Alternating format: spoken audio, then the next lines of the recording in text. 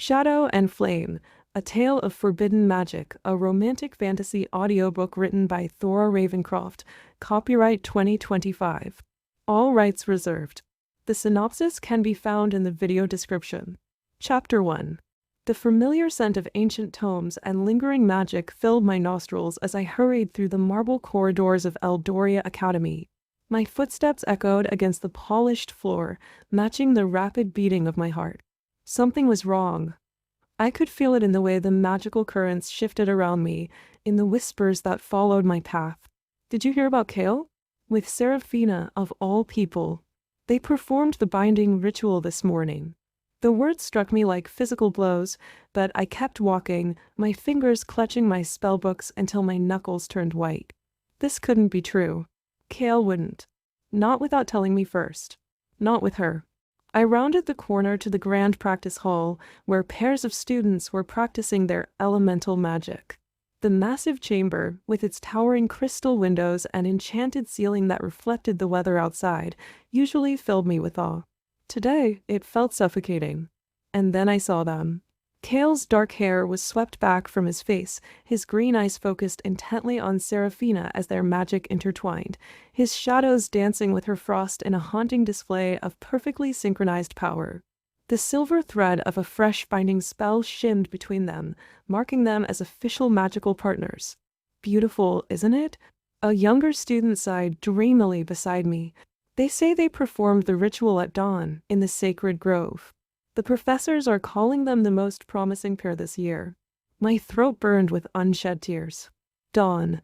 While I had been in the library, preparing our usual morning study session, Kale had been binding himself to Seraphina Frostwhisper. The same Seraphina who had made my first year at the Academy a living hell with her snide comments and accidental magical mishaps.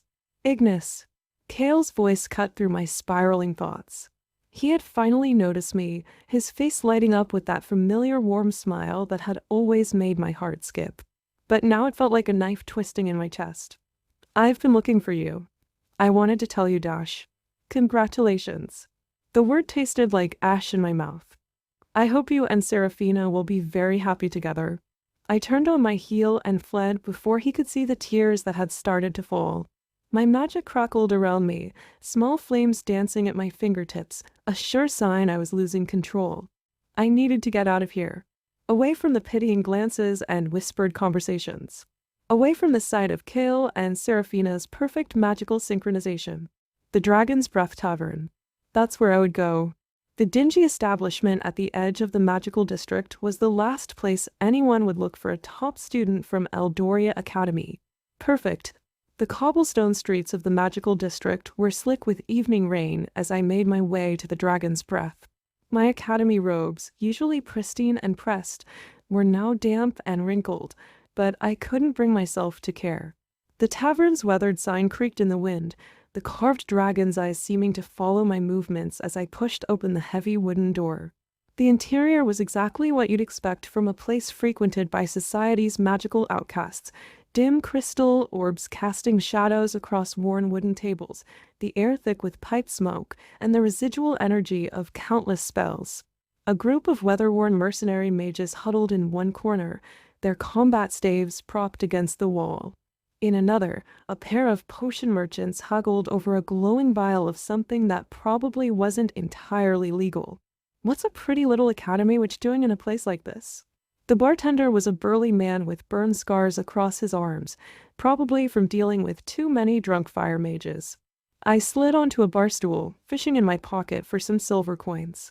Something strong enough to make me forget the last 24 hours. He raised an eyebrow, but reached for a dusty bottle filled with swirling purple liquid. Dragon's Breath Special Brew. But don't blame me if you wake up speaking in tongues. I was reaching for the glass when a familiar voice froze me in place. Well, if it isn't Ignis Solara, pride of Audiobooks Academy, drowning her sorrows in a dive bar. How the mighty have fallen. Zephyr Vashti. Of course, because this day couldn't possibly get any worse. I didn't need to turn around to picture his face, those piercing violet eyes, the perpetual smirk, the perfectly styled silver-white hair that seemed to defy gravity itself. He was everything I despised about the elite magical families, arrogant, privileged, and convinced of his own superiority. Go away, Vashti. I'm not in the mood for your particular brand of charm tonight. And miss this delightfully tragic moment? I think not. He slid onto the stool next to mine, signaling the bartender. I'll have what she's having. Put it on my tab. I don't need your charity. Consider it an investment in my entertainment. He studied me with those unnerving eyes. Though I must admit, I'm curious what could drive the infamous Ignis Solara to seek refuge in such an establishment. Could it have something to do with a certain binding ritual performed this morning? The purple liquid in my glass began to bubble dangerously as my magic responded to my spike of anger. How did you dash? Please. The whole academy is buzzing about it. The perfect pair, shadow and frost, darkness and light. Though personally, I always thought you and Kale were the ones destined for partnership. Such delicious irony that he chose your greatest rival instead. If you're trying to provoke me into incinerating you, you're doing an excellent job. Actually, I'm trying to offer you a proposition. That caught me off guard. I finally turned to face him fully, taking in his expression. The usual mockery was there, yes, but something else lurked beneath it. Something calculating. What kind of proposition? The kind that could give you everything you want: revenge, power, and a chance to show everyone who underestimated you exactly what you're capable of. He leaned closer, his voice dropping to a whisper that sent an involuntary shiver down my spine. How would you like to become my magical partner, Ignis? I nearly choked on my drink. You must be joking. I assure you, I'm perfectly serious. Zephyr's fingers drummed against the weathered bar top, his numerous enchanted rings catching the dim tavern light. Think about it, Solara. Your raw power combined with my precision. We could be unstoppable. And why would you want to partner with someone you've spent the last 3 years tormenting? Last semester, you literally called me a common street witch playing at nobility. A shadow of something that might have been regret crossed his face. Perhaps I was hasty in my previous assessment of your abilities. Hasty? I laughed bitterly. You sabotaged my elemental final by tampering with the ward crystals. I nearly burned down half the examination hall. And yet you still managed to pass with top marks. He leaned closer, his voice dropping to a whisper that sent an involuntary shiver down my spine. That's exactly why I want you, Ignis. Your raw power is extraordinary. Untamed, yes. Rough around the edges, certainly. But with my guidance dash. Your guidance. The purple liquid in my glass began to bubble dangerously. I'm not some project for you to perfect, Vashti. No, you're not. You're a force of nature disguised as a proper academy witch. And you're wasting your potential pining after a man who chose someone else. His violet eyes locked onto mine with an intensity that made it impossible to look away. I can offer you something far better than Kale ever could, a chance at the Paarthurnax Academy.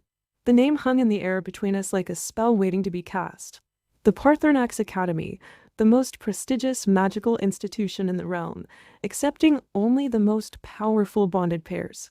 The place where Kale and Seraphina would undoubtedly be heading next term. You're serious about this.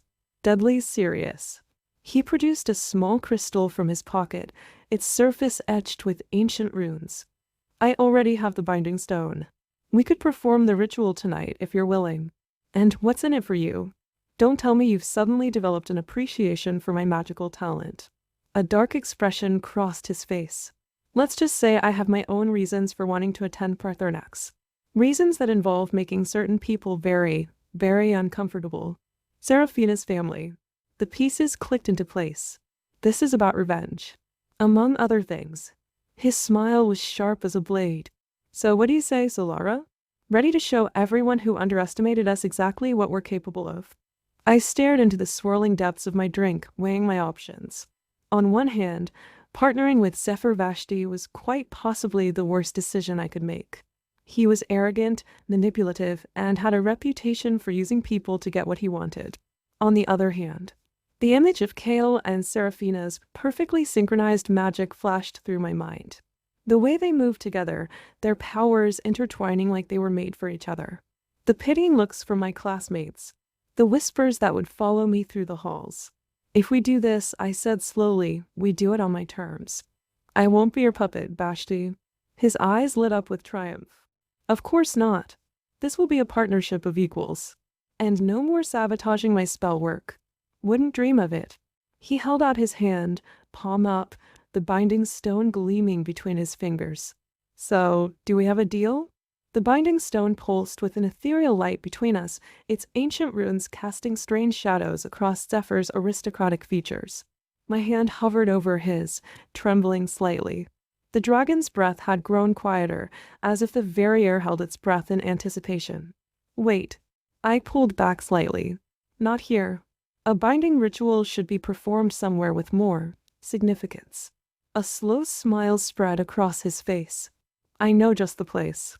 20 minutes later, we stood in the heart of the sacred grove, the same place where Kale and Seraphina had performed their ritual hours earlier. The ancient trees towered above us, their leaves whispering secrets in the night wind. Moonlight filtered through the canopy, casting dappled shadows on the ritual circle etched into the stone beneath our feet. Rather poetic, don't you think? Zephyr placed the binding stone in the center of the circle, using the same ground where they sealed their fate to forge our own destiny. Just get on with it. I tried to ignore the way my heart hammered against my ribs. This was madness. Pure madness. Zephyr began the incantation, his voice taking on a resonant quality that seemed to vibrate through the very earth. Ancient words of power echoed through the grove as he traced glowing sigils in the air. I joined in, our voices weaving together in an otherworldly harmony. The binding stone began to float, spinning slowly as threads of pure magic emerged from it. Silver for Zephyr, gold for me. They twisted and coiled around us like living things, drawing us closer together. Your hand. Zephyr held out his palm, his expression more serious than I'd ever seen it. Once we do this, there's no going back. I placed my hand in his, and the world exploded into light and sensation. His magic rushed through me like a frozen river, sharp and precise and absolutely overwhelming. I could feel my own power responding, raw and wild, fire meeting ice in a clash of elemental forces that should have destroyed us both. Instead, they merged. The resulting surge of power brought us both to our knees, still clutching each other's hands as if they were lifelines.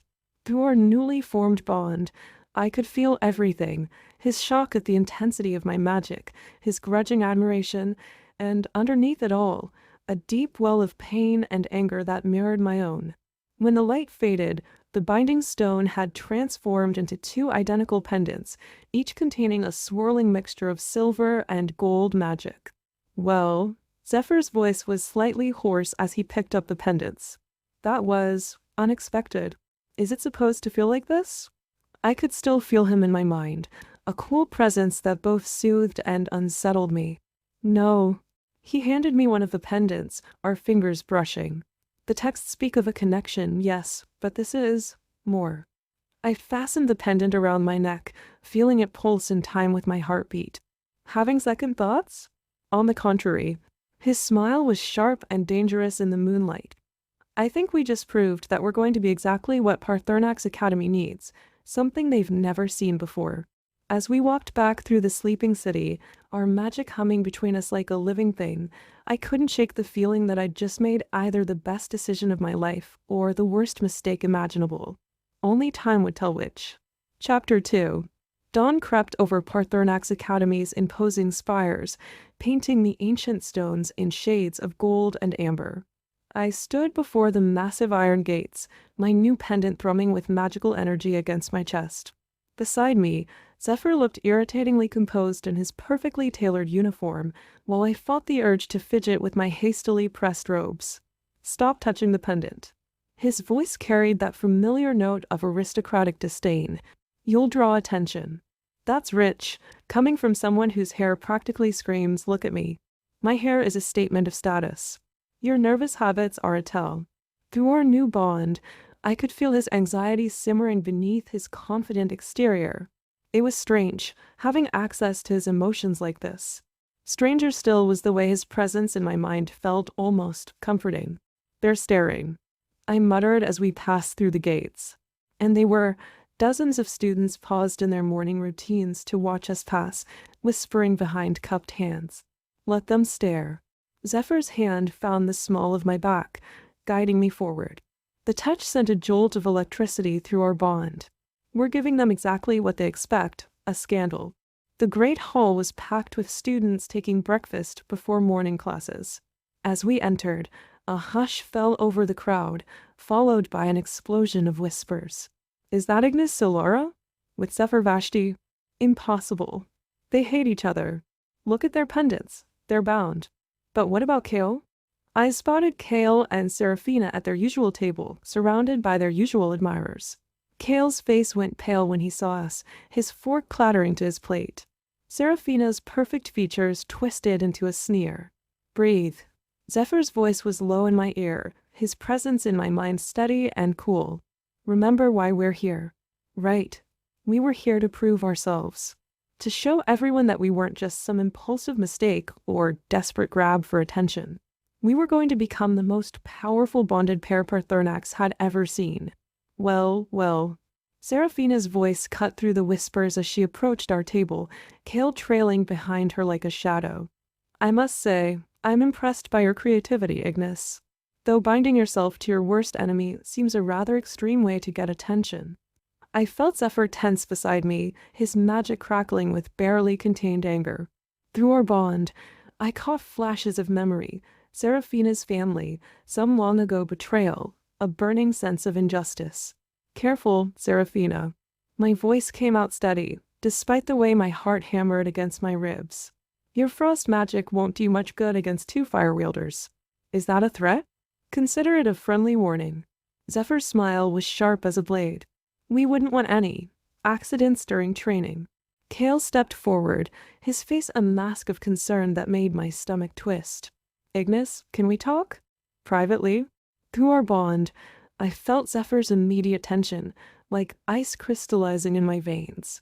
His hand found mine under the table, fingers intertwining with deliberate possessiveness. Anything you need to say to my partner can be said in front of me. His voice carried that aristocratic edge that made most people step back. But Kale stood his ground. Fine. Kale's shadow magic flickered around him, betraying his agitation.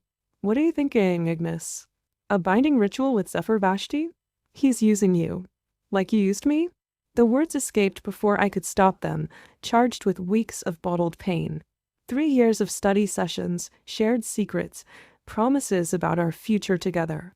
Then you bind yourself to Seraphina without even telling me. That was different.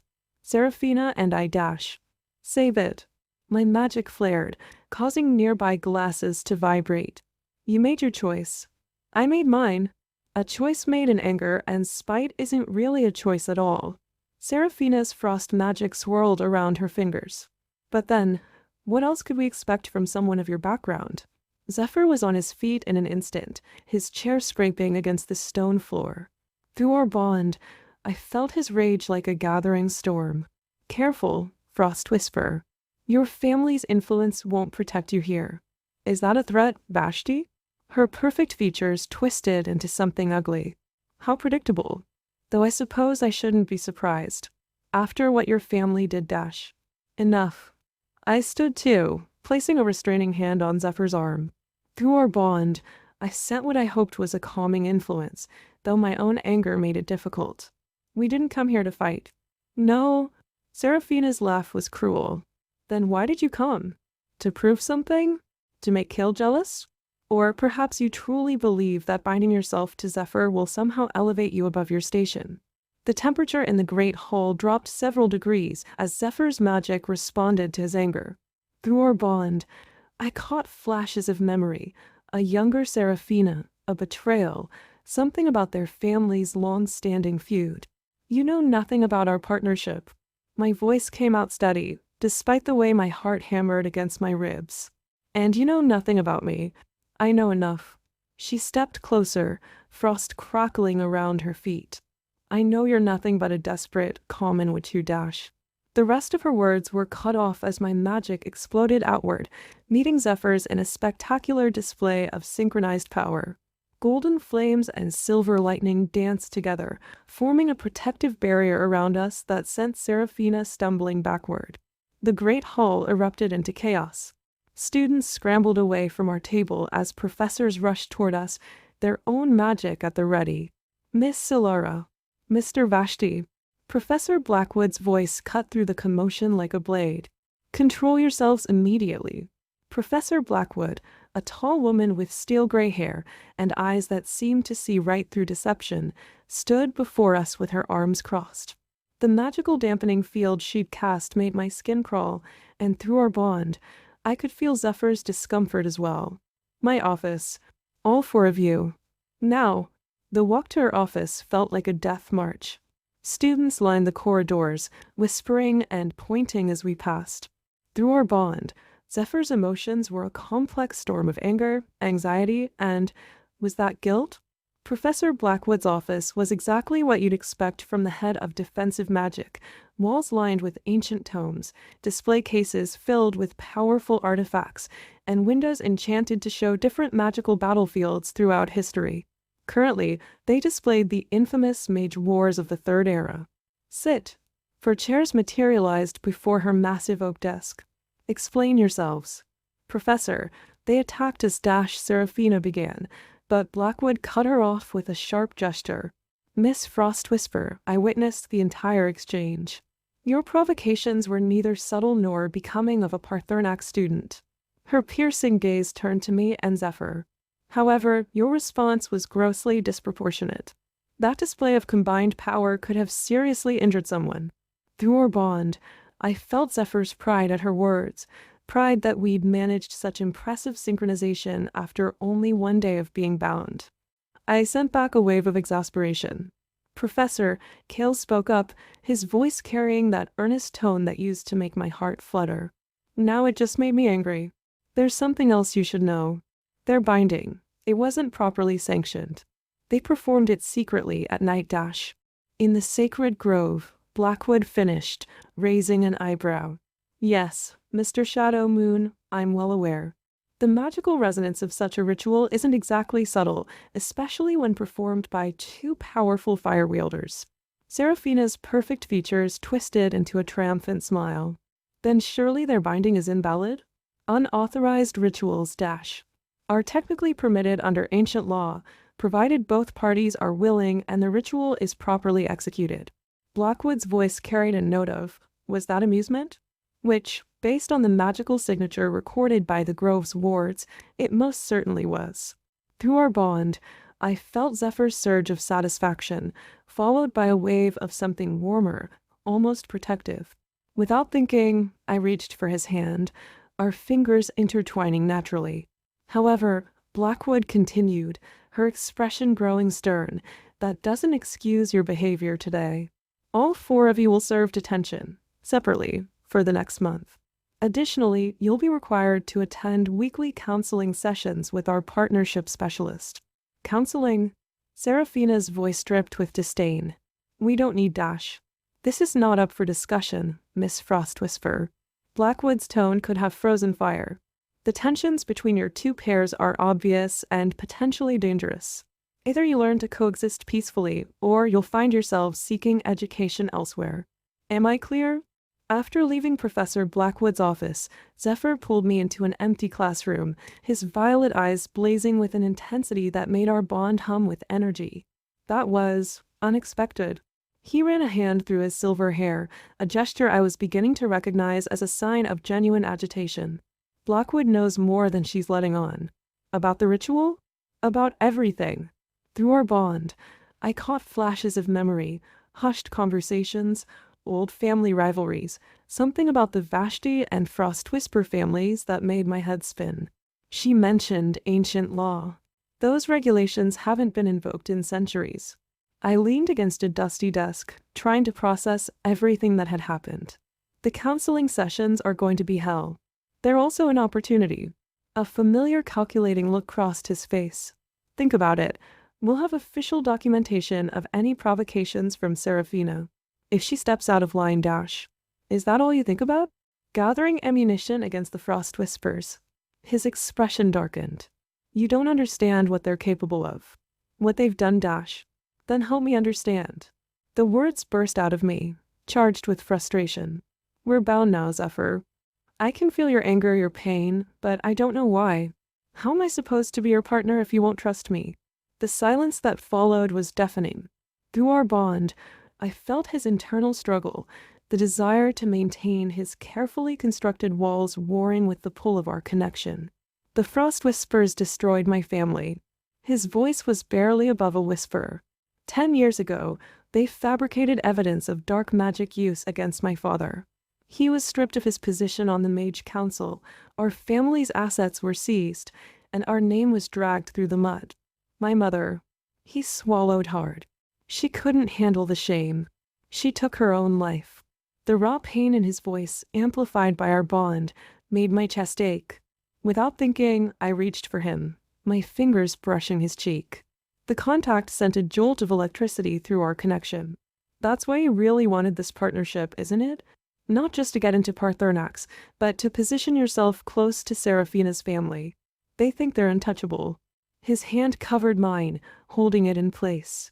"But with your power combined with mine, we could expose them. Make them pay for everything they've done." "Zephyr." I started to pull away, but he caught my wrist. "I know what you're thinking.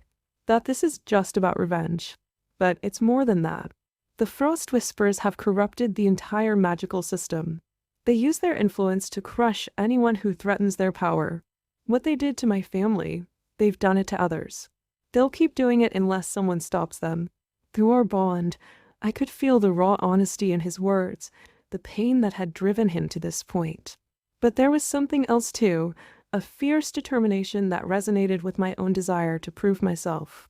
"If what you're saying is true," I said carefully, "then why didn't you tell me this from the beginning? Why manipulate me when I was vulnerable?" He released my wrist, running a hand through his silver hair in frustration. "Would you have believed me? The arrogant Vashti heir, claiming conspiracy against his family? You would have thought it was just another one of my schemes. Maybe. Or maybe I would have understood better than you think." Through our bond, I shared a flash of memory. My own parents, common merchants who'd scraped together every coin they had to send me to Eldoria, the whispers and sideways glances from noble-born students, Seraphina's constant reminders of my inferior bloodline. His eyes widened slightly as he caught the memory. "You never told anyone about that, because it wasn't anyone's business. Just like your family story wasn't mine to know until you chose to share it." I took a deep breath. "But we're partners now, Zephyr. If this is going to work, really work, we need to trust each other. No more manipulation. No more hidden agendas. And if exposing the Frost Whispers means losing our place at Paarthurnax, then we'll face that together." I held out my hand. "Partners?" He stared at my offered hand for a long moment, his emotions swirling through our bond. Doubt, hope, and something warmer that made my heart skip. Finally, he took it. "Partners." The moment our hands touched, our magic surged again, gentler this time, but no less powerful. Gold and silver light twined around our joined hands, sealing our new understanding with something that felt deeper than any formal binding ritual. "We should probably get to class," I said, trying to ignore the way my skin tingled where we touched. "Professor Blackwood's already given us detention. We don't need to give her more reasons to watch us. Let her watch." His trademark smirk was back, but there was something softer in his eyes now. "We're going to give everyone at this academy something worth watching." As we left the classroom, our pendants humming with shared power, I couldn't help but wonder what I'd gotten myself into. But for the first time since our binding, it felt less like a desperate mistake and more like the beginning of something extraordinary. Chapter 3. The first week at Paarthurnax Academy passed in a blur of demanding classes, suspicious glances, and the constant hum of our magical bond. I sat in advanced elemental theory, trying to focus on Professor Thornhart's lecture about the interaction between opposing magical forces, but my attention kept drifting to Zephyr beside me. Through our bond, I could feel his intense concentration, the way his mind dissected each concept with surgical precision. It was distracting, especially when random fragments of his thoughts would filter through, complex magical formulas, strategic plans, and occasionally, surprisingly tender concern for my well-being. "Miss Solara." Professor Thornhart's sharp voice cut through my wandering thoughts. Perhaps you'd care to demonstrate the principle of elemental resonance with Mr. Vashti? A ripple of anticipation went through the classroom. Everyone knew what this meant, a practical demonstration of our bond's strength. Through our connection, I felt Zephyr's immediate alertness, like a predator sensing opportunity. Of course, Professor. I stood, my pendant warm against my skin. The demonstration area cleared quickly, students pressing against the walls to give us space. Zephyr took his position opposite me, his violet eyes gleaming with that familiar intensity that made our bond spark with energy. Remember, Professor Thornhart's voice carried an edge of warning. This is about control, not power. Elemental resonance requires perfect synchronization between partners. Ready? Zephyr's voice was low, meant only for me. I nodded and we began. Our magic unfurled slowly at first, my golden flames dancing with his silver lightning in an intricate pattern. Through our bond, I could feel him guiding the flow of energy, his precision complementing my raw power.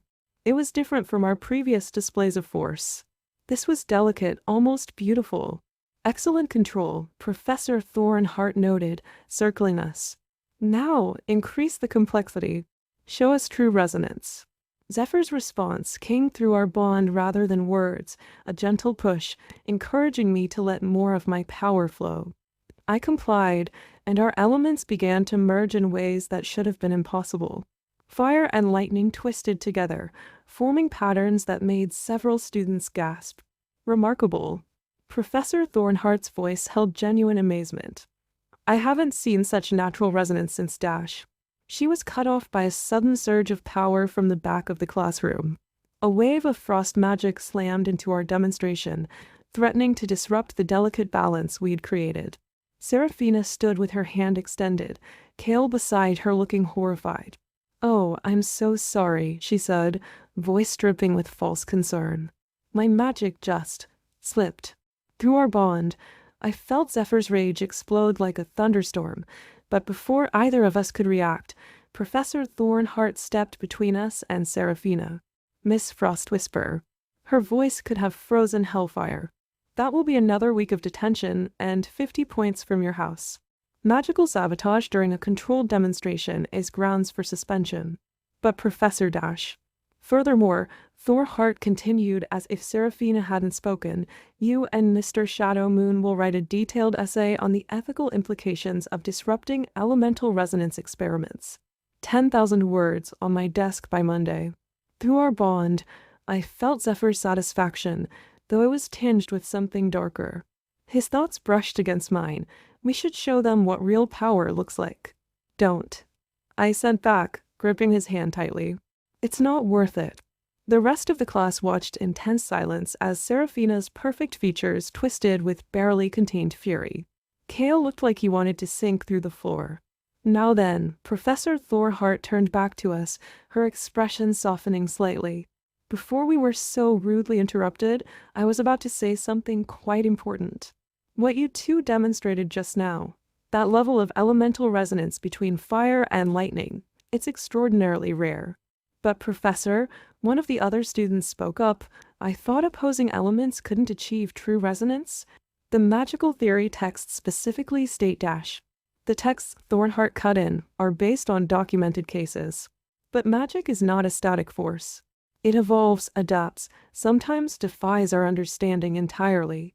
She studied us with an intensity that made me uncomfortable.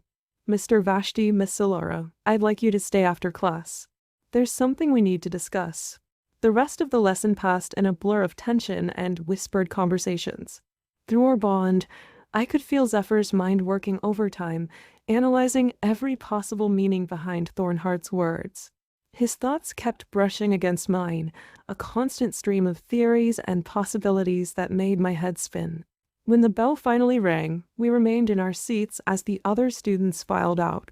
Seraphina shot us one last venomous glare before departing, practically dragging Kale with her. Now then. Professor Thornhart closed the classroom door with a wave of her hand, casting several privacy wards that made the air shimmer. What I'm about to tell you must remain absolutely confidential. Do you understand? Professor Thornhart waved her hand, and a shimmering barrier of magical energy encased the classroom. The air grew thick with protective enchantments, making our pendants hum with resonant power. "What I'm about to share with you," she began, her voice uncharacteristically grave, "has been kept secret for generations. The kind of elemental resonance you demonstrated today, the merger of fire and lightning, it shouldn't be possible. At least, not according to any modern magical theory." Through our bond, I felt Zephyr's intense focus, his mind working to piece together the implications. His hand found mine under the desk, our magic instinctively reaching for each other. "But it was possible once," Thornheart continued, pulling an ancient tome from a hidden compartment in her desk. The book's cover was worn leather, inscribed with symbols that seemed to shift and change as I watched. "During the age of primordial magic, before the great schism that divided the elements into their current categories." She opened the book carefully, its pages crackling with age. "There were mages then who could combine opposing elements in ways we can barely comprehend today. They were called the harmonizers, pairs whose magical resonance transcended the traditional boundaries between elements." "What happened to them?" I asked, drawn forward despite myself. "They were feared." Thornheart's expression darkened. "Their power threatened the established magical hierarchies. The noble families of the time, many of whom still hold power today, worked to suppress knowledge of their existence. They rewrote magical theory to establish the idea that certain elements could never achieve true resonance."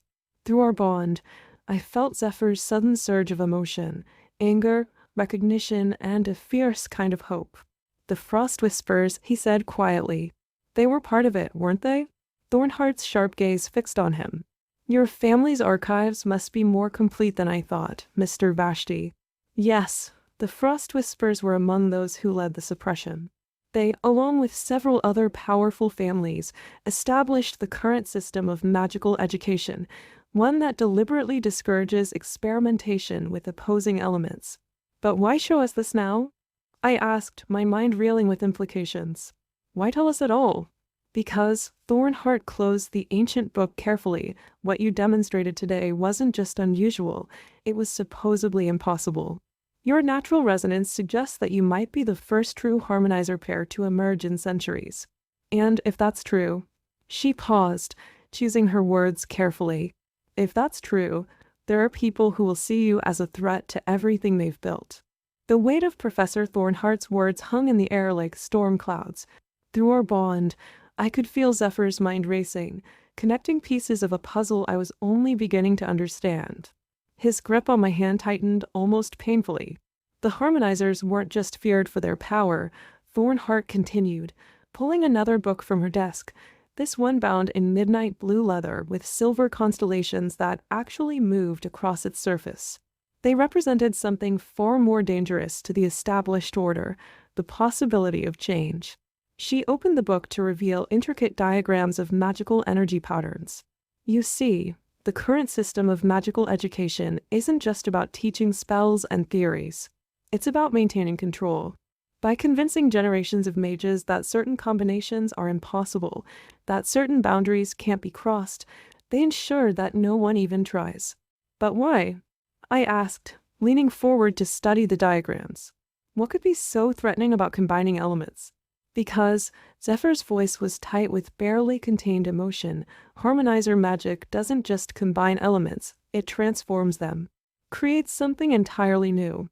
Through our bond, I caught flashes of ancient texts he must have read in his family's library, fragments of forbidden knowledge. "Precisely." Thornheart nodded approvingly. "And transformation is the enemy of those who benefit from keeping things exactly as they are. The noble families who suppress this knowledge, the Frost Whispers among them, they didn't just fear the power of harmonizers. They feared what their existence represented, the possibility that everything they taught about magical limitations was a lie."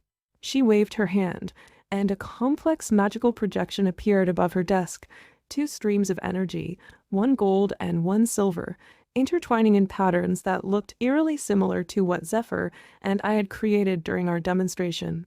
"What you did today," she said softly, "wasn't just impressive spell work. It was proof that everything they've built their power on is based on deliberate deception. And that makes you both incredibly dangerous." Through our bond, I felt Zephyr's fierce satisfaction warring with genuine concern. His thoughts brushed against mine. This changes everything. But why tell us? I asked again, more insistently this time. You're putting yourself at risk by sharing this. Thornheart's expression darkened. Because I was there, 20 years ago, when the last potential harmonizer pair was discovered.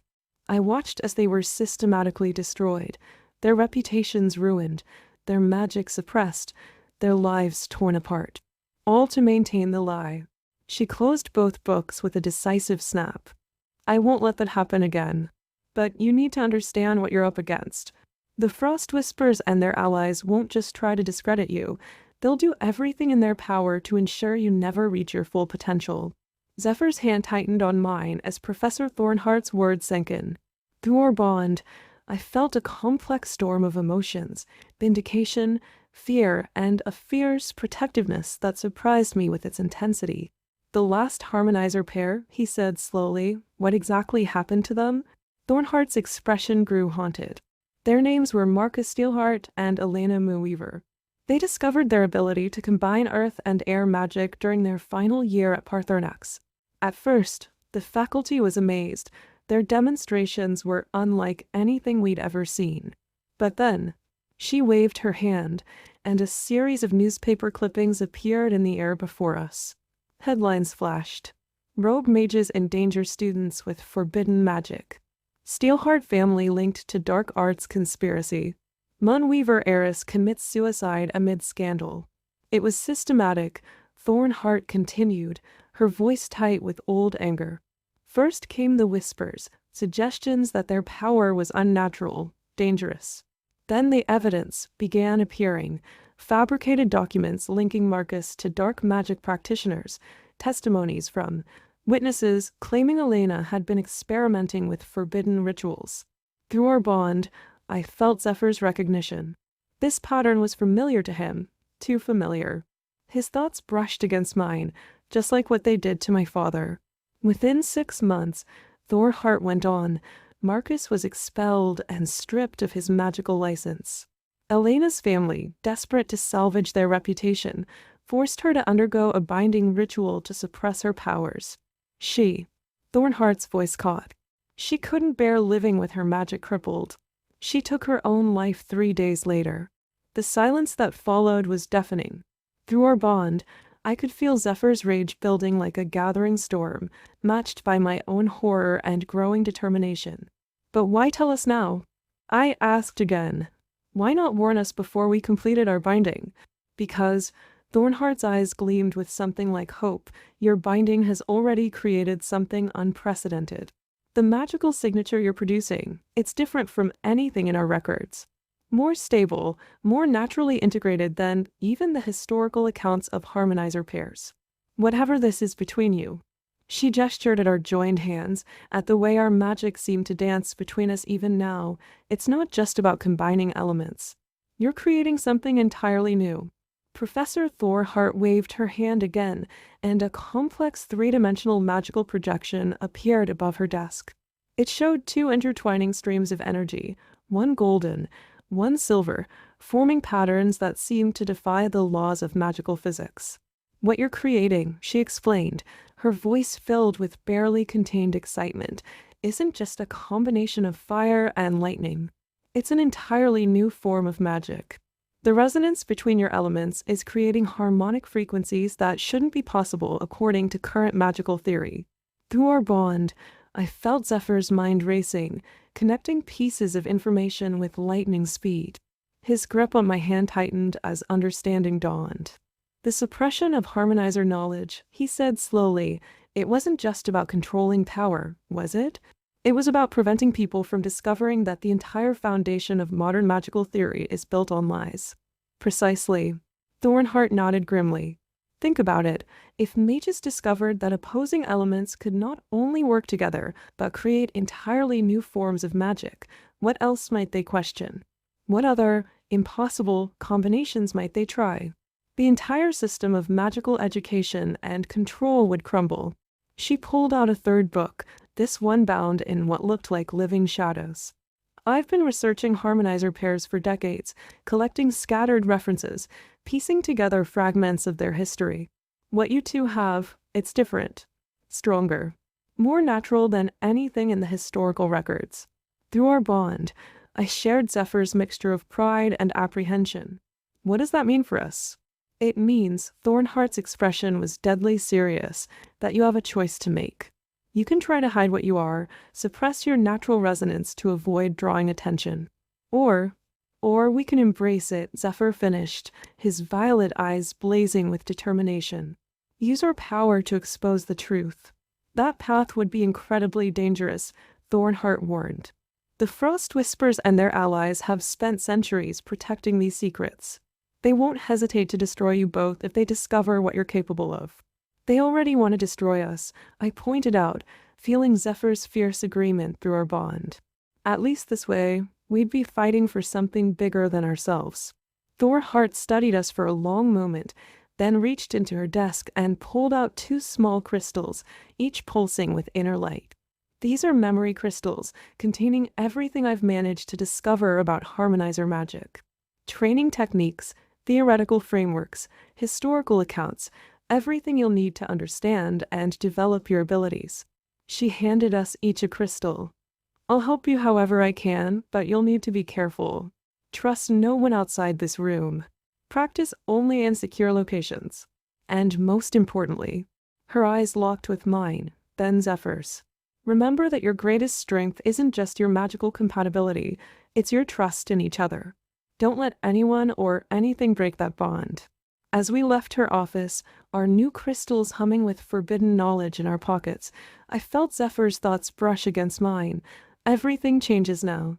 And through our bond, growing stronger with each passing moment, I sent back my response. We'll face it together. Chapter 4. The morning after our meeting with Professor Thornheart dawned cold and clear, the kind of autumn day that made the spires of Paarthurnax Academy gleam like polished silver. I stood at the window of our shared study room, watching students hurry across the frost-covered courtyards below, the memory crystals burning a hole in my pocket. Through our bond, I felt Zephyr's presence before he entered the room. His emotions were a complex tapestry of determination, anxiety, and something darker that made my skin prickle. We need to talk about what we learned, he said without preamble, closing the door and activating a series of privacy wards that made the air shimmer. About the harmonizers, about what we can do. About how your family's enemies are even more dangerous than we thought? I finished, turning to face him. The morning light caught his silver hair, creating a halo effect that was oddly fitting for someone who could manipulate lightning. This changes everything, he said, pacing the length of the room. Through our bond, I could feel his mind racing, piecing together fragments of information like a master strategist plotting his next move. The Frost Whispers didn't just destroy my family. They've been systematically suppressing knowledge, maintaining their power through lies and manipulation for centuries. And now we're a threat to that power, I said quietly, touching my pendant. It hummed with energy, responding to our heightened emotions. Just by existing. Just by being able to do what they say is impossible. Zephyr stopped pacing, his violet eyes intense. We need to be careful about how we proceed. If Thornheart is right about what happened to the last harmonizer pair, they'll try to destroy us too. The words tasted bitter. Through our bond, I shared the memory of Seraphina's earlier attack during class, not just spite or jealousy, but a calculated attempt to disrupt our demonstration before anyone could recognize what we really were. They'll try. Zephyr's voice carried that aristocratic edge that usually irritated me, but now felt reassuring. But we have advantages the others didn't. We know what we're up against. We have Thornheart's research. And most importantly, he crossed the room to stand before me, close enough that our magical auras began to merge, gold and silver light dancing between us. We have each other. The intensity of his gaze, combined with the surge of protective determination flowing through our bond, made my heart skip. This wasn't the arrogant, manipulative Zephyr I'd known before. This was someone who understood exactly what was at stake, and was prepared to fight for it.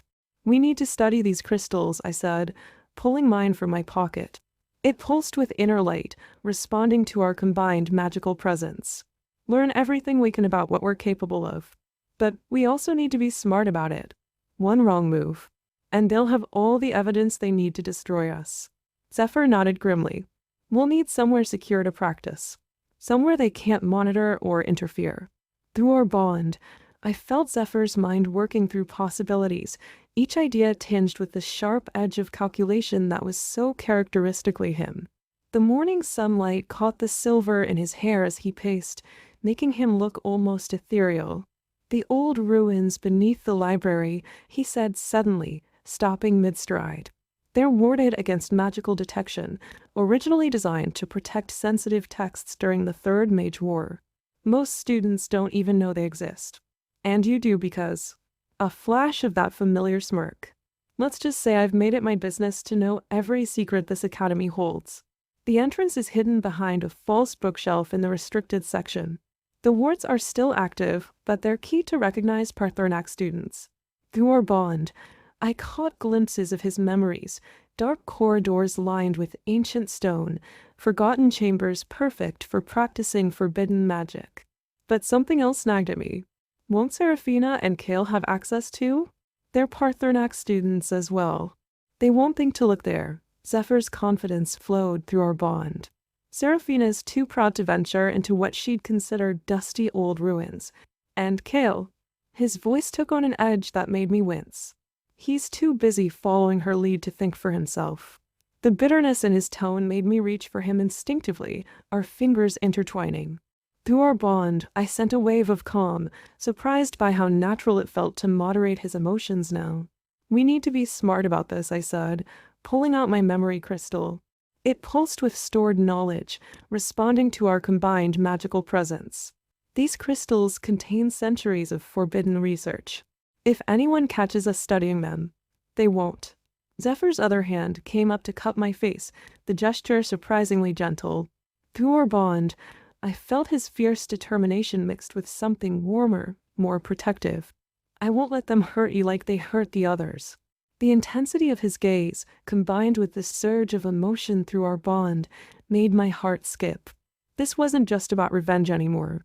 This was about survival, about protecting something precious and new.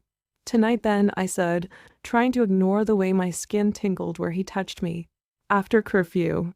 We'll need to be careful about timing our visits, establish a pattern that won't draw attention. I'll handle the wards, he nodded, his tactical mind already working through logistics. There are some additional protections we can add, things I learned from my family's grimoires. No one will be able to track our magical signatures. As we finalized our plans, I couldn't help but wonder how we'd gotten here, from bitter rivals to conspirators in ancient magic, bound together by forces we barely understood.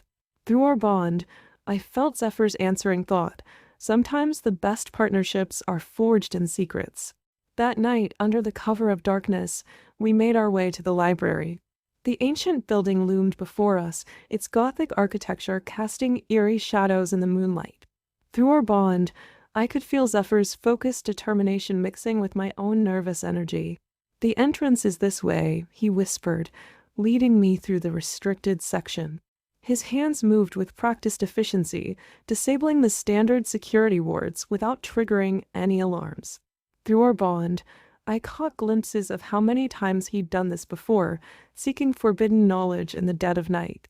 The false bookshelf revealed itself after Zephyr pressed a specific sequence of carved runes. As it swung open, the air that rushed out was thick with age and magic. We descended a narrow spiral staircase, our combined magical aura creating enough light to see by, his silver lightning dancing with my golden flames in a display that would have given Professor Thornhart even more to theorize about. The ruins beneath the library were vast, a maze of stone corridors and chambers that seemed to stretch endlessly into the darkness. Ancient magical symbols covered the walls, some still glowing faintly with preserved power. Through our bond, I felt Zephyr's satisfaction as he led me to a particular chamber. This was once a practice room for combat magic, he explained, activating a series of old ward stones. The room hummed to life, protective barriers shimmering into existence around us. The walls are reinforced with enchantments designed to contain even the most powerful spells. Perfect for what we need. I pulled out my memory crystal, watching as it pulsed in response to the ancient magic surrounding us. Should we start with the basic harmonizer techniques? Or dash? My words were cut off as Zephyr suddenly grabbed my arm, pulling me close.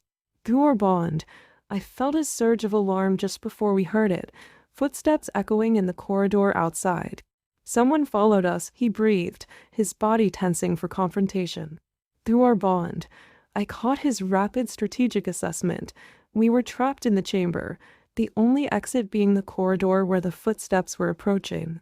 The steps grew closer, accompanied by the soft murmur of voices. Through our bond, Zephyr's recognition hit me like a physical blow. "Seraphina," he whispered, his grip on my arm tightening. "And Kale." My heart hammered in my chest as their voices became clearer. Through our bond, I felt Zephyr's mind racing through possibilities, each more desperate than the last. We couldn't be discovered here, not with the memory crystals, not in these forbidden ruins. The consequences would be. Just as panic threatened to overwhelm us, Zephyr's mind clicked into tactical mode.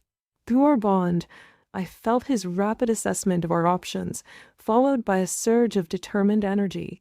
"Trust me," he whispered, pulling me closer. Before I could react, his lips crashed against mine. The kiss was electric, literally. His lightning magic surged through our bond, meeting my fire in a display that would have been spectacular if I hadn't been so shocked. Through our connection, I felt his strategic reasoning. If we were discovered, better to be caught in an intimate moment than studying forbidden magic. But something else was happening too. As our magic merged, the ancient symbols on the walls began to pulse with responsive energy. Through our bond, I felt Zephyr's surprise mix with my own as the chamber around us seemed to shift and blur.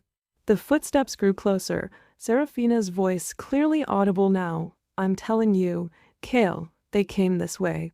I saw them sneaking into the library, but just as the voices reached our chamber, the wall behind us dissolved, revealing a hidden passage we hadn't known existed.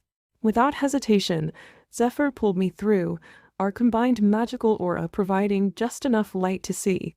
The passage sealed itself behind us just as we heard Seraphina and Kale enter the chamber we'd vacated. "There's nothing here." Kale's voice was muffled through the stone. "Maybe we should dash." "No."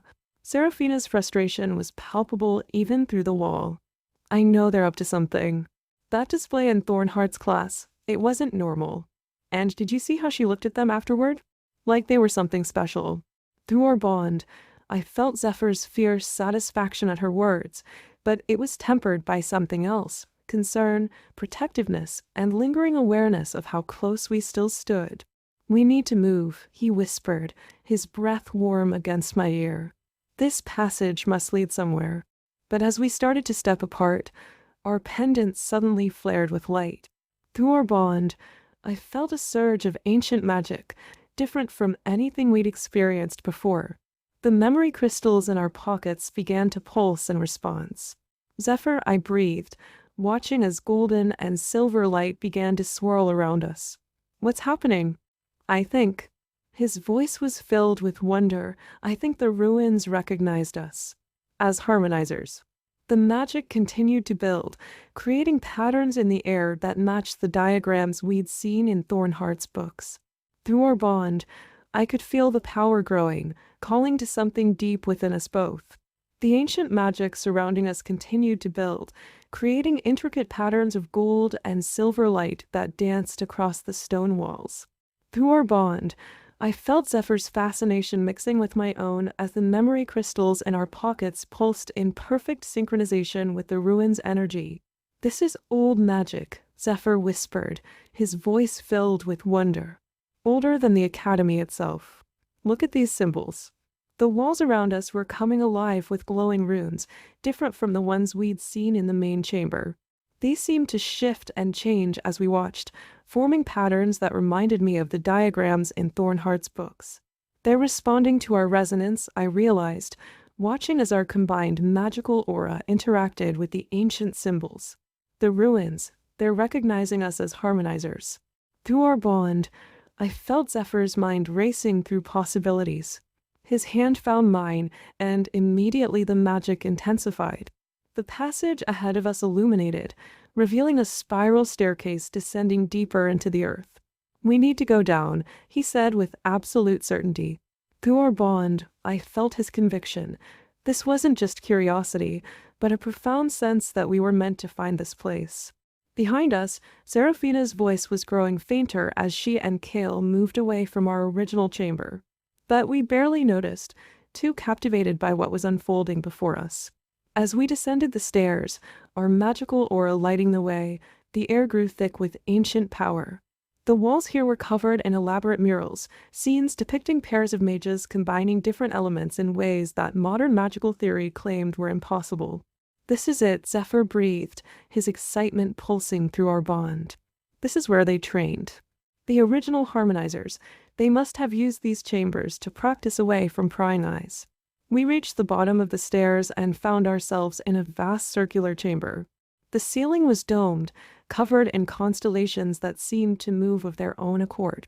In the center stood a raised platform, surrounded by pillars inscribed with more of the shifting runes. "It's a training arena," I said, stepping onto the platform. Immediately, the runes on the pillars blazed to life, responding to our presence. Through our bond, I felt Zephyr's agreement, and something more. A sense of rightness, of coming home. "We found it," he said, joining me on the platform. "Our own secret place to practice. To learn what we're really capable of." As if in response to his words, our pendants began to glow, their light merging with the ancient magic of the chamber. Through our bond, I felt something new awakening, a deeper connection to each other and to the power that surrounded us. "No one can find us here," Zephyr said, his violet eyes reflecting the dancing lights. "We can learn everything the memory crystals have to teach us. Become what we were meant to be." And as we stood there, surrounded by the legacy of those who had come before us, I knew he was right. This was more than just a hiding place. It was a beginning. Chapter 5. The next morning dawned bright and crisp, a perfect autumn day at Paarthurnax Academy. Through our bond, I felt Zephyr's anticipation long before he appeared at my door, his silver hair still damp from an early morning training session. "We need to start practicing," he said without preamble, his violet eyes intense with purpose. "The memory crystals showed us things last night, techniques the original harmonizers used. If we're going to maintain our cover here, we need to master them quickly." He wasn't wrong. After discovering the hidden training chamber beneath the library, we'd spent hours studying the contents of the memory crystals. The knowledge they contained was staggering: centuries of forbidden magical theory, training methods, and power combinations that modern magical society claimed were impossible. Through our bond, I felt Zephyr's mind working through the possibilities, categorizing and analyzing everything we'd learned. His tactical approach to magic had always irritated me before, but now I found it reassuring. We needed his strategic mind if we were going to survive this. "We can't go back to the chamber during daylight," I pointed out, closing my door and activating privacy wards. "Too risky after Seraphina and Kale almost caught us." "No," he agreed, pacing the length of my room. "But there are other places we can practice. The East Tower is abandoned during morning classes, something about unstable magical resonance, making it unsuitable for regular use." Through our bond, I caught his meaning immediately. Unstable resonance that could mask our own magical signatures? His answering smile was sharp. "Exactly. No one would think twice about detecting unusual magical patterns there." And he pulled something from his pocket, a small, intricately carved stone that pulsed with stored power. "I've been working on this. It's based on the ward configurations we saw in the hidden chamber." I took the stone, feeling its magic respond to my touch. Through our bond, I sensed how many hours he'd spent crafting it, carefully replicating the ancient protection spells we'd discovered. "It won't be as secure as the chamber," he continued, "but it should help mask our practice sessions. At least until we can figure out a way to safely access the ruins during daylight hours." The stone hummed against my palm, its magic reaching out to interact with our combined aura. Through our bond, I felt Zephyr's satisfaction at how naturally it responded to us. We'll need to be careful, I said, already thinking through the logistics. If anyone discovers what we're really capable of, they won't. Zephyr's confidence flowed through our bond, tempered with the edge of calculation I was coming to rely on. We'll start small, focus on the basic harmonizer techniques first. Build our strength gradually so any changes in our magical signatures appear natural. The East Tower loomed before us, its weathered stone walls thrumming with unstable magical energy. Through our bond, I felt Zephyr's focused determination as he activated the protection stone, creating a subtle barrier that would help mask our practice. We should start with the basic resonance exercises, he said, pulling out his memory crystal. The ones we saw in the ancient chambers murals. I nodded, taking my position across from him. The morning sun streamed through the tower's high windows, casting long shadows across the dusty floor. Through our bond, I could feel our magic already reaching for each other, gold and silver energy dancing in the air between us. Remember, Zephyr cautioned, his violet eyes intense, we need to maintain control. If anyone detects unusual power levels. I know, I cut him off, already focusing on the techniques we'd studied. Small steps. Natural progression. We began with the simplest exercise, allowing our magical auras to merge gradually, creating controlled resonance patterns. Through our bond, I felt Zephyr's satisfaction as our elements combined smoothly, fire and lightning weaving together in ways that should have been impossible. But something unexpected happened as we practiced. The unstable magical energy of the tower began to respond to our harmonization, creating strange ripples in the air around us. Through our bond, I felt Zephyr's alarm just before the first surge hit. Look out!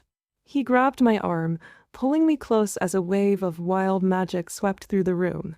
Our combined aura flickered, struggling to maintain stability as the tower's energy patterns went haywire. This isn't normal interference, I gasped, feeling our magic strain against the chaos. The tower's responding to us somehow.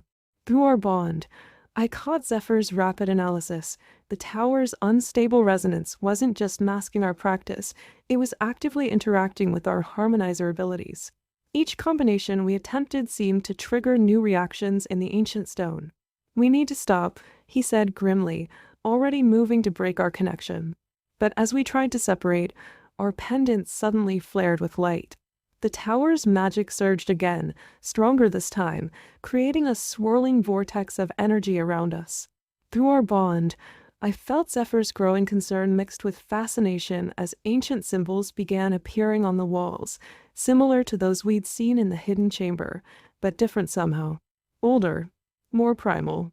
Zephyr, I whispered, watching as our combined aura began to take on new patterns. I don't think we can stop this. The magical vortex surrounding us continued to intensify, ancient symbols pulsing with power as our combined aura took on new, unexpected patterns. Through our bond, I felt Zephyr's growing concern mixed with an almost academic fascination as he analyzed what was happening. The tower's resonance, he said, his voice tight with concentration, it's not just unstable, it's adaptive. It's learning from our harmonization patterns. I could feel it too.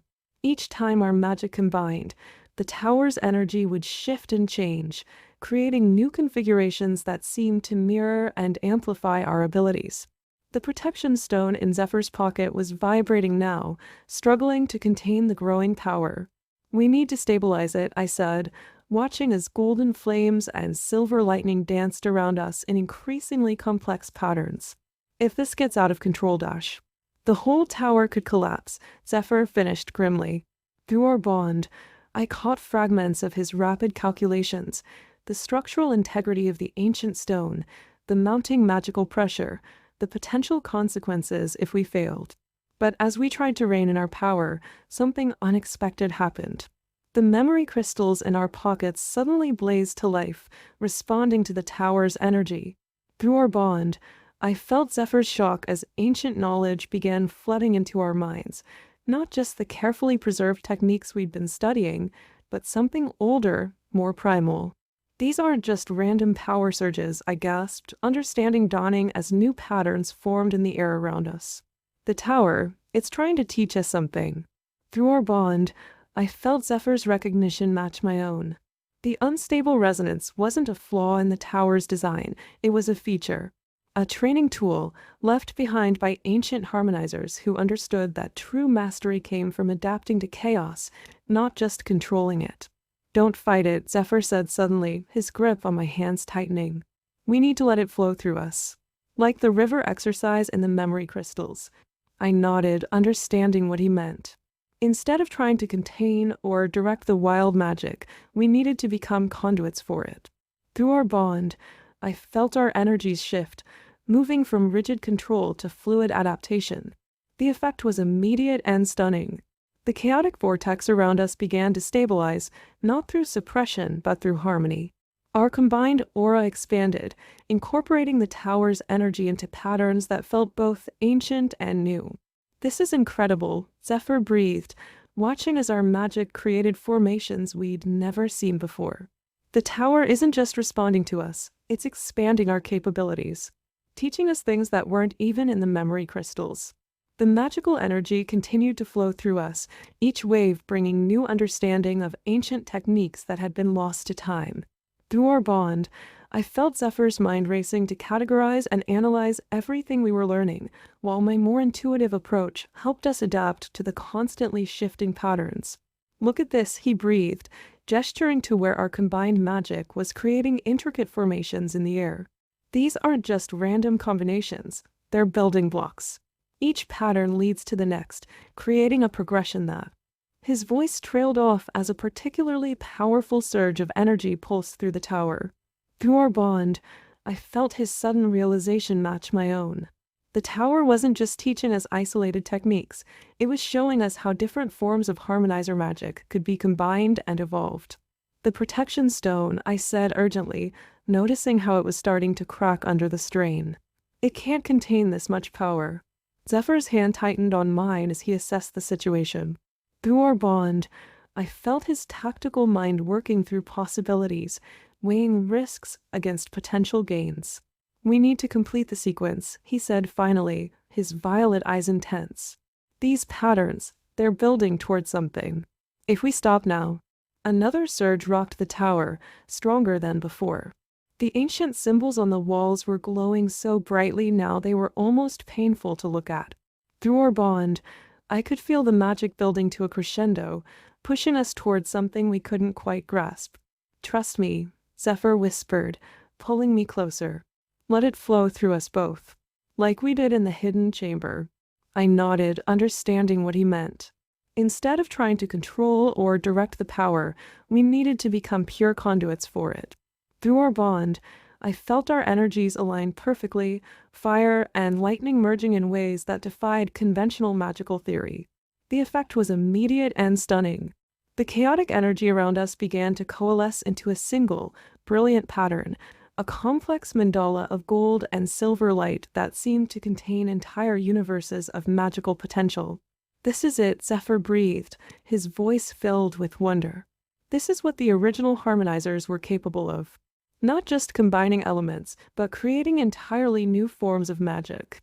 Through our bond, I felt his excitement and determination mixing with my own sense of awe. We were touching something ancient and powerful, something that had been deliberately hidden from the magical world for centuries.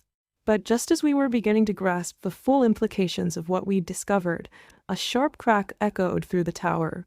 Through our bond, I felt Zephyr's alarm as the protection stone finally shattered, releasing a wave of uncontrolled magical energy.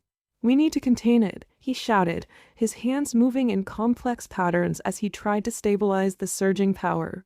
Through our bond, I felt his desperate calculation. If this energy escaped the tower, it would alert every mage in the academy to our presence. Without hesitation, I moved to support him, our magic weaving together in the patterns we'd just learned. The ancient symbols on the walls pulsed in response, seeming to guide our efforts as we fought to control the chaos we'd unleashed. "The mandala," I gasped, recognizing the solution. "We need to use it as a focus point." Through our bond, I felt Zephyr's immediate understanding. Together, we directed our combined power into the complex pattern still hovering in the air between us.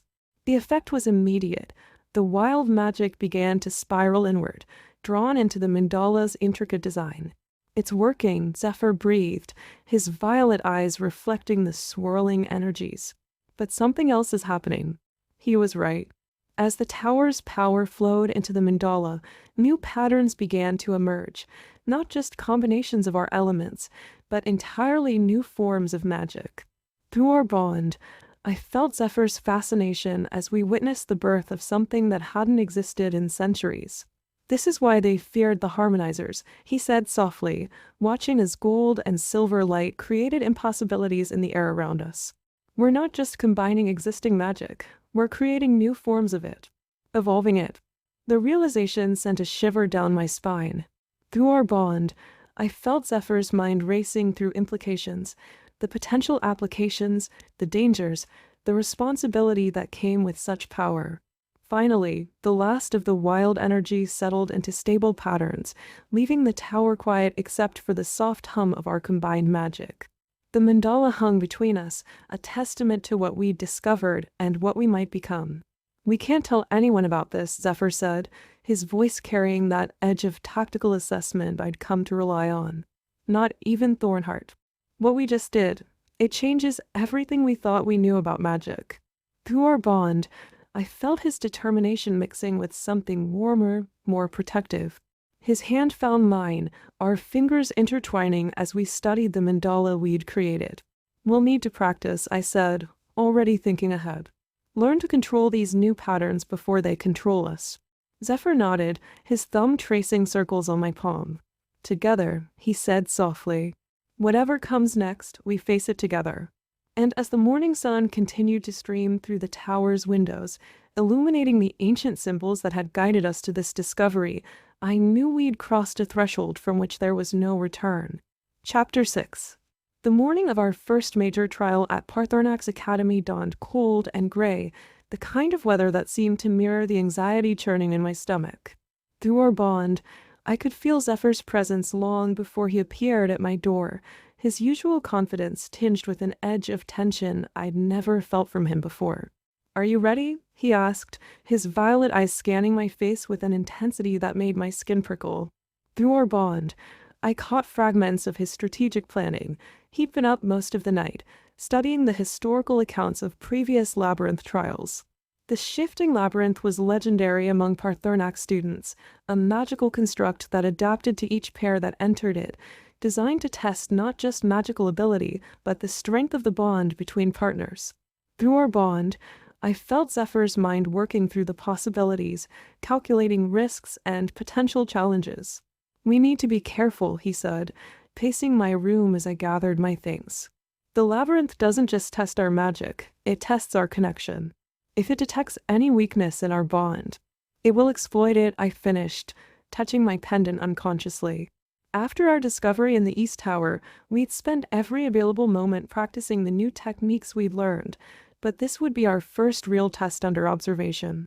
Through our bond, I felt Zephyr's agreement mixed with something darker, concern, perhaps even fear, though he'd never admit it. "The labyrinth changes for each pair," he continued, his tactical mind working through scenarios. "It reads our magical signatures, our strengths, our weaknesses. And our true feelings about each other," I added quietly, making him stop his pacing to look at me. Through our bond, I felt his emotions spike, a complex mix of determination, anxiety, and something warmer that neither of us was ready to acknowledge. "We've been practicing," he said firmly, crossing the room to stand before me. "Our resonance patterns are strong, our harmonization is stable, as long as we stick to the basics." But we both knew it wasn't that simple. The labyrinth was designed to strip away pretense, to force pairs to confront the truth of their connection. Through our bond, I felt Zephyr's unspoken concern. What would happen when our carefully constructed facade was put to the ultimate test? The great hall of Paarthurnax Academy buzzed with nervous energy as paired students gathered for the trial. Through our bond, I felt Zephyr's attention sharpen as Professor Thornheart stepped forward to address the assembled crowd, her silver robes gleaming in the morning light. "The shifting labyrinth," she began, her voice carrying effortlessly through the hall, is more than just a test of magical ability. It is a crucible that will reveal the true nature of your partnerships. Many who enter believing themselves perfectly matched discover otherwise. Through our bond, I felt Zephyr's tension spike at her words. His hand found mine, fingers intertwining with a pressure that betrayed his concern. Around us, other pairs drew closer together, some whispering reassurances, others maintaining stoic silence. Each pair will face unique challenges, Thornheart continued, her eyes sweeping across the gathered students. The labyrinth responds to your individual magical signatures, your strengths, your weaknesses, and most importantly, the authenticity of your bond. I couldn't help but notice how her gaze lingered on us for a moment longer than necessary. Through our bond, I caught Zephyr's flash of irritation mixed with determination. Since our discovery in the East Tower, we'd been careful to maintain a low profile, practicing our new abilities only in secret. But something about Thornheart's scrutiny suggested she suspected more than she let on. "The rules are simple," she said, gesturing to the massive doors behind her that would lead to the labyrinth. "You have 3 hours to reach the center. You must remain in physical contact with your partner at all times. Breaking contact for more than 10 seconds will result in immediate disqualification." Through our bond, I felt Zephyr's mind already working through tactical implications. The physical contact requirement would make combat magic more challenging, requiring perfect coordination between partners. Additionally, Thornheart's voice took on a darker edge. The labyrinth will test your mental and emotional bonds. It may show you things, memories, fears, desires. How you handle these revelations will determine your success or failure. A murmur ran through the assembled students. Through our bond, I felt Zephyr's anxiety spike again, though his face remained carefully neutral. We both had secrets we'd rather keep hidden, things that could shatter the careful facade we'd built. "The first pair will enter in 10 minutes, Thornheart concluded. "Remember, the labyrinth reveals truth. Whether you're prepared for that truth, well, that's entirely up to you." As the other students began moving to their assigned waiting areas, Zephyr pulled me aside into a quiet alcove. Through our bond, I felt his mind racing through possibilities, calculating risks and potential scenarios. "We need to establish clear protocols," he said, violet eyes intense as they met mine. "If the labyrinth starts showing memories, we focus on the present," I finished, understanding his concern. "Whatever it shows us about the past doesn't matter. We're partners now, whatever our reasons were for getting here." The great doors to the shifting labyrinth opened with an ominous groan, revealing a swirling mist that seemed to pulse with ancient magic. Through our bond, I felt Zephyr's focus sharpen as we watched the first pair disappear into the darkness. Their screams echoed back moments later, making several students flinch. "Remember," Professor Thornheart's voice carried across the waiting area, "what you see in the labyrinth is real only if you believe it to be. Your greatest enemy will be your own mind." Through our bond, I felt Zephyr's tactical assessment of each pair that entered. Some emerged within minutes, clearly having failed their first challenge. Others didn't return at all, presumably still navigating the maze's endless corridors. The waiting was almost worse than the anticipation of the trial itself. "Pair 17, Thornheart called out. "Ignis Solara and Zephyr Vashti." We stepped forward together, our hands automatically finding each other. Through our bond, I felt Zephyr's mind shift into combat mode, analyzing every detail of the entrance before us. The mist seemed to respond to our presence, swirling in patterns that mimicked our combined magical signature. "Remember the protocols," Zephyr whispered as we approached the threshold. "No matter what we see, what we experience, we stay together. Physical contact at all times. If we get separated, we use the resonance patterns from the East Tower to find each other," I finished, squeezing his hand. Through our bond, I felt his approval mixed with something warmer, trust, perhaps, though neither of us was ready to acknowledge it. As we stepped into the mist, the world around us began to shift and blur. The great doors slammed shut behind us with a finality that made my heart race. Through our bond, I felt Zephyr's concentration intensify as he began mapping our surroundings. The The labyrinth materialized around us, ancient stone walls covered in shifting runes similar to those we'd seen in the hidden chamber. But these were different somehow, more malevolent. Through our bond, I felt Zephyr's recognition just as I reached my own conclusion. The labyrinth was reading us, learning our secrets, preparing to use them against us. "Don't let go," Zephyr said firmly, his violet eyes gleaming in the ethereal light. "No matter what happens, no matter what we see, we stay connected." But even as he spoke, the walls began to pulse with an eerie light. Through our bond, I felt his alarm as images started appearing in the stone. Memories, fears, desires we'd both tried to keep hidden. "Focus," he commanded, though I felt his own uncertainty through our bond. "The labyrinth is trying to distract us. We need to." His voice trailed off as a particular memory materialized before us, the night in the Dragon's Breath Tavern when we'd first formed our partnership. But something was different about this version.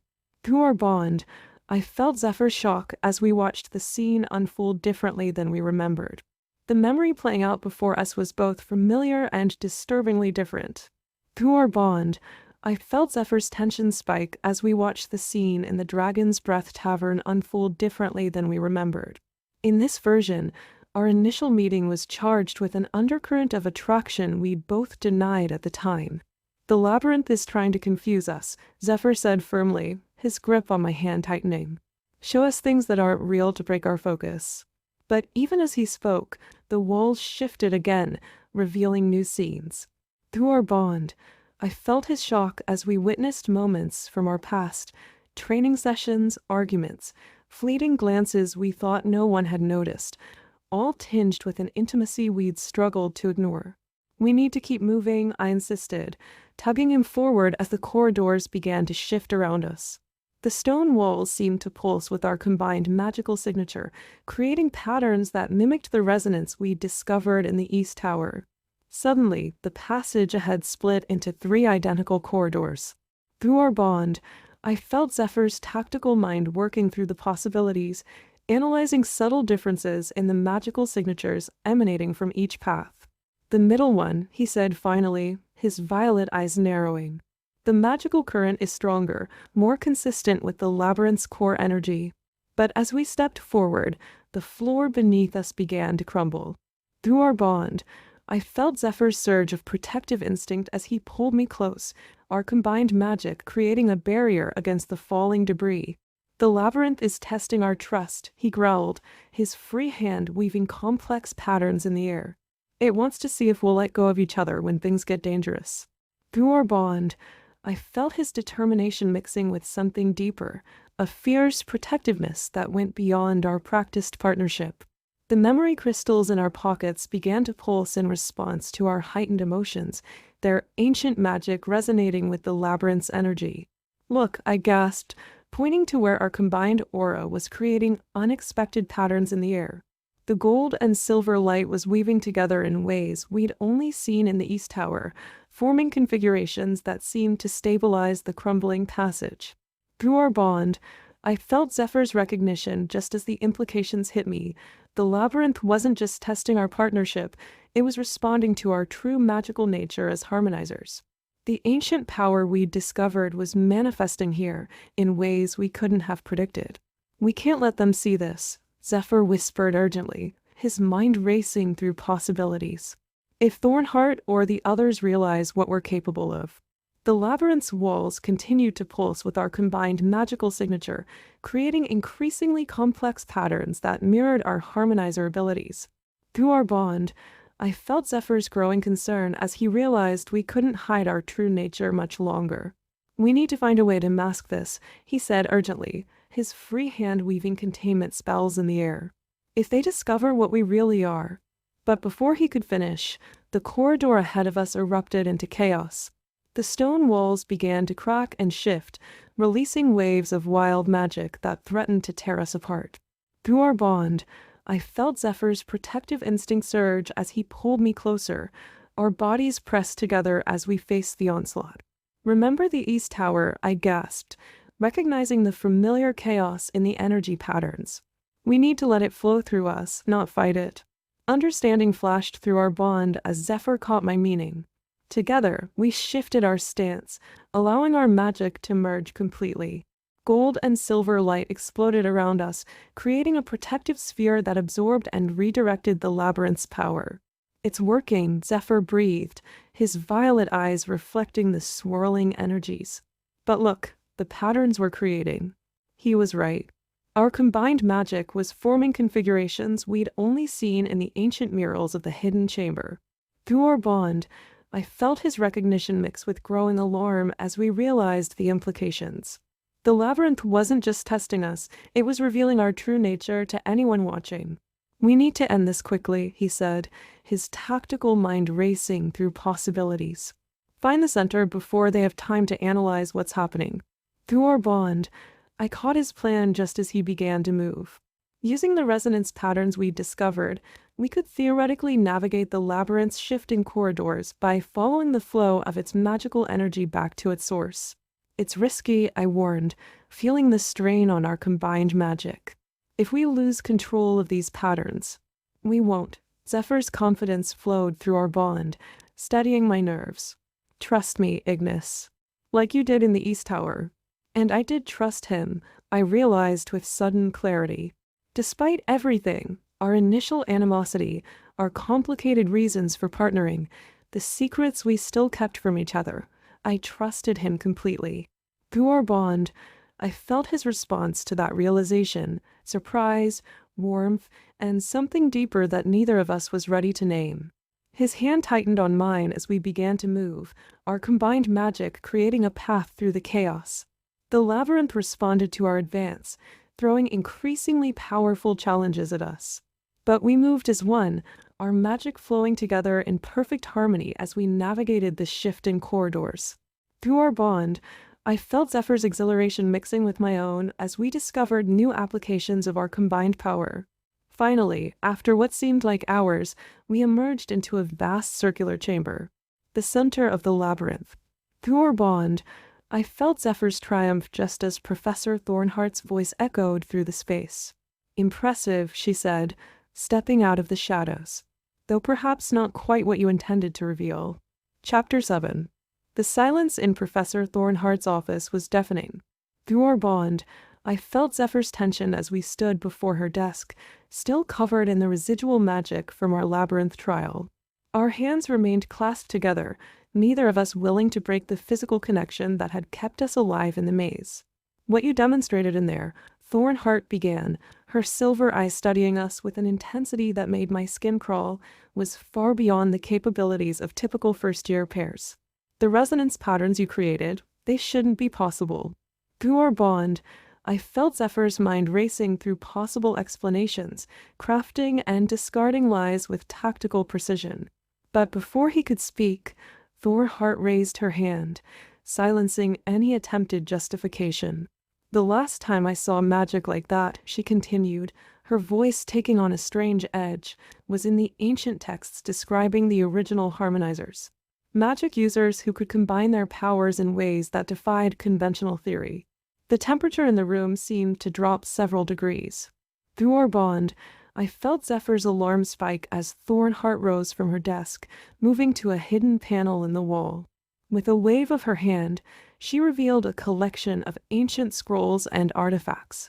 "These patterns," she said, unrolling a weathered parchment covered in familiar symbols, "appeared in the labyrinth during your trial. Patterns that haven't been seen in centuries. Patterns that, according to official records, should be impossible to create." Through our bond, I felt Zephyr's protective instinct surge as Thornhart approached us, her magic probing at our combined aura. His grip on my hand tightened, our pendants humming with barely contained power. "The question is," she continued, stopping just short of us, "how did two first-year students discover abilities that have been deliberately hidden from the magical world? And, more importantly, what do you plan to do with them?" Through our bond, I felt Zephyr's mind calculating possibilities, weighing each potential response to Thornhart's implied threat. His grip on my hand remained steady, but I could sense the tension coiling through him like lightning before a storm. "Professor," he began carefully, his violet eyes never leaving Thornhart's face, "what you saw in the labyrinth was simply an advanced application of standard resonance theory. if you check the Academy's advanced text stash. Don't insult my intelligence, Mr. Vashti. Thornheart cut him off, her silver eyes flashing. She moved to her desk, pulling out an ancient tome bound in weathered leather. These patterns appeared during your trial. She opened the book, revealing detailed illustrations that made my heart stop. Through our bond, I felt Zephyr's shock mirror my own. The drawings perfectly matched the configurations we'd discovered in the East Tower, the same swirling patterns of gold and silver light, the same complex mandala formations. This text, Thornheart continued, her voice taking on an edge of barely contained excitement, is one of the few surviving records of true harmonizer magic. Magic that was supposedly lost centuries ago when the original practitioners were. She paused, meaningfully eliminated. Through our bond, I felt Zephyr's protective instinct surge. His free hand moved slightly, ready to weave defensive spells if necessary. The memory crystals in our pockets hummed with suppressed power, responding to our heightened emotions. The official records claimed the harmonizers were too dangerous to be allowed to continue, Thornheart said, running her fingers over the ancient pages. Their ability to combine and evolve magical energy threatened the established order. But the truth. She looked up at us sharply. The truth is far more complex. She waved her hand, and the air around us filled with shimmering images, historical scenes playing out like ghostly theater. Through our bond, I felt Zephyr's fascination mix with growing alarm as we watched ancient harmonizers performing feats of magic that defied everything we'd been taught. The harmonizers weren't just powerful, Thornheart explained, her voice taking on a professor's lecturing tone. They were evolutionary. Each pair could create new forms of magic, pushing the boundaries of what was possible. The magical establishment feared them because they couldn't be controlled, couldn't be predicted. Through our bond, I felt Zephyr's tension mounting as Thornheart continued to reveal more about the ancient harmonizers. The ghostly images floating around us showed scenes of incredible magical feats, pairs of mages creating entirely new forms of magic, evolving existing spells into something more powerful, more profound. The records speak of their ability to not just combine magic, Thornheart continued, her silver eyes gleaming with an almost fevered intensity, but to fundamentally alter its nature. Each pair could create unique magical signatures, patterns that had never existed before. They weren't just powerful, they were revolutionary. She waved her hand again, and new images appeared, darker this time. Scenes of conflict, of harmonizer pairs being hunted down by traditional mages. Through our bond, I felt Zephyr's protective instinct surge as we watched the brutal suppression of these ancient practitioners. The Council of Mages declared them too dangerous to exist, Thornheart explained, her voice taking on a bitter edge. They claimed the harmonizers threatened the natural order of magic. But the truth, she paused, fixing us with an intense stare, was that they feared what they couldn't control. Through our bond, I felt Zephyr's mind racing through implications. The memory crystals in our pockets seemed to pulse in response to the historical images, as if recognizing their own past. Our hands remained tightly clasped, both of us drawing strength from the connection. The official purge lasted 3 years, Thornheart continued, moving to another shelf of ancient texts. Most harmonizer pairs were eliminated. Those who survived went into hiding, their knowledge scattered and buried. The council rewrote magical theory to exclude their contributions, ensuring future generations would never discover their true potential. She pulled out another book, this one bound in what looked like dragon scales.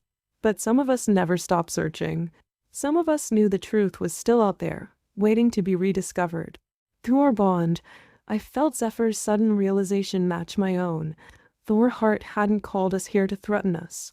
She'd called us here because she'd been waiting for something like us to appear. The patterns you created in the labyrinth, she said, opening the scaled book to reveal familiar mandala configurations, match exactly with these ancient recordings. You're not just combining magic, you're evolving it. Creating new forms that shouldn't be possible according to current magical theory. Through our bond, I felt Zephyr's mind working through the implications of Thornheart's revelations. The ghostly images continued to swirl around us, showing scenes of ancient harmonizers performing increasingly complex magical feats. Our joined hands pulsed with residual energy from the labyrinth, the memory crystals in our pockets humming in response to the historical displays. But there's more, Thornheart continued, her silver eyes gleaming with an almost predatory intensity. The harmonizers weren't just capable of combining and evolving magic. They discovered something far more significant, something that terrified the council enough to order their complete elimination. She moved to another shelf, retrieving a small, ornate box that seemed to vibrate with contained power. Through our bond, I felt Zephyr's sharp intake of breath as she opened it, revealing a crystal similar to the ones we carried, but far older.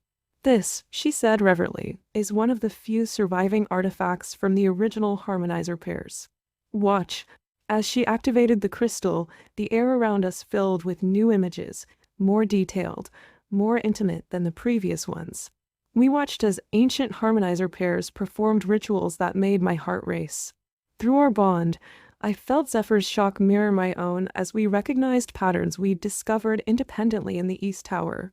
The harmonizers found a way to permanently alter the fundamental nature of magic itself, Thornheart explained, her voice dropping to barely above a whisper. Each pair could create entirely new forms of magical energy, forms that could be passed down to future generations. They weren't just powerful mages, they were evolving the very essence of magic itself. Through our bond, I felt Zephyr's mind racing through tactical implications. His grip on my hand tightened as we watched the ancient pairs weaving gold and silver light into configurations that exactly matched what we'd created during our private practice sessions. The council feared this evolution, Thornheart continued, closing the box with a decisive snap. They believed it would destabilize the carefully controlled magical hierarchy they'd established. So they didn't just eliminate the harmonizers, they attempted to erase all knowledge of their true capabilities. She turned to face us directly, her silver eyes boring into ours with uncomfortable intensity. But they failed. Some knowledge survived, preserved by those who understood the true importance of what the harmonizers had discovered. And now, through our bond, I felt Zephyr's protective instinct surge as Thornheart stepped closer. The memory crystals in our pockets seemed to pulse in response to her proximity, their ancient magic recognizing something in her that we couldn't yet understand. The council's greatest fear, Thornheart continued, her voice dropping to barely above a whisper, wasn't just the power of individual harmonizer pairs. It was the possibility that their abilities could spread, that they could teach others to access these deeper levels of magical potential. Through our bond, I felt Zephyr's mind racing through implications as Thornheart moved to yet another shelf, retrieving what appeared to be a journal bound in shimmering dragon scales. This, she said, holding up the book with reverence, is the personal diary of Arya Starweaver, one of the last surviving harmonizers. She documented everything, their discoveries, their techniques, their vision for the future of magic itself. The air around us filled with new images, more intimate than before. We watched as Arya and her partner performed intricate rituals, creating patterns of light and energy that made our own attempts look amateur by comparison. They believed that all mages had the potential to become harmonizers, Thornheart explained, her silver eyes gleaming with intensity. That the ability to combine and evolve magic wasn't a rare gift, but a natural progression that had been artificially suppressed by those in power. Through our bond, I felt Zephyr's shock mirror my own as we watched Arya teaching other pairs, showing them how to access deeper levels of magical resonance. The patterns they created were hauntingly familiar, the same configurations we'd discovered by accident in the East Tower. The council couldn't allow this knowledge to spread, Thornheart continued, her voice taking on a bitter edge. They feared a world where magical power couldn't be controlled, couldn't be regulated. So they didn't just eliminate the harmonizers, they rewrote magical theory itself, creating artificial limitations that would prevent future generations from discovering their true potential. She closed the journal with a decisive snap, fixing us with a penetrating stare. But they didn't succeed entirely. Some of us have been waiting, watching for signs that the old abilities might resurface. And now, through our bond, I felt Zephyr's protective instinct surge as Thornheart stepped closer. The memory crystals in our pockets hummed with increasing intensity, responding to the ancient artifacts around us. "The question," she said softly, "is whether you're ready for what comes next." The council still exists, though under a different name. They still monitor for signs of harmonizer abilities. And if they discover what you're capable of. She left the threat unspoken, but through our bond, I felt Zephyr's immediate understanding. We weren't just dealing with academic politics anymore. This was about something far more dangerous, a centuries-old conspiracy to suppress magical evolution itself. "We need time," Zephyr said finally, his voice carrying that tactical edge I'd come to rely on. "Time to understand what we're capable of, time to learn control." Thornheart nodded slowly, a small smile playing at the corners of her mouth. "Time," she agreed, "and proper guidance. The knowledge you need exists, hidden, but not lost. The question is, are you prepared to learn it?" Chapter 8. The days following our meeting with Professor Thornheart passed in a blur of intense training and hushed conversations. Through our bond, I felt Zephyr's constant state of heightened alertness, his tactical mind working overtime to process everything we'd learned about the ancient harmonizers. We'd taken to practicing in the dead of night, deep in the Academy's forgotten corners where even the most curious eyes couldn't follow. The East Tower had become our sanctuary, its weathered walls now covered in the same shimmering patterns we'd seen in Thornheart's ancient texts. "We need to be more careful," Zephyr said one night, his violet eyes reflecting the gold and silver light of our combined magic. Through our bond, I felt his concern as he watched me weave increasingly complex patterns in the air.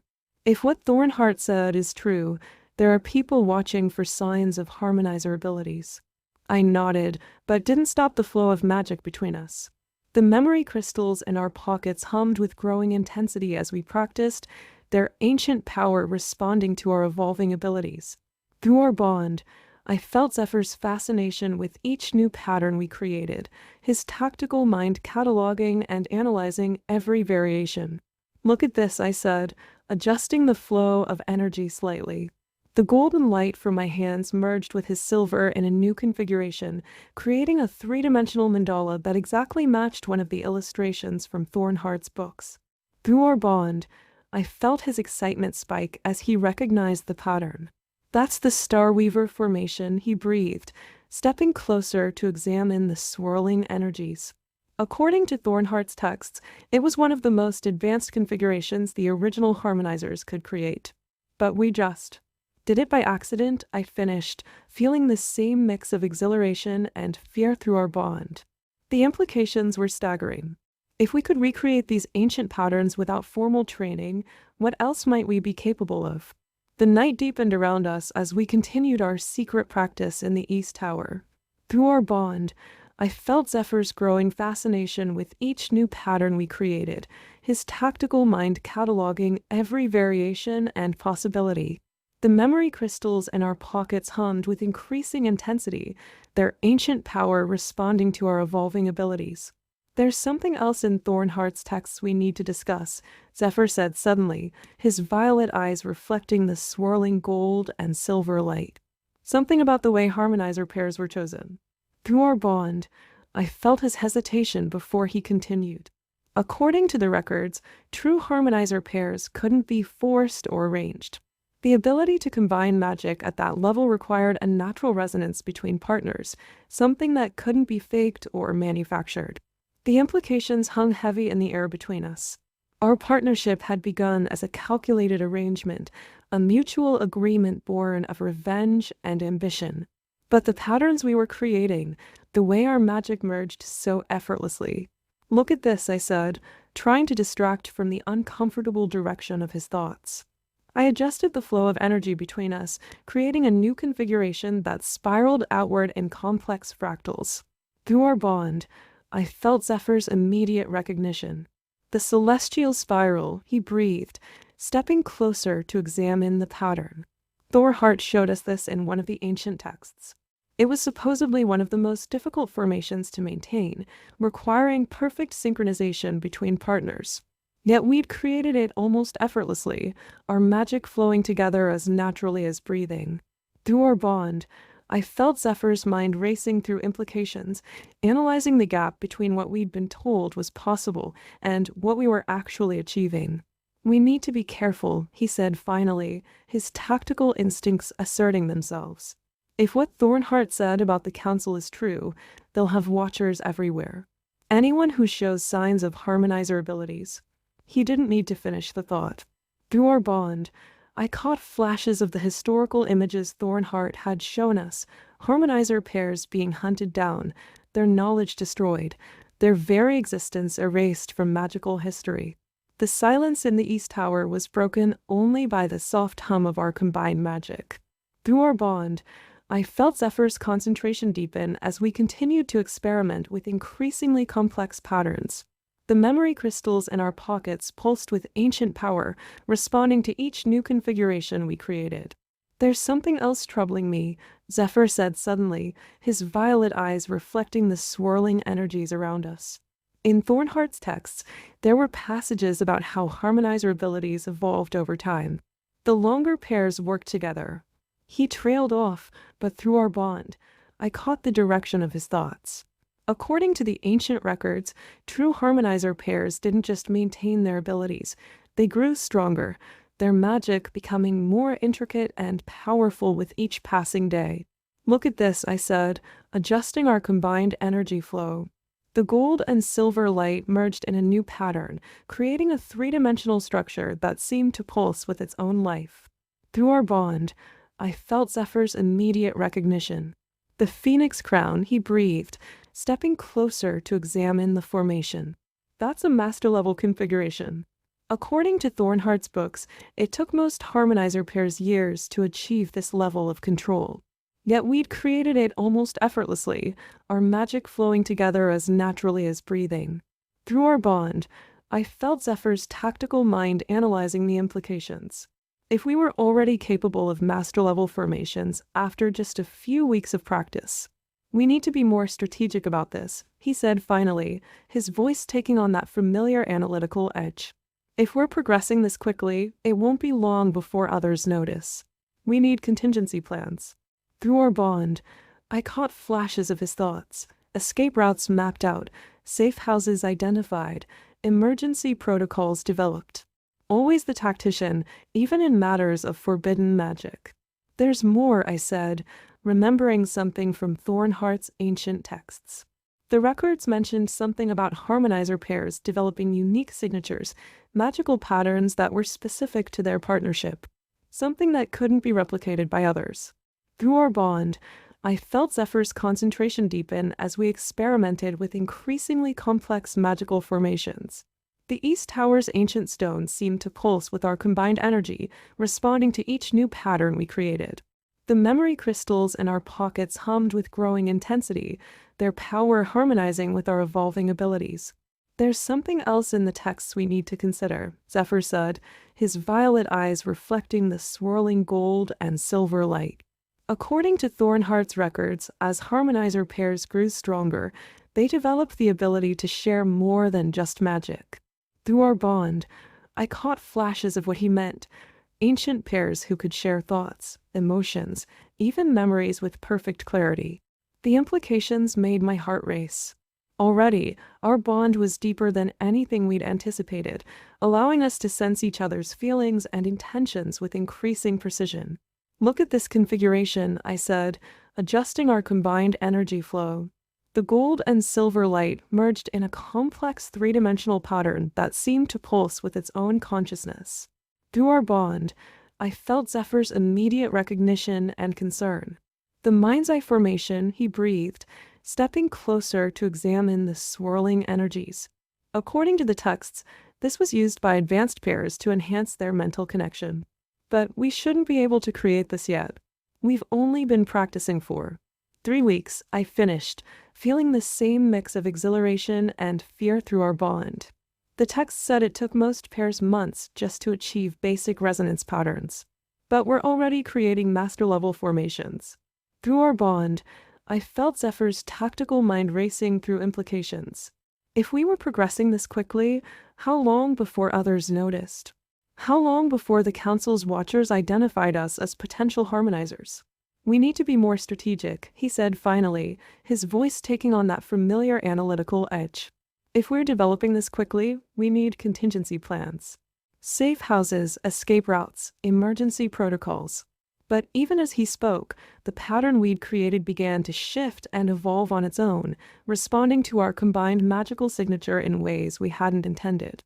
Through our bond, I felt Zephyr's alarm spike as the gold and silver light formed new configurations we'd never seen before. The air in the East Tower crackled with magical energy as our experimental pattern continued to evolve. Through our bond, I felt Zephyr's growing alarm as the gold and silver light formed increasingly complex configurations we'd never seen before, not even in Thornheart's ancient texts. This isn't right, he said, his tactical mind racing through possibilities. The patterns shouldn't be able to evolve on their own like this. According to the texts, even master-level harmonizers needed conscious control to maintain their formations. But our magic seemed to have developed a will of its own, creating intricate mandalas and spirals that pulsed with living energy.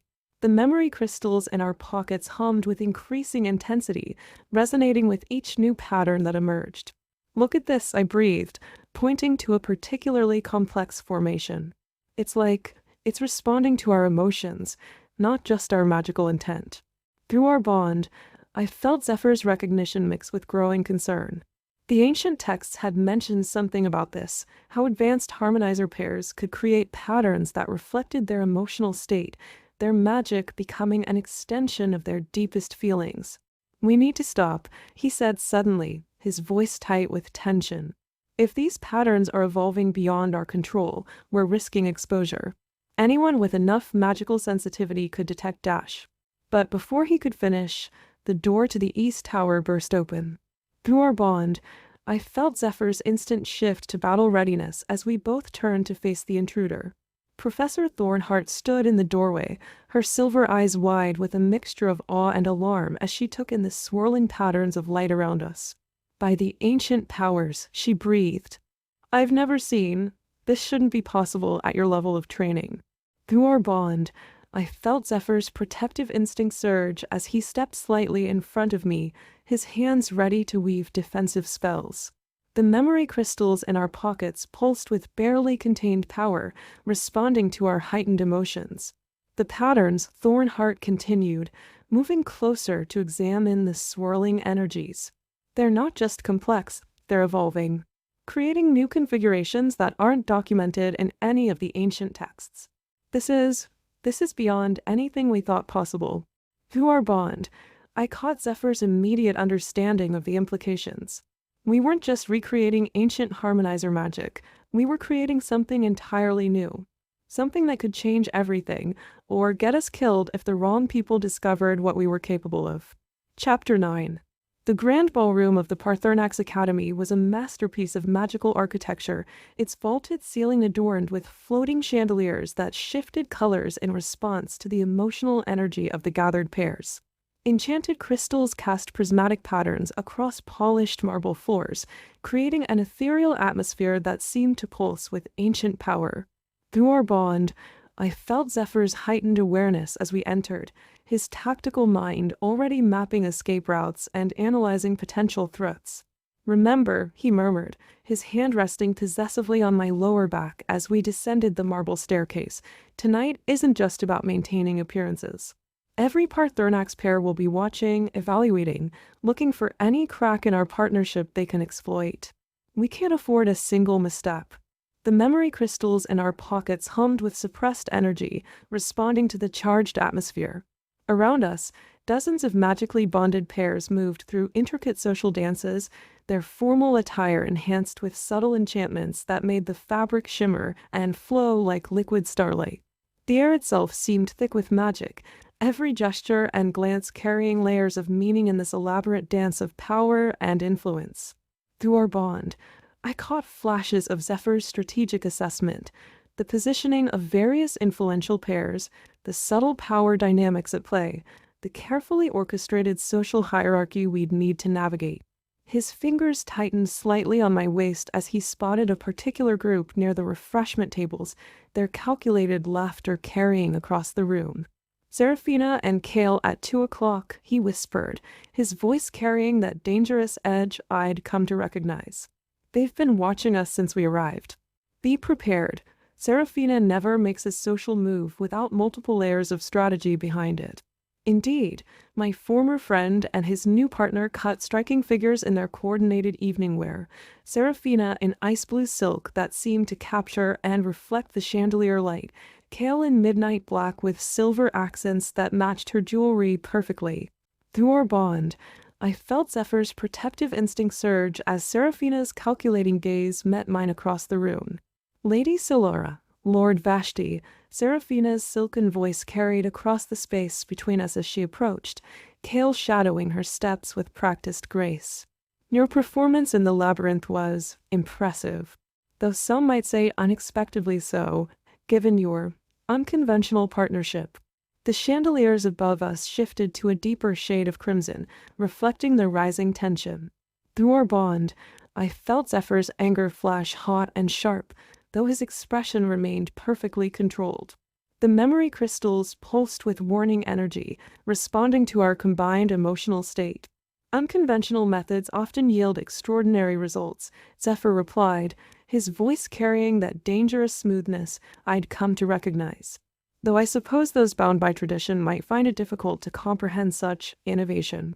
Through our bond, I caught his satisfaction as Seraphina's perfect mask slipped for just a moment, revealing the calculation beneath. Kale shifted slightly, his hand moving to rest on Seraphina's waist in a mirror of Zephyr's protective stance.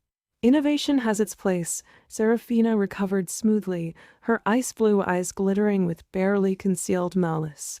"Though some might argue that certain traditions exist for good reason. The magical binding between partners is a sacred thing, after all, not something to be experimented with." The memory crystals in our pockets hummed with increasing intensity as the tension built. Through our bond, I felt Zephyr's protective instinct surge stronger, his fingers tightening slightly on my waist. "Sacred indeed," I interjected, finding my voice at last. "Though perhaps what makes a partnership truly sacred is not adherence to tradition, but the strength of the bond itself. Wouldn't you agree, Kale?" Through our bond, I felt Zephyr's approval mix with concern as Kale's dark eyes met mine. The chandeliers above shifted again, casting shadows that seemed to dance with lives of their own. The tension in the air was palpable as Kale's dark eyes met mine, a flicker of something unreadable passing across his features. Through our bond, I felt Zephyr's protective instinct surge stronger, his magical energy intertwining with mine in an unconscious display of unity. "A fascinating perspective, Lady Solara," Seraphina interjected smoothly, her ice blue eyes glittering with barely concealed malice. "Though I wonder if such progressive views might be influenced by your rather unique circumstances. After all, not everyone finds themselves partnered through such unconventional means." The memory crystals in our pockets hummed with increasing intensity, responding to the growing tension. Around us, other pairs had begun to take notice of our exchange, their conversations dropping to hushed whispers as they watched the drama unfold. Perhaps Zephyr's voice carried that dangerous edge I'd come to recognize. Some circumstances require a more innovative approach. Traditional methods can become rather stagnant, wouldn't you agree, Kale? Through our bond, I caught flashes of Zephyr's tactical assessment, the way Kale's jaw tightened almost imperceptibly, the slight shift in Seraphina's stance that betrayed her discomfort. The chandeliers above cast shifting shadows across their faces, the magical light responding to the emotional undercurrents swirling through the room. "Innovation has its merits," Kale spoke for the first time, his rich voice carrying across the space between us. "Though some might argue that true partnership requires more than mere convenience." The barb struck deep, and through our bond, I felt Zephyr's anger flash hot and sharp. The memory crystals pulsed with warning energy, their power responding to our combined emotional state. Around us, the air seemed to crackle with suppressed magical tension.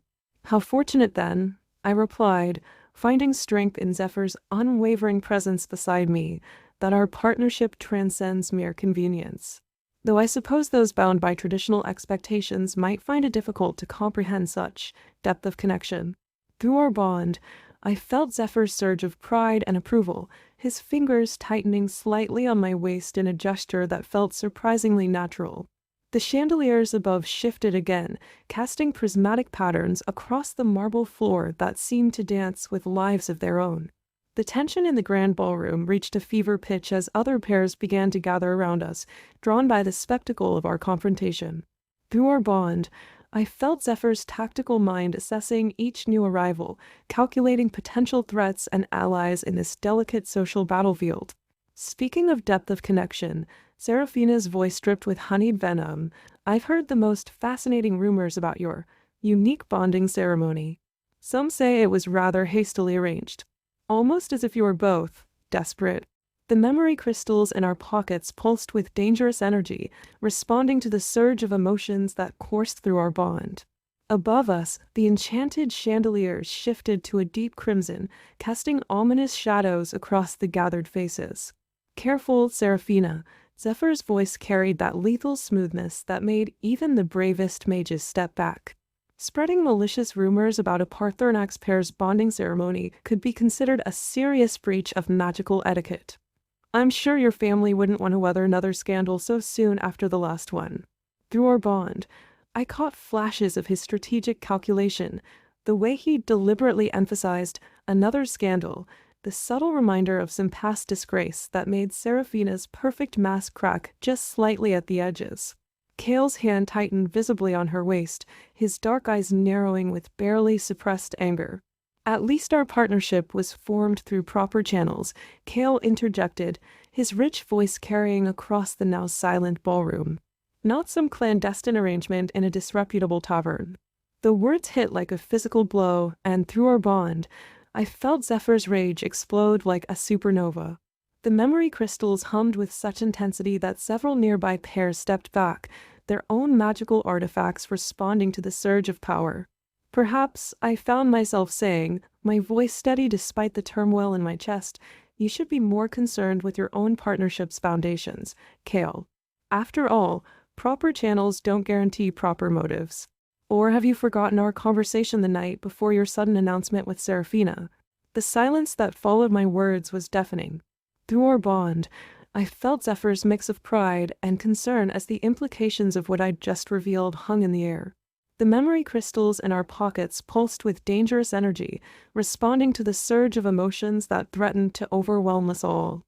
Seraphina's perfect mask cracked completely, her ice blue eyes widening with a mixture of shock and fury as she turned to face Kale. What conversation? She demanded, her voice sharp as winter frost. Through our bond, I felt Zephyr's savage satisfaction as the tables turned. It was nothing, Kale started, but the damage was done. The gathered crowd began to whisper, their voices carrying fragments of speculation and scandal across the ballroom.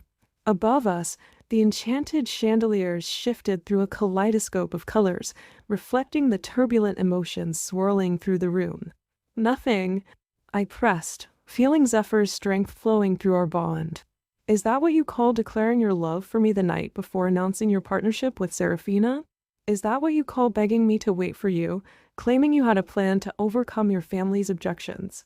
The whispers grew louder, and through our bond, I felt Zephyr's tactical mind assessing the shifting social dynamics. We'd just dealt a devastating blow to Seraphina and Kale's carefully cultivated image of the perfect traditional partnership. You dare. Seraphina's voice trembled with barely contained rage, her magical aura beginning to manifest as frost patterns on the marble floor. You dare to spread such lies about my partner. Careful, Seraphina. Zephyr's voice carried that lethal smoothness that made even the bravest mages step back. Your ice magic is showing. Losing control at a social gathering? How unconventional. The memory crystals hummed with increasing intensity as magical energy crackled through the air. Through our bond, I felt Zephyr's readiness for battle, his protective instinct surging as Seraphina's hands began to glow with frost magic. Perhaps Professor Thornhart's commanding voice cut through the tension like a blade. This would be an appropriate time to remember the Academy's strict policies regarding magical confrontations at social events. Chapter 10. The aftermath of the ballroom confrontation rippled through Paarthurnax Academy like wildfire. Through our bond, I felt Zephyr's heightened vigilance as we made our way through the crowded corridors the next morning, every student's whispered conversation and furtive glance carrying potential threats or opportunities. The memory crystals in our pockets hummed with subdued energy, still resonating from the previous night's magical tension. The ancient stones of the Academy seemed to pulse with gossip and speculation, every corner harboring clusters of students dissecting our explosive encounter with Seraphina and Kale. "They're saying Seraphina hasn't left her chambers since last night," Zephyr murmured as we entered the advanced magical theory classroom, his hand resting protectively on my lower back. Through our bond, I caught flashes of his strategic assessment, the shifted social dynamics, the new alliances forming, the potential repercussions we'd need to navigate. Lady Frostwhisper's absence from morning meditation was noted. Professor Thornhart's voice carried across the room as she materialized beside us, her silver eyes gleaming with barely concealed interest. As was the rather spectacular display of emotional magic at last night's gathering. Perhaps you too would care to explain how your magical signatures managed to trigger such an unprecedented response from the ballroom's enchanted architecture. Through our bond, I felt Zephyr's immediate tension, his tactical mind racing through potential explanations that wouldn't reveal too much about our rapidly evolving abilities. The memory crystals pulsed with warning energy as other students gathered closer, eager to catch every word of our exchange. "A natural resonance, Professor," Zephyr replied smoothly, though I felt his unease through our bond. The emotional charge of the moment simply amplified our normal magical output. "Natural resonance?" Professor Thornhart's eyebrow arched skeptically.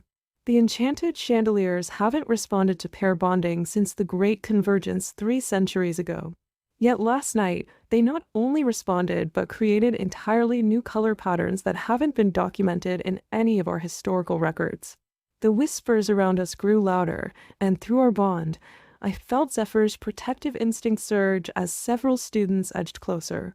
The memory crystals hummed with increasing intensity, responding to our combined tension. "I assure you, Professor," I interjected, feeling Zephyr's tension through our bond, any unusual magical manifestations were purely coincidental. The emotional intensity of the moment simply dashed. Emotional intensity? Professor Thornhart's silver eyes gleamed with dangerous curiosity. "Yes, let's discuss that particular aspect of last night's events.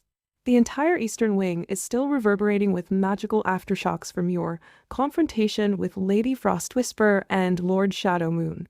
Through our bond, I felt Zephyr's protective instinct surge as other students pressed closer, their whispered conversations growing more animated. The memory crystals pulsed with warning energy, responding to our combined anxiety. "A regrettable loss of control," Zephyr replied smoothly, though I felt his unease intensify. The social dynamics of the evening were complicated. Complicated? A new voice cut through the tension. Magistra Blackthorn, the Academy's foremost expert on magical partnerships, emerged from the shadows near the lecture podium. "That's certainly one way to describe what happened. The magical resonance between you two triggered protective wards that haven't activated since the Great Convergence." The whispers around us grew to a fever pitch.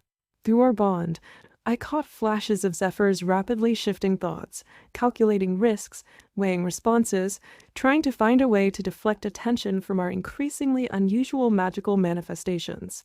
"The Academy's archives," Magistra Blackthorn continued, her ancient eyes fixed upon us with unsettling intensity, "contain detailed records of every bonded pair's magical signature for the past 1,000 years.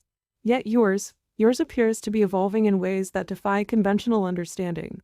The memory crystals hummed with dangerous energy as more faculty members materialized from various corners of the classroom, drawn by the growing tension. Through our bond, I felt Zephyr's battle readiness rising, his magical energy intertwining with mine in preparation for whatever might come next. Perhaps, Professor Thornhart suggested, her voice carrying that dangerous edge of academic curiosity, we should schedule a more thorough examination of your partnership's magical dynamics. The implications for our understanding of bonded pair evolution could be significant. The tension in the classroom reached a breaking point as more faculty members materialized, their ancient eyes fixed upon us with unsettling intensity. Through our bond, I felt Zephyr's battle readiness surge as Professor Thornhart and Magistra Blackthorn exchanged meaningful glances. Perhaps Zephyr's voice carried that dangerous edge I'd come to recognize. We should discuss this in a more private setting. The classroom hardly seems appropriate for such detailed magical analysis. The memory crystals in our pockets hummed with increasing intensity, responding to the growing magical pressure in the room. Around us, other students pressed closer, their whispered conversations a constant undercurrent of speculation and excitement. On the contrary, Magistra Blackthorn replied, her ancient eyes gleaming with predatory interest, this presents an excellent learning opportunity for your classmates. The evolution of magical partnerships is a fascinating field of study, and your case appears to be uniquely instructive. Through our bond, I caught flashes of Zephyr's rapidly shifting tactical assessment, the positioning of each faculty member, the subtle magical barriers being erected around the classroom, the growing risk of our secret being exposed. The enchanted windows began to frost over, responding to the building magical tension. The chandelier's response last night, Professor Thornhart continued, her silver eyes narrowing, triggered ancient warning systems that haven't activated since the third magical convergence. Systems specifically designed to detect unauthorized magical experimentation. The whispers around us grew to a fever pitch. Through our bond, I felt Zephyr's protective instinct surge as several faculty members began weaving complex detection spells, their hands moving in intricate patterns that made the air shimmer with arcane energy. Your magical signatures, Magistra Blackthorn observed, her voice carrying centuries of academic authority, appear to be intertwining in ways that defy conventional understanding. The depth of your bond far exceeds what should be possible given the short duration of your partnership. The memory crystals pulsed with dangerous energy as more detection spells filled the air. Through our bond, I felt Zephyr's growing concern as the magical pressure around us intensified, threatening to expose the true nature of our unconventional bonding. And yet, a new voice cut through the tension. Archmagister Ravencroft himself emerged from the shadows, his ancient presence immediately commanding silence from the gathered crowd. Through our bond, I felt Zephyr's alarm spike dangerously. The memory crystals in our pockets practically vibrated with suppressed energy. And yet, the Archmagister continued, his obsidian eyes fixed upon us with millennia of wisdom. Their partnership has demonstrated remarkable effectiveness. The labyrinth trial results were unprecedented. The magical detection spells surrounding us began to shift and swirl in complex patterns. Through our bond, I caught flashes of Zephyr's rapidly evolving tactical assessment. The Archmagister's unexpected intervention could either save us or expose everything. Effectiveness born of desperation, perhaps? Professor Thornhart suggested, her silver eyes narrowing. The magical resonance patterns suggest an artificial acceleration of their bond's natural development, something that should be impossible without. Without access to forbidden knowledge, Magistra Blackthorn finished, her ancient hands weaving new detection spells that made the air shimmer with arcane energy. Knowledge that was sealed away after the third convergence for very good reasons. Through our bond, I felt Zephyr's protective instinct surge as the magical pressure around us intensified. The memory crystals pulsed with dangerous energy, responding to our combined anxiety and the growing threat of exposure. The Academy's archives, the Archmagister mused, his voice carrying centuries of authority, contain numerous accounts of unusual partnerships, pairs whose bonds defied conventional understanding, pairs who changed the very nature of what we thought possible. The whispers among the gathered students reached a fever pitch. Through our bond, I caught Zephyr's flash of recognition. Something in the Archmagister's words held deeper meaning, a hidden message meant specifically for us. Perhaps the Archmagister continued, his obsidian eyes gleaming with ancient knowledge, we should consider the possibility that our understanding of magical partnerships is incomplete, that there are aspects to bonding that transcend our traditional frameworks. The tension in the classroom reached its crescendo as the Archmagister's words hung in the air. Through our bond, I felt Zephyr's mind racing, analyzing every nuance of the ancient mage's unexpected intervention. The memory crystals pulsed with an intensity that made several nearby students step back involuntarily. The Archmagister continued, his obsidian eyes seeming to peer directly into our souls, precedents in our history. Partnerships that defied conventional understanding. Bonds that evolved in ways our ancestors never anticipated. The third convergence itself was triggered by such a pair. Professor Thornhart and Magister Blackthorn exchanged alarmed glances. Through our bond, I caught Zephyr's flash of recognition. Something in the Archmagister's words held deeper significance, a hidden message meant specifically for us. The archives speak of the Crimson Pair, the Archmagister mused, his voice carrying centuries of carefully preserved knowledge. Two mages whose partnership was formed under unusual circumstances. Their bond evolved so rapidly that the magical community of their time believed them to be practicing forbidden arts. The detection spells surrounding us began to shift and swirl in increasingly complex patterns. Through our bond, I felt Zephyr's protective instinct surge as more faculty members joined the growing circle around us. And yet, the Archmagister's voice took on a tone of ancient wisdom. The Crimson Pair's unprecedented abilities ultimately saved our realm during the third convergence. Their forbidden bond proved to be exactly what was needed in our darkest hour. The whispers among the gathered students reached a fever pitch. Through our bond, I felt Zephyr's tactical mind piecing together the implications. The Archmagister wasn't just defending us, he was offering us protection under the weight of historical precedent. Perhaps, the ancient mage concluded, his obsidian eyes gleaming with knowing intensity, we should remember that lesson before passing judgment on partnerships that challenge our understanding. After all, magic itself evolves. Why shouldn't our bones evolve with it? Chapter 11. The days following the Archmagister's intervention brought an uneasy calm to Paarthurnax Academy. Through our bond, I felt Zephyr's constant vigilance as we navigated the shifting political landscape of our new reality. The memory crystals in our pockets hummed with subdued energy, a constant reminder of the power we were struggling to control.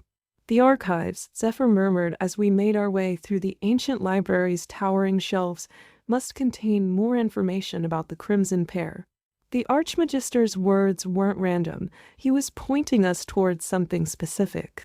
The magical lanterns cast dancing shadows across centuries-old tomes, their enchanted light responding to our presence.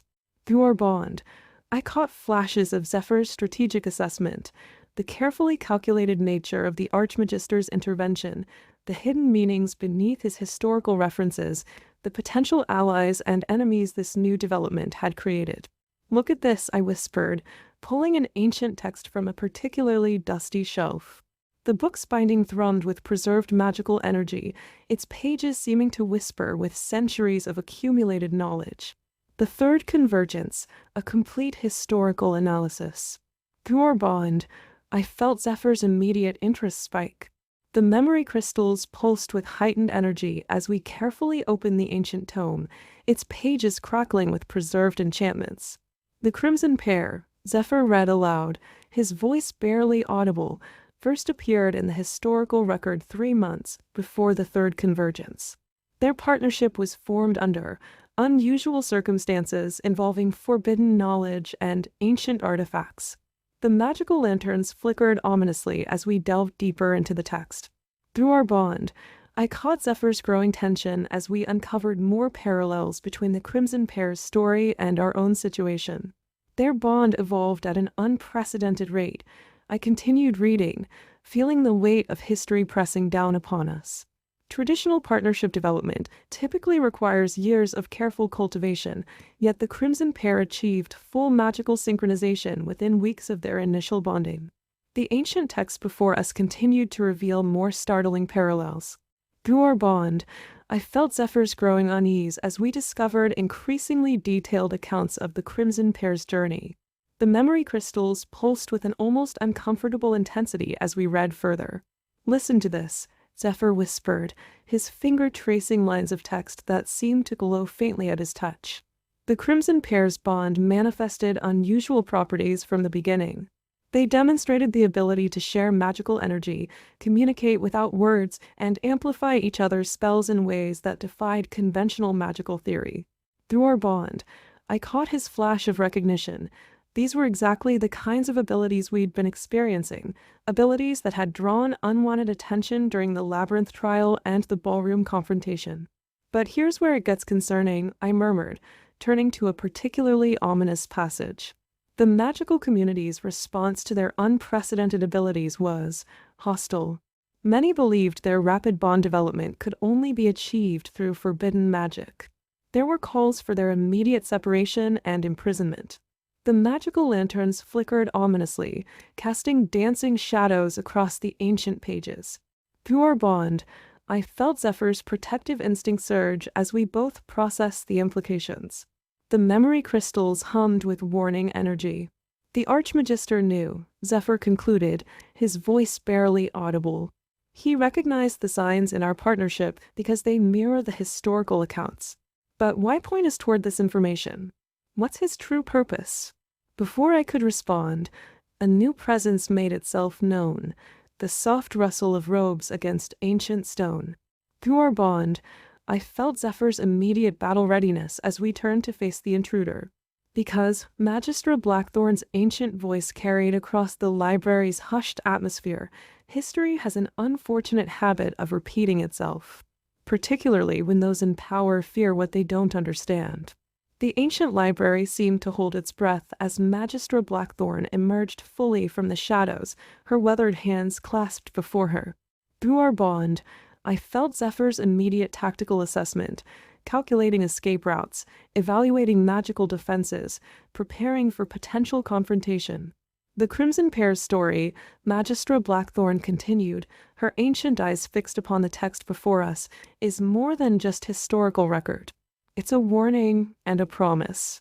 The memory crystals pulsed with dangerous energy as she approached our table.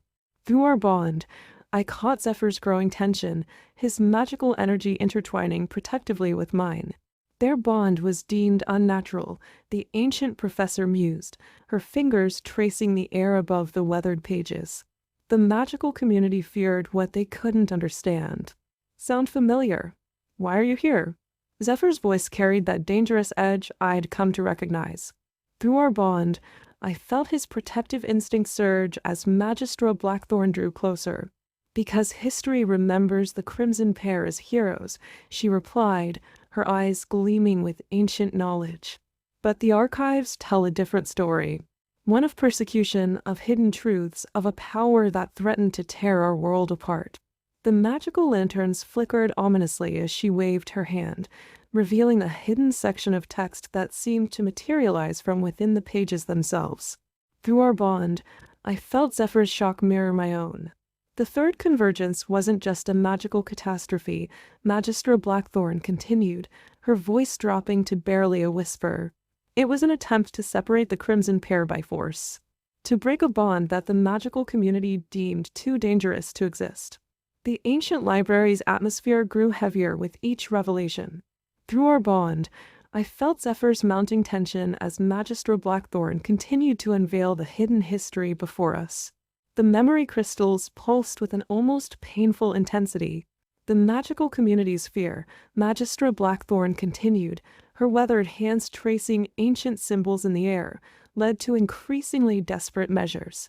They believed the Crimson Pair's bond was an abomination, a threat to the very foundations of magical society. Through our bond, I caught Zephyr's growing unease as more hidden text materialized on the pages before us. The magical lanterns cast ever-shifting shadows across the ancient tome, revealing passages that seemed to write themselves into existence. "The archives speak of attempts to forcibly separate them," she revealed, her voice dropping to barely a whisper. "Experimental spells, forbidden rituals, ancient artifacts, all deployed in desperate attempts to break their connection. But with each attempt, their bond only grew stronger. The memory crystals hummed with dangerous energy as we absorbed these revelations. Through our bond, I felt Zephyr's protective instinct surge as he positioned himself slightly between me and the ancient professor. The third convergence wasn't just a natural magical catastrophe, Magistra Blackthorn continued, her ancient eyes gleaming with centuries of preserved knowledge. It was the culmination of these attempts. A massive ritual, designed to sever all magical bonds simultaneously. They believed it would finally break the Crimson Pair's connection. Through our bond, I felt Zephyr's shock mirror my own. The implications were staggering, an entire magical catastrophe, one that had reshaped our understanding of magic itself, had been orchestrated as an attempt to destroy a single partnership. But they miscalculated, she revealed, waving her hand to unveil yet another hidden passage. The Crimson Pair's bond had evolved beyond anything they could comprehend. When the ritual began, their connection didn't break, it amplified. The resulting magical backlash nearly tore our world apart. The ancient library seemed to hold its breath as Magistra Blackthorn's revelations continued to unfold. Through our bond, I felt Zephyr's mounting tension as each new detail painted an increasingly dangerous picture of our situation. The memory crystals pulsed with an almost painful intensity. The Crimson Pair's survival, Magistra Blackthorn continued, her weathered hands weaving complex patterns in the air that made the text before us shift and change, was both a miracle and a warning. They managed to channel the ritual's energy through their bond, using it to stabilize the magical fabric of our world rather than tear it apart. Through our bond, I caught Zephyr's strategic mind racing through the implications. The magical lanterns cast ever-shifting shadows across the ancient tome as more hidden text materialized before us. But the cost was tremendous, she revealed, her voice dropping to barely a whisper. The effort of containing and redirecting such massive magical energy left them changed. Their bond evolved into something entirely new, something that had never existed before and has never been seen since. Until now. The memory crystals hummed with dangerous energy as her ancient eyes fixed upon us with knowing intensity. Through our bond, I felt Zephyr's protective instinct surge as he processed the full weight of her words. The magical community's fear of unconventional bonds didn't end with the third convergence. Magistra Blackthorn continued, revealing yet another hidden passage. The Crimson Pair's transformation led to new laws, new restrictions, new methods of controlling and regulating magical partnerships, all designed to prevent another pair from achieving that level of power. Through our bond, I felt Zephyr's growing unease as the parallels became impossible to ignore. The magical lanterns flickered ominously as Magistra Blackthorn waved her hand once more, revealing a final, chilling passage. But perhaps the most dangerous truth, she concluded, her ancient eyes gleaming with centuries of preserved knowledge, is what happened after. The Crimson Pair didn't just disappear into history, they were systematically erased from it. Every record of their true abilities, their ultimate fate, their very identities, all carefully hidden away. The version of events taught in our academies is a carefully crafted fiction designed to discourage others from following their path. The silence that followed her words was deafening. Through our bond, I felt Zephyr's tactical mind piecing together all the implications, the Archmagister's intervention, the growing scrutiny from the faculty, the hidden dangers lurking beneath the surface of our seemingly peaceful academic life. So you see, Magistra Blackthorn concluded, her ancient voice carrying both warning and promise, why the Archmagister felt compelled to intervene. History is not just repeating itself, it's accelerating. And this time, the magical community may not wait for a crisis before taking action against a bond they deem too dangerous to exist. Chapter 12. The revelation of the Crimson Pair's true history hung over us like a storm cloud in the days that followed. Through our bond, I felt Zephyr's constant vigilance as we navigated the increasingly treacherous waters of academy life. The memory crystals pulsed with subdued energy, a constant reminder of the dangerous knowledge we now possessed. "We need to be more careful," Zephyr murmured as we made our way through the academy's winding corridors. Through our bond, I caught flashes of his strategic assessment, the subtle changes in how faculty members watched us, the way other students seemed to give us a wider berth, the growing sense of isolation that surrounded our partnership. The morning light filtered through the ancient stained glass windows, casting prismatic patterns across the stone floors. Each step we took seemed to echo with new significance, every shadow potentially harboring watchful eyes. The Archmagister's intervention bought us time, I replied softly, feeling the weight of our situation pressing down upon us. But Magister Blackthorn's warnings suggest that time might be running out faster than we thought. Through our bond, I felt Zephyr's agreement mingled with growing concern. The memory crystals hummed with nervous energy as we approached our advanced magical theory classroom, where Professor Thornhart's piercing gaze awaited us.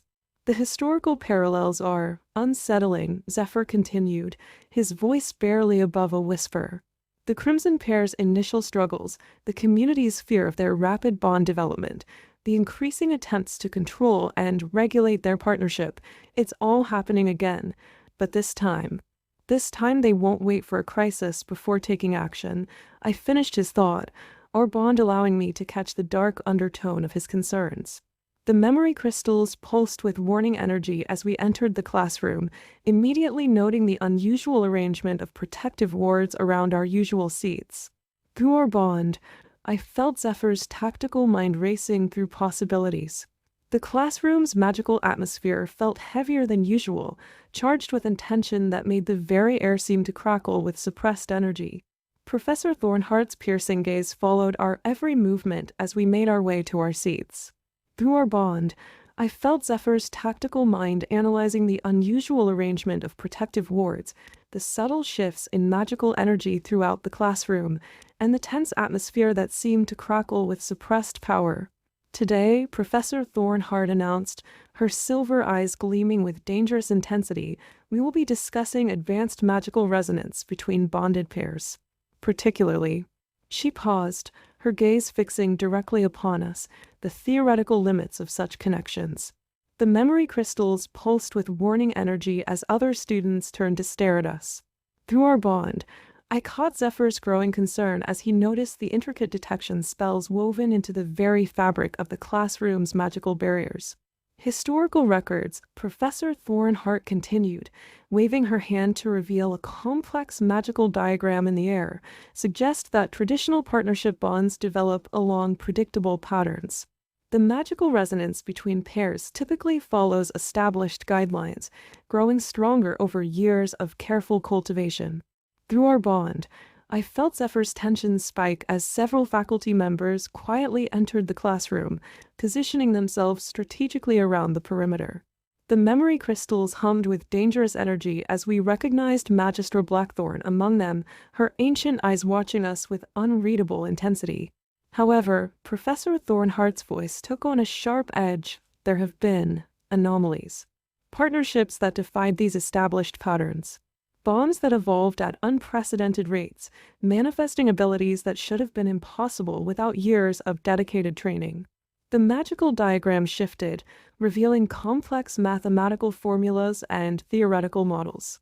Through our bond, I caught Zephyr's flash of recognition. These were the same patterns Magister Blackthorn had shown us in the hidden texts about the Crimson Pair.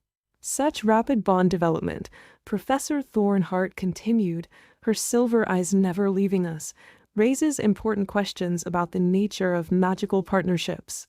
Questions about safety, about control, about the potential risks to both the pairs themselves and those around them. The protective wards around our seats pulsed with increasing intensity. Through our bond, I felt Zephyr's battle readiness rising as more faculty members entered the classroom, each carrying ancient artifacts that thrummed with preserved magical energy. Today's practical demonstration, Professor Thornhart concluded, her voice carrying that dangerous edge of academic curiosity, will focus on measuring and analyzing these theoretical limits. Volunteers. The silence that followed Professor Thornhart's request for volunteers was deafening. Through our bond, I felt Zephyr's tactical mind racing through possibilities as the protective wards around us pulsed with increasing intensity. The memory crystals hummed with dangerous energy, responding to the growing magical pressure in the room. Perhaps, Professor Thornhart continued, her silver eyes never leaving us, a practical demonstration of advanced resonance patterns between established pairs would be instructive. Seraphina, Kale, would you care to demonstrate? Through our bond, I caught Zephyr's flash of concern as Kale and Seraphina rose from their seats, their movements perfectly synchronized in a way that made my heart clench with remembered pain. The magical diagram in the air shifted and expanded, creating a complex web of detection spells around them. Observe, Professor Thornhart instructed the class, the natural, gradual development of their magical resonance. Note the stable patterns, the controlled energy flow, the predictable progression of their bond's strength.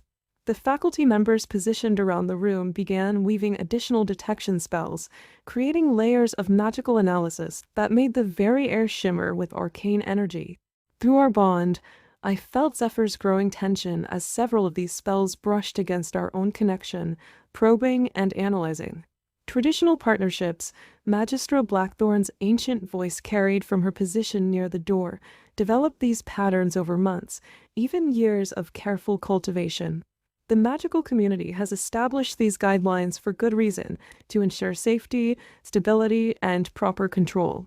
Through our bond, I caught Zephyr's bitter amusement at the word control. The memory crystals pulsed with warning energy as more detection spells filled the air, their intricate patterns revealing the true purpose of this demonstration. However, Professor Thornhart continued, her voice taking on that dangerous edge of academic curiosity. Recent events have raised interesting questions about the nature of magical partnerships. Questions about the possibility of accelerated development, about bonds that defy conventional understanding. The protective wards around our seats suddenly flared with intense energy, creating a visible barrier that separated us from the rest of the class.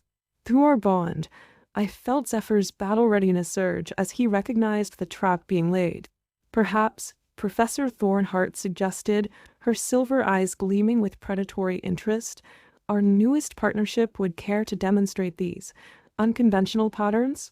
For the sake of academic inquiry, of course. The tension in the classroom reached a breaking point as Professor Thornhart's challenge hung in the air.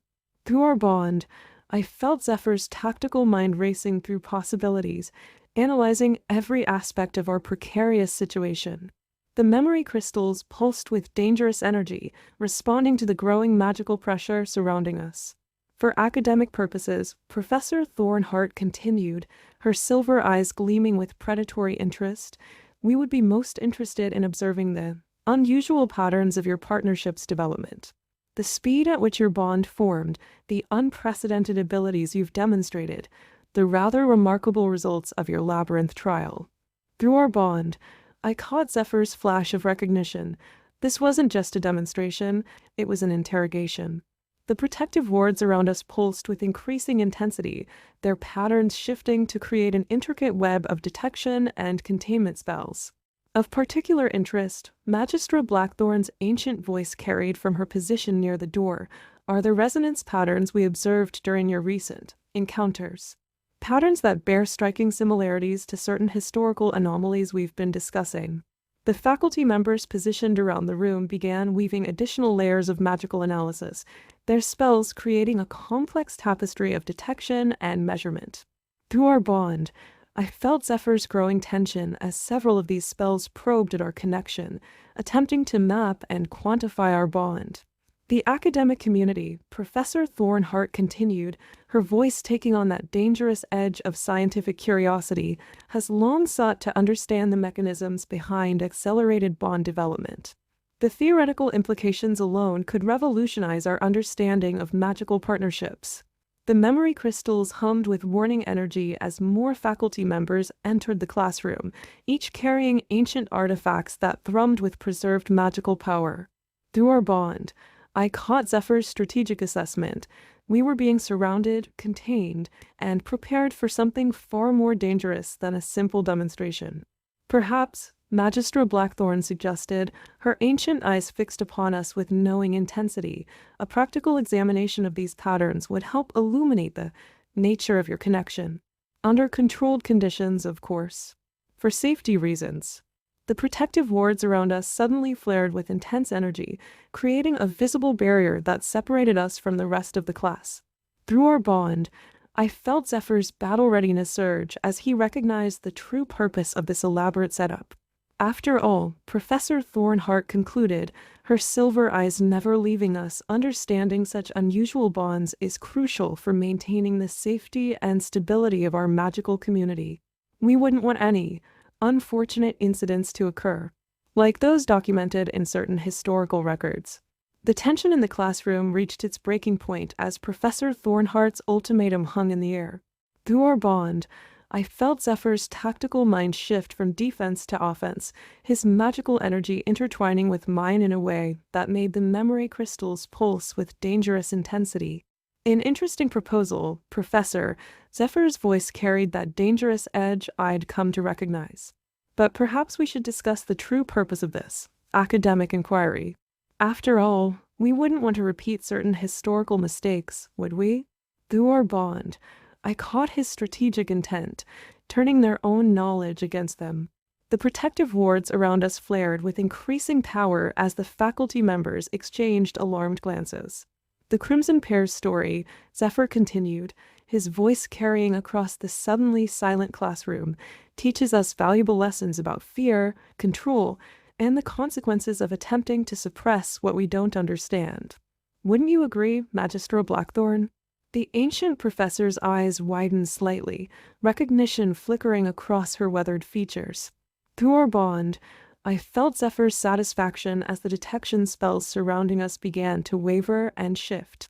Your concern for academic understanding is admirable, I added, letting our magical energies merge and amplify in a way that made several of the detection artifacts hum with warning tones. But perhaps we should also discuss the ethical implications of using students as test subjects without their informed consent. The memory crystals pulsed with dangerous power as more faculty members entered the classroom, their ancient artifacts thrumming with preserved magical energy. Through our bond, I felt Zephyr's battle readiness surge as he positioned himself strategically. After all, Zephyr's voice took on that dangerous edge of academic curiosity, mimicking Professor Thornheart's earlier tone. The historical records are quite clear about the consequences of attempting to forcibly analyze or control unusual magical bonds. Shall we review those case studies, Professor? The protective wards around us suddenly flared with unprecedented intensity as our combined magical energy pushed back against their containment. Through our bond, I felt Zephyr's fierce pride as several of the detection artifacts began to overload and shut down. Or perhaps, I suggested, letting our power flow freely between us in a display that made several faculty members step back involuntarily. We should discuss more recent examples. The third convergence wasn't the only time the magical community's fear led to catastrophic consequences.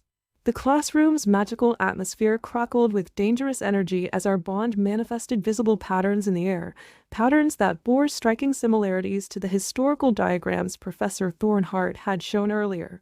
The choice is yours, Zephyr concluded, our combined power making the very air shimmer with arcane energy. Continue this academic inquiry and risk repeating history's mistakes, or recognize that some bonds transcend your need for control and understanding. Chapter 13. The aftermath of our confrontation in Professor Thornheart's classroom sent ripples through Paarthurnax Academy. Through our bond, I felt Zephyr's constant vigilance as we navigated the increasingly hostile atmosphere. The memory crystals pulsed with subdued energy, a reminder of the power we demonstrated and the fear it had inspired. They'll be watching us more closely now, Zephyr murmured as we made our way through the Academy's ancient corridors. The morning light filtered through stained glass windows, casting prismatic shadows that seemed to dance with unusual intensity. Through our bond, I caught flashes of his strategic assessment, the subtle positioning of detection artifacts throughout the building, the increased presence of senior faculty members, the way other students whispered and scattered at our approach. The Archmagister's protection can only extend so far, I replied, feeling the weight of our situation pressing down upon us. The memory crystals hummed with warning energy as we passed another cluster of detection spells, their intricate patterns attempting to analyze our bond. But something else nagged at my consciousness, a growing suspicion about Zephyr's past that I couldn't ignore. Through our bond, I caught occasional flashes of memories that didn't quite align with what he'd told me about himself. Dark fragments of experiences that hinted at deeper, more troubling secrets. "We need to talk," I said finally, pulling him into an abandoned classroom. The magical lanterns flickered to life automatically, casting dancing shadows across ancient stone walls covered in complex arcane formulae. Through our bond, I felt his immediate tension, his instinctive desire to deflect and defend. "About what happened in Thornhart's class?" he asked, but we both knew that wasn't what I meant. The memory crystals pulsed with dangerous energy as I gathered my courage. "About your past," I said quietly, watching his face carefully. "About what really happened with Seraphina's family. About why you were so desperate to form this partnership." Through our bond, I felt his immediate withdrawal, the way his magical energy seemed to coil defensively around itself. The lanterns flickered ominously as the temperature in the room dropped several degrees. "There are some secrets," Zephyr replied, his voice carrying that dangerous edge I'd come to recognize, "that are better left buried. For everyone's safety." The tension in the abandoned classroom grew thick enough to cut with a knife. Through our bond, I felt Zephyr's internal struggle as he wrestled with demons from his past. The memory crystals pulsed with dangerous energy, responding to the turmoil of emotions flowing between us. "I've seen fragments," I pressed gently, taking a step closer. "Through our bond. Memories you try to hide, moments that don't align with the story you've told everyone. The real reason Seraphina's family wants you destroyed." The magical lanterns flickered violently as Zephyr's control slipped for a moment. Through our bond, I caught flashes of darker memories, a midnight ritual gone wrong, screams echoing through ancient halls, the devastating consequences of forbidden magic. "You don't understand what you're asking." Zephyr's voice carried that dangerous edge of barely contained power. "Some secrets aren't just dangerous, they're deadly. The kind that get people killed, that destroy entire families." Through our bond, I felt his protective instinct surge, but this time it wasn't directed at external threats. He was trying to protect me from the truth, from the darkness in his past that still haunted him. "The Frost Whisper family didn't just deny you entry to Paarthurnax," I continued, piecing together the fragments I'd glimpsed through our connection. "They were covering up something much worse. Something that happened during your first attempted partnership." The temperature in the room dropped several more degrees as Zephyr's magical energy coiled defensively. Through our bond, I caught more fragments, a failed bonding ritual, ancient artifacts pulsing with forbidden power, Seraphina's older sister lying motionless on a ritual circle. "Stop," Zephyr warned, his voice barely above a whisper. "For both our sakes, stop digging. The Frost Whispers have eyes and ears everywhere. Even mentioning these things puts us both at risk." The memory crystals hummed with dangerous intensity as more pieces of the puzzle began falling into place. Through our bond, I felt Zephyr's growing panic as he realized how much I'd already pieced together. "But it wasn't your fault, was it?" I pressed, taking another step closer. "The failed ritual, what happened to Isabella Frostwhisper, you were just a pawn in someone else's game. That's why you were so desperate to form our partnership, to prove that you could succeed where they made you fail." The temperature in the abandoned classroom dropped even further as Zephyr's magical energy crackled with dangerous intensity. Through our bond, I felt his internal struggle reaching a breaking point, the carefully constructed walls around his darkest memories beginning to crack. "You want the truth?" he finally spoke, his voice carrying that deadly quiet I'd learned to fear. "Fine, but remember, you asked for this." The memory crystals pulsed with unprecedented power as Zephyr's magical energy surged, creating a swirling vortex of memories in the air between us. Through our bond, I felt his pain, his rage, and his deep-seated guilt as the scenes began to play out. "Isabella Frostwhisper wasn't just Seraphina's older sister," he began, his voice tight with suppressed emotion. "She was the family's pride, their perfect heir, destined for greatness at Paarthurnax Academy. And I was their chosen instrument." The magical images shifted, showing a younger Zephyr being led through ancient corridors by stern-faced Frost Whisper elders. Through our bond, I caught the overwhelming sense of pressure, of expectations that would prove devastating. They needed a partner for Isabella, he continued, the memories swirling faster. Someone powerful enough to match her abilities, but controllable enough to remain loyal to the family's interests. They chose me, a talented orphan with no family connections, no political power, someone they could mold and manipulate. The lanterns flickered violently as darker memories surfaced. Through our bond, I felt Zephyr's growing distress as the most painful moments approached. The bonding ritual was modified, he revealed, his voice barely above a whisper. The Frost Whispers had discovered ancient texts about amplifying magical partnerships, about creating bonds that would transcend normal limitations. They saw an opportunity to cement their family's power for generations. The memory crystals hummed with dangerous energy as the ritual scene played out before us. Through our bond, I felt Zephyr's remembered terror as the modified spells began to go wrong. Isabella realized what her family had done, he continued, the memories showing her desperate attempt to break the ritual. She tried to save me, to stop the corrupted magic from taking hold. But the backlash.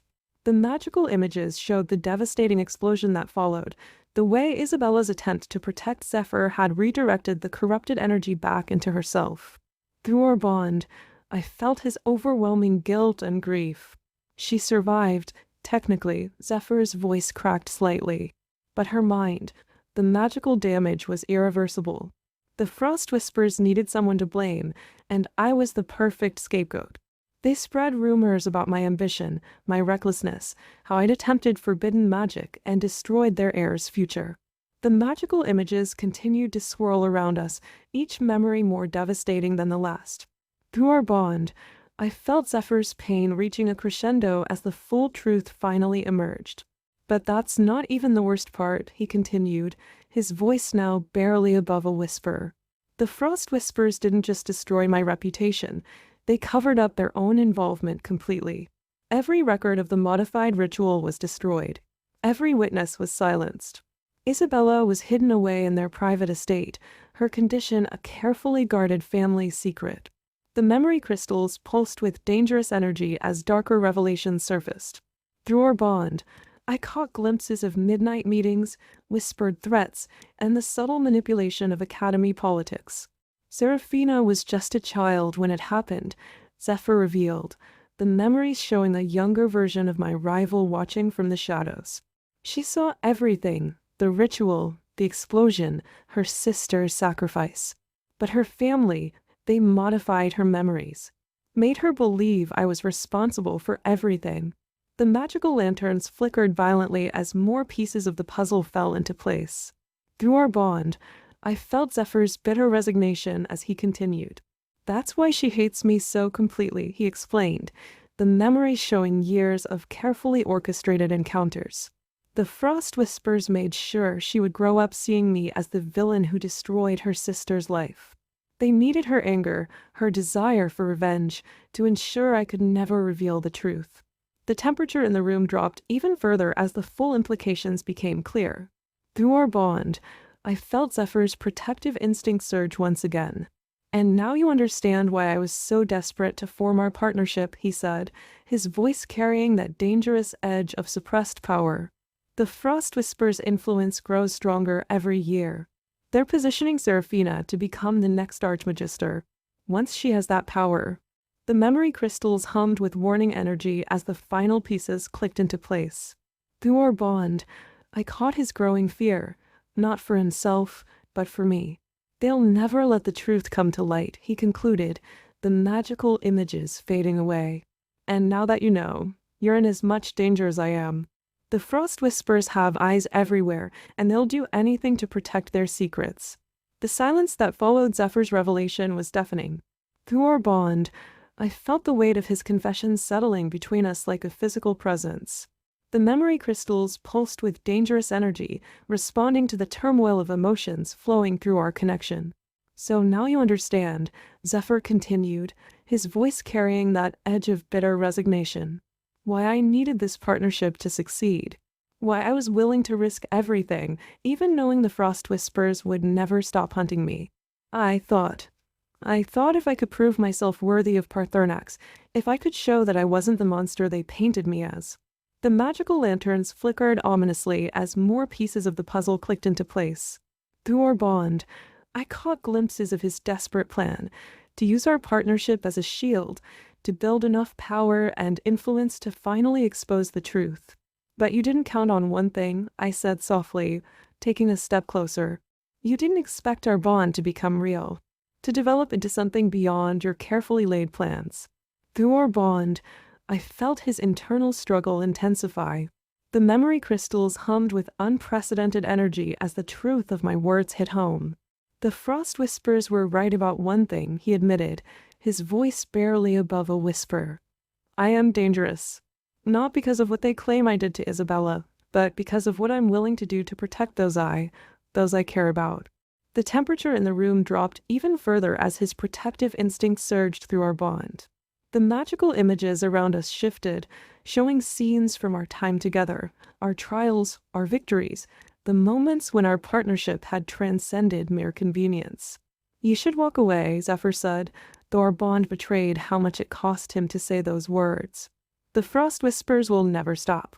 And now that you know the truth, you're as much a target as I am. They can't risk anyone discovering what really happened to Isabella. But instead of stepping back, I moved closer. Through our bond, I let him feel my determination, my unwavering support, my growing understanding of the man behind the carefully constructed facade. You're right about one thing, I replied, my voice steady despite the dangerous energy crackling around us. The truth about Isabella needs to come out. But you're wrong if you think I'm walking away.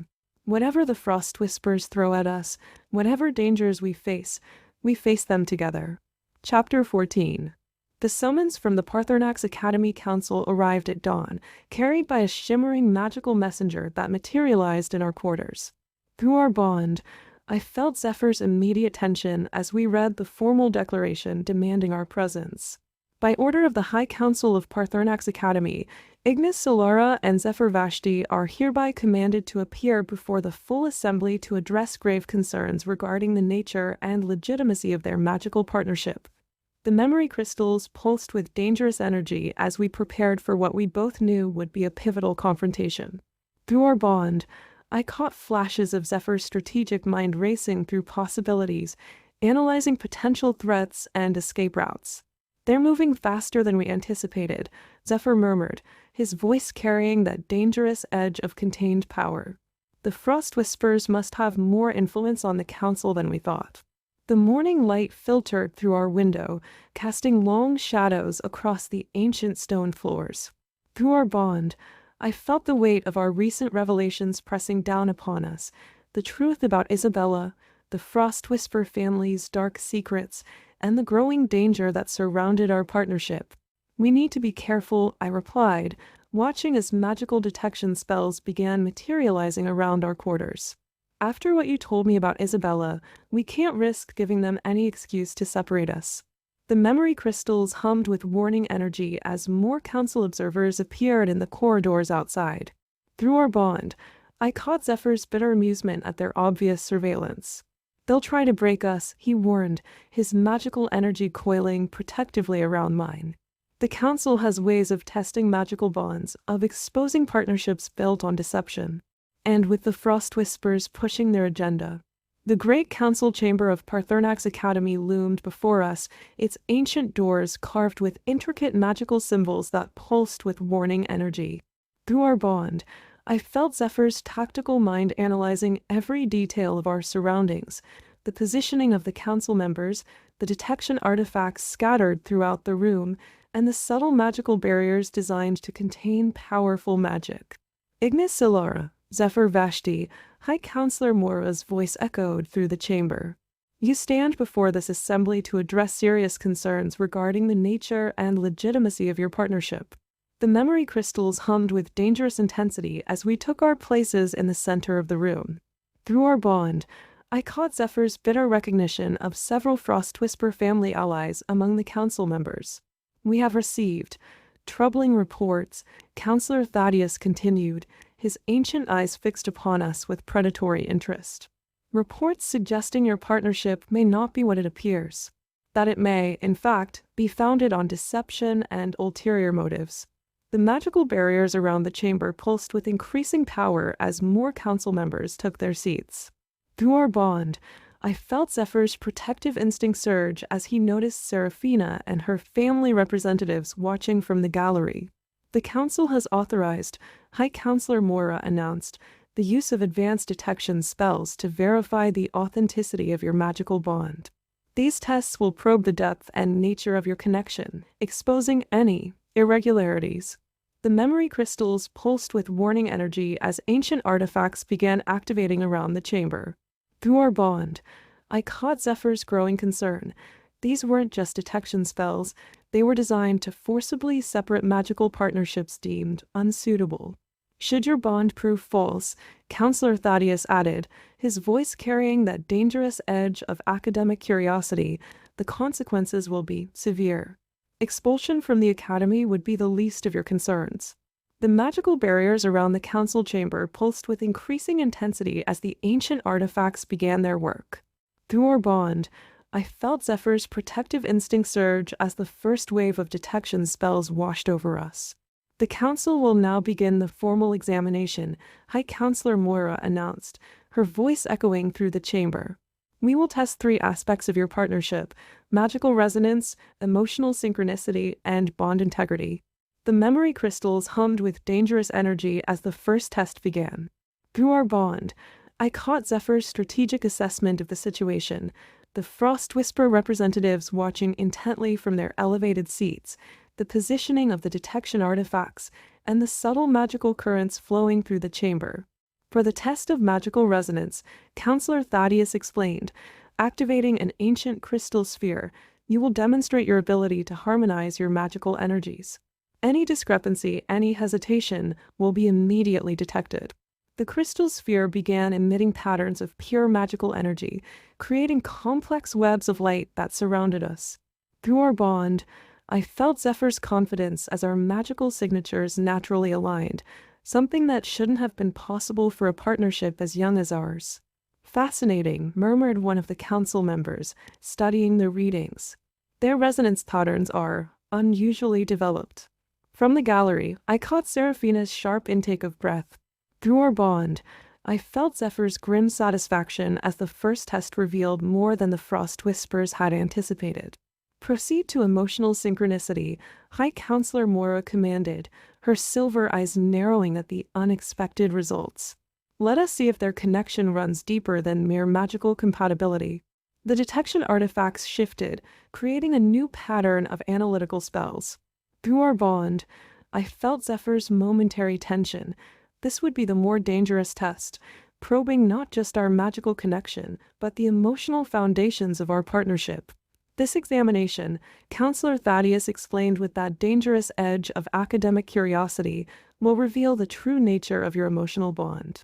Partnerships built on deception cannot maintain synchronicity under direct magical scrutiny.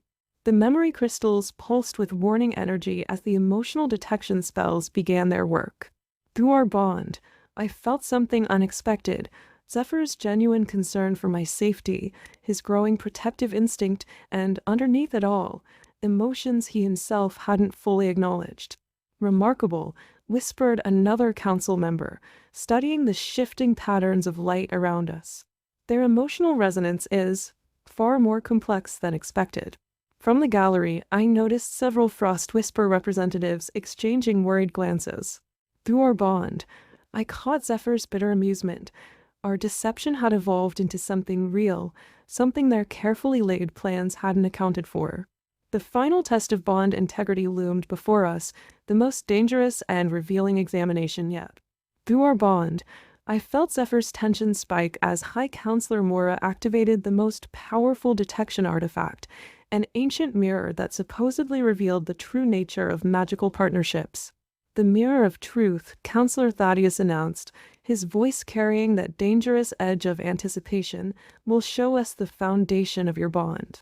No deception can withstand its scrutiny. No false partnership can maintain its facade before its power. The memory crystals pulsed with unprecedented energy as the mirror's surface began to shimmer. Through our bond, I caught Zephyr's flash of recognition. He'd seen this artifact before, during the failed ritual with Isabella Frostwhisper.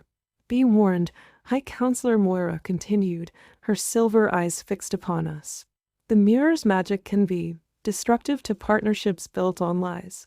Many promising pairs have been torn apart by what it reveals. The magical barriers around the chamber crackled with intensity as the mirror's power reached out toward us. Through our bond, I felt something unexpected, Zephyr's absolute certainty that our connection, despite its deceptive beginnings, had evolved into something real and unbreakable. Look into the mirror, Counselor Thaddeus commanded, and let us see the truth of your bond. From the gallery, I noticed Seraphina leaning forward, her eyes gleaming with anticipated triumph. Through our bond, I caught Zephyr's bitter amusement. The Frost Whispers thought this would be their moment of victory, their chance to expose our deception. But as we gazed into the mirror's depths, something extraordinary happened.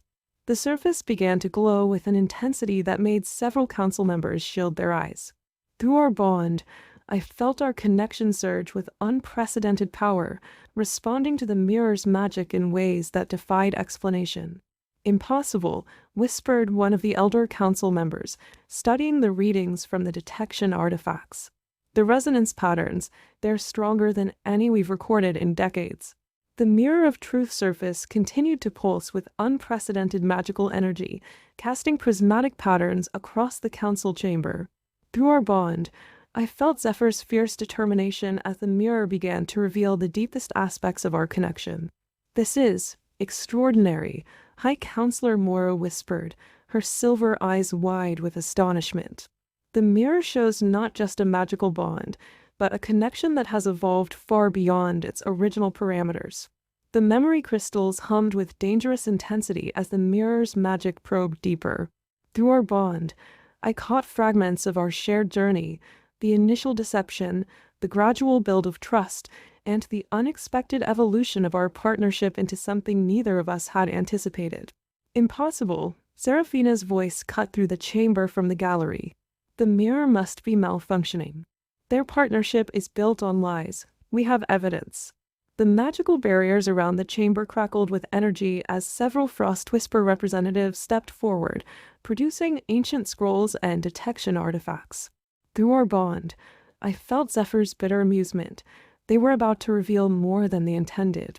The council recognizes Lady Frostwhisper's right to present evidence, Counselor Thaddeus announced, though his voice carried a note of uncertainty as he studied the mirror's continuing display. But before Seraphina could speak, the mirror of truth's surface suddenly erupted with blinding light. Through our bond, I felt our connection surge with unprecedented power, responding to the mirror's magic in a way that made several council members gasp in shock. The mirror shows truth beyond intention, High Counselor Moira declared, her voice carrying that dangerous edge of revelation. A partnership that began in deception has transformed into something far more significant. The magical resonance patterns are unlike anything we've seen in decades. The detection artifacts around the chamber began to overload, their ancient mechanisms struggling to process the complexity of our bond. Through our bond, I caught Zephyr's flash of triumph as the Frostwhisper representatives exchanged alarmed glances. Furthermore, Counselor Thaddeus added, studying the mirror's shifting patterns, the emotional synchronicity displayed here suggests a depth of connection that cannot be fabricated. Even the most skilled practitioners cannot fool the mirror of truth on this level. From the gallery, I noticed several council members whispering urgently among themselves. Through our bond, I felt Zephyr's protective instinct surge as he noticed Seraphina's growing anger. The council hereby recognizes, High Counselor Moira announced, her voice echoing through the chamber, the legitimacy and extraordinary nature of the partnership between Ignis Solara and Zephyr Vashti. Their bond has proven itself beyond question. Chapter 15. The aftermath of our council trial left the halls of Paarthurnax Academy buzzing with speculation and intrigue. Through our bond, I felt Zephyr's constant vigilance as we navigated the increasingly complex political landscape our victory had created. "The frost whispers won't take this lying down," he murmured as we made our way through the ancient corridors. The morning light filtered through stained glass windows, casting prismatic shadows that seemed to dance with unusual intensity. Through our bond, I caught flashes of his strategic assessment, the subtle positioning of family allies throughout the academy, the increased surveillance, the whispered conversations that stopped whenever we approached.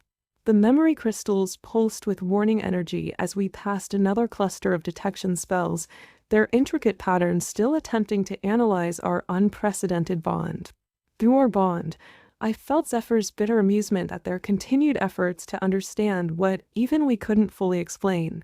"The mirror of truth revealed more than anyone expected," I replied, thinking back to the shocking display in the council chamber. Even Seraphina couldn't deny what it showed. The magical lanterns flickered ominously as we entered the academy's vast training grounds. Through our bond, I caught Zephyr's flash of concern as he noticed several senior faculty members watching our approach with unusual interest. "We have a new trial ahead of us," he explained, his voice carrying that dangerous edge of contained power. "The council may have validated our partnership, but now they want to test its practical applications. They're sending us into the Whispering Woods." The memory crystals hummed with dangerous energy at the mention of that notorious testing ground. Through our bond, I felt Zephyr's protective instinct surge as he continued to explain. "The Whispering Woods is no ordinary forest," he warned, his magical energy coiling defensively around mine. "It's a magically enhanced environment designed to challenge even the strongest partnerships. The trees themselves respond to emotional discord, and the very air is charged with spells that amplify our deepest fears and desires." The Whispering Woods loomed before us, its ancient trees stretching impossibly high into the misty morning sky. Through our bond, I felt Zephyr's tension mounting as we approached the magical barrier that marked the testing ground's entrance. "The council has designed 3 specific trials for us," he explained, his voice carrying that dangerous edge of contained power. "Each one will test different aspects of our partnership: combat synchronization, emotional resilience, and magical harmony." The memory crystals pulsed with warning energy as we crossed the threshold.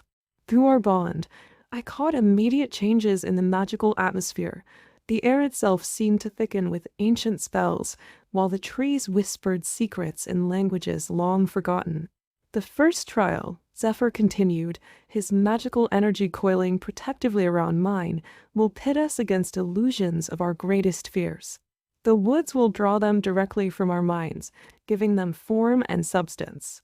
We'll have to face them together." From somewhere deeper in the forest, I heard haunting whispers that seemed to carry fragments of familiar voices. Through our bond, I felt Zephyr's protective instinct surge as he recognized the manipulation at play. "Don't listen too closely to the whispers," he warned, his eyes scanning the shifting shadows.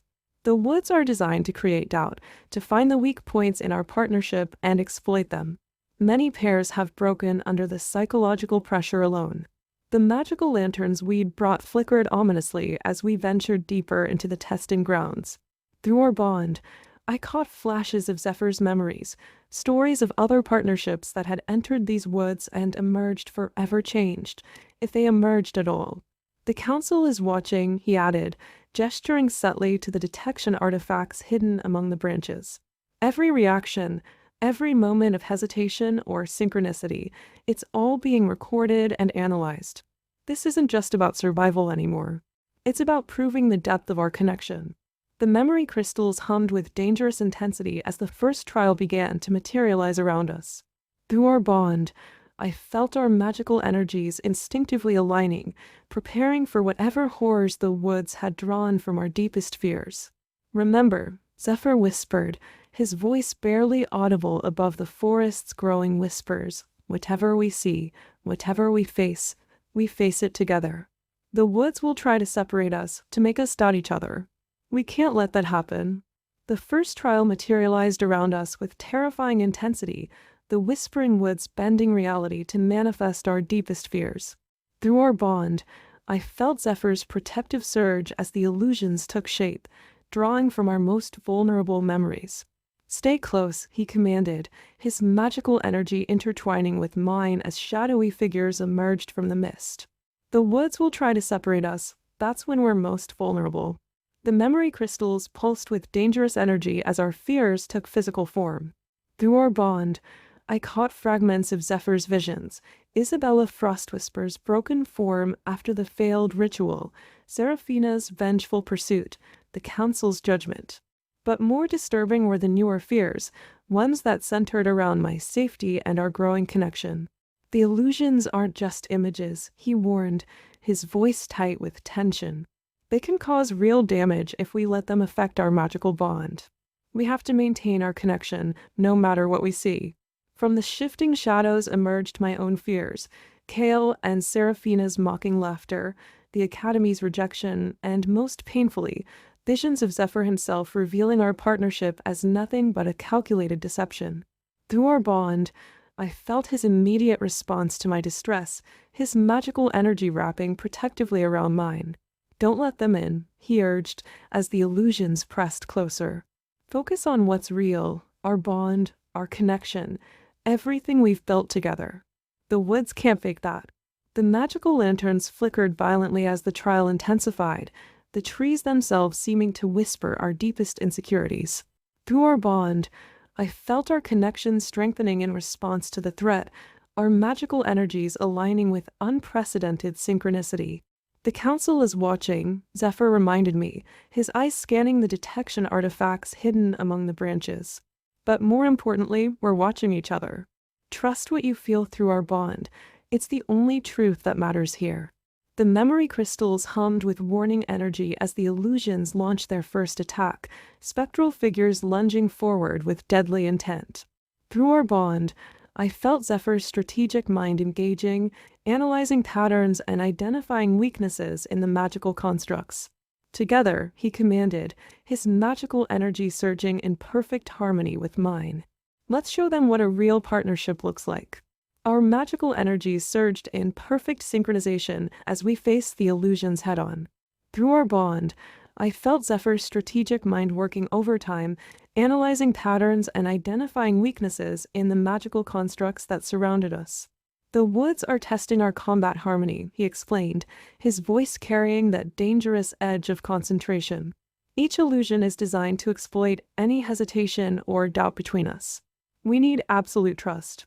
The memory crystals pulsed with unprecedented energy as we moved together, our magical signatures intertwining in ways that made the detection artifacts hidden in the trees hum with interest.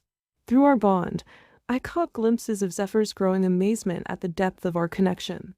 "The Council has never seen anything like this," he murmured, as our combined magic tore through another wave of spectral attackers.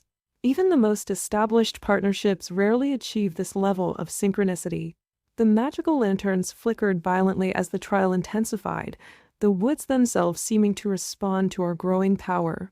Through our bond, I felt our connection strengthening with each passing moment, our fears and doubts dissolving in the face of our undeniable harmony. But it's more than just magical alignment, I realized, as we dispatched another cluster of illusions. The woods are forcing us to confront something deeper. From the shifting shadows emerged more personal specters, visions of betrayal, abandonment, and loss that struck at our deepest insecurities. Through our bond, I felt Zephyr's protective instinct surge as he recognized the wood's true challenge. "They're trying to make us doubt each other," he warned, his magical energy coiling defensively around mine. "To question whether this partnership is real or just another deception." The memory crystals hummed with dangerous intensity as the trial reached its crescendo. Through our bond, I caught fragments of Zephyr's own struggles, his fear of truly trusting anyone after Isabella, his growing concern for my safety, and underneath it all, emotions he wasn't ready to acknowledge. Together, I commanded, taking the lead as another wave of illusions approached. "Let them see what we've become." The final moments of our trial in the Whispering Woods unfolded with breathtaking intensity. Through our bond, I felt Zephyr's unwavering presence as we faced the most challenging illusion yet, a perfect recreation of the night. Everything changed between us at the Dragon's Breath Tavern. The woods are forcing us to confront our beginning, he realized, his voice carrying that dangerous edge of revelation, making us question everything that led us here. The memory crystals pulsed with unprecedented energy as the scene played out before us, our initial hostility, the desperate bargain, the calculated deception that had somehow evolved into something neither of us had anticipated. But look closer, I urged, as our magical energies intertwined with growing confidence. See how far we've come from that night. How much has changed between us. The magical lanterns flickered with increasing intensity as the woods responded to our strengthening bond. Through our connection, I caught fragments of Zephyr's thoughts, his growing amazement at the depth of our partnership, his fierce protectiveness, and underneath it all, emotions he was finally beginning to acknowledge. The council wanted to test our bond's authenticity, he said, his magical energy coiling protectively around mine. But they've revealed something even they didn't expect. Something we've been trying to deny. From the shifting shadows emerged more personal specters, visions of our shared future, possibilities both terrifying and exhilarating. Through our bond, I felt Zephyr's response to these images, his strategic mind finally accepting what his heart had known for some time. The woods don't just show us our fears, I realized, as our combined magic dispelled the last of the illusions. They show us our truths, the ones we've been too afraid to face. The memory crystals hummed with dangerous intensity as the trial reached its conclusion. Through our bond, I felt our connection surge with unprecedented power, our magical signatures harmonizing in ways that made the detection artifacts hidden throughout the woods pulse with excitement. Together, Zephyr commanded, his voice carrying that new edge of certainty. Let's show them what we've become, not what they expected, not what we planned, but something far more powerful. The magical barriers around us crackled with energy as we channeled our combined power, our partnership transcending mere magical alignment to become something the Whispering Woods had never witnessed before. The council wanted proof, I said, feeling our bond strengthen with each passing moment. Well, they're about to get more than they bargained for. Chapter 16. The aftermath of our triumph in the Whispering Woods sent ripples through Paarthurnax Academy. Through our bond, I felt Zephyr's heightened awareness as we made our way back through the ancient halls, now filled with whispers and wondering glances. The council's detection artifacts are still processing the data from our trial, he murmured, his voice carrying that new edge of certainty. What we demonstrated in there, it's unprecedented. The memory crystals pulsed with residual energy from our experience, their surfaces still flickering with echoes of our magical synchronization. Through our bond, I caught fragments of Zephyr's strategic assessment, the political implications of our success, the shifting alliances among the faculty, and most importantly, the growing unease among the Frost Whisper supporters. They can't deny what happened anymore, I replied, watching as another cluster of students hurriedly parted before us. The woods showed everyone the truth about our partnership. The magical lanterns in the corridors seemed to burn brighter as we passed, responding to our enhanced magical signatures. Through our bond, I felt Zephyr's protective instinct surge as he noticed several council members observing us from the shadows. But that's exactly what worries me, he confessed, his magical energy coiling defensively around mine. We proved ourselves too well. The Frost Whispers won't take this lying down, especially after what the woods revealed about their own secrets. From nearby classrooms, I could hear excited discussions about our performance, fragments of conversation that spoke of unprecedented magical harmony and bond depths never before recorded. Through our bond, I caught Zephyr's bitter amusement at their attempts to rationalize what they'd witnessed. The council will want to study us more closely now, he warned, as we approached our quarters. What we demonstrated in the woods, it goes beyond their understanding of magical partnerships. They'll want answers we can't give them. The memory crystals continued to pulse with residual energy as we made our way to High Counselor Mora's private chambers. Through our bond, I felt Zephyr's growing tension as we approached the ornate doors, their surfaces etched with ancient protective runes. This isn't just about our performance in the woods, he whispered, his magical energy coiling defensively around mine. The council has never seen a partnership evolve like ours. They'll want answers we can't give without revealing our original deception. The magical barriers around the chamber hummed with warning energy as we entered. Through our bond, I caught fragments of Zephyr's strategic assessment, the careful positioning of detection artifacts throughout the room, the subtle magical currents designed to monitor our reactions. Our extraordinary pair. High Counselor Moira greeted us, her silver eyes gleaming with dangerous curiosity. Your demonstration in the Whispering Woods has raised interesting questions. From the corners of the room, I noticed several senior council members emerging from the shadows. Through our bond, I felt Zephyr's protective instinct surge as he recognized some of Seraphina's strongest allies among them. The woods revealed something unprecedented, Counselor Thaddeus added, his voice carrying that edge of academic fascination. A partnership that seems to defy our understanding of magical bonds. The memory crystals pulsed with increasing intensity as the council members circled us, their detection artifacts humming with analytical energy. Through our bond, I caught Zephyr's bitter amusement at their attempts to quantify what even we couldn't fully explain.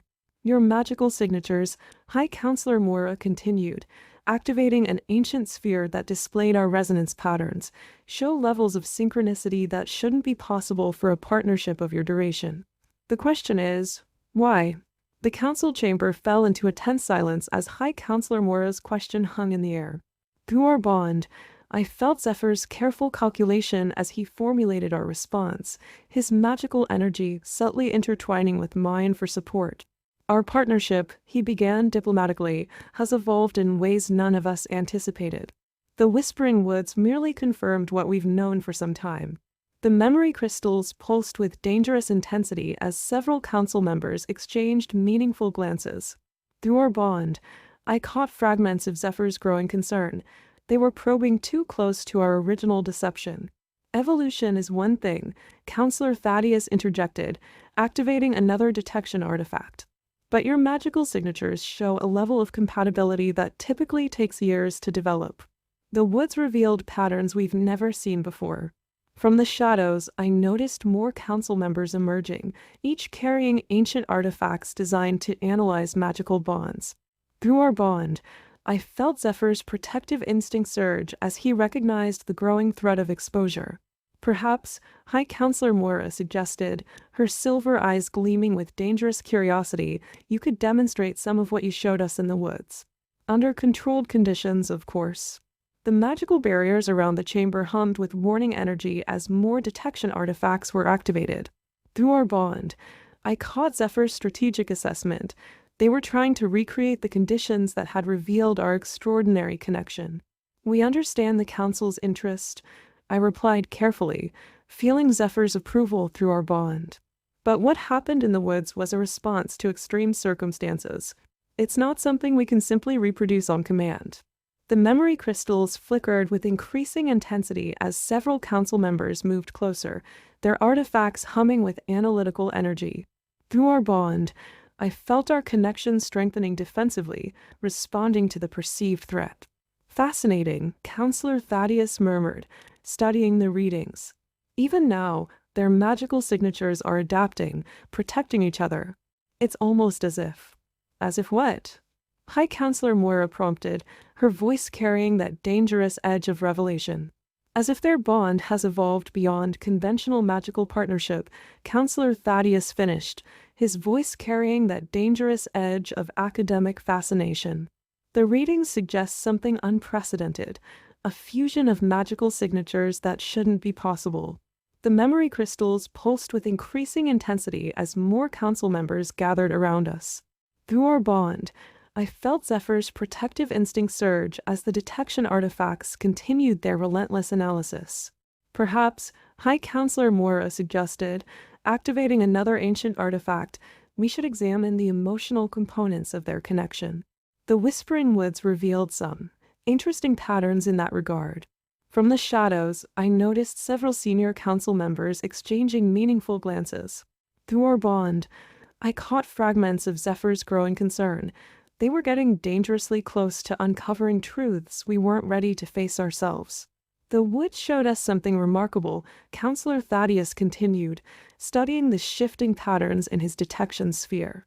Their fear responses, their protective instincts, They're perfectly synchronized. Almost as if.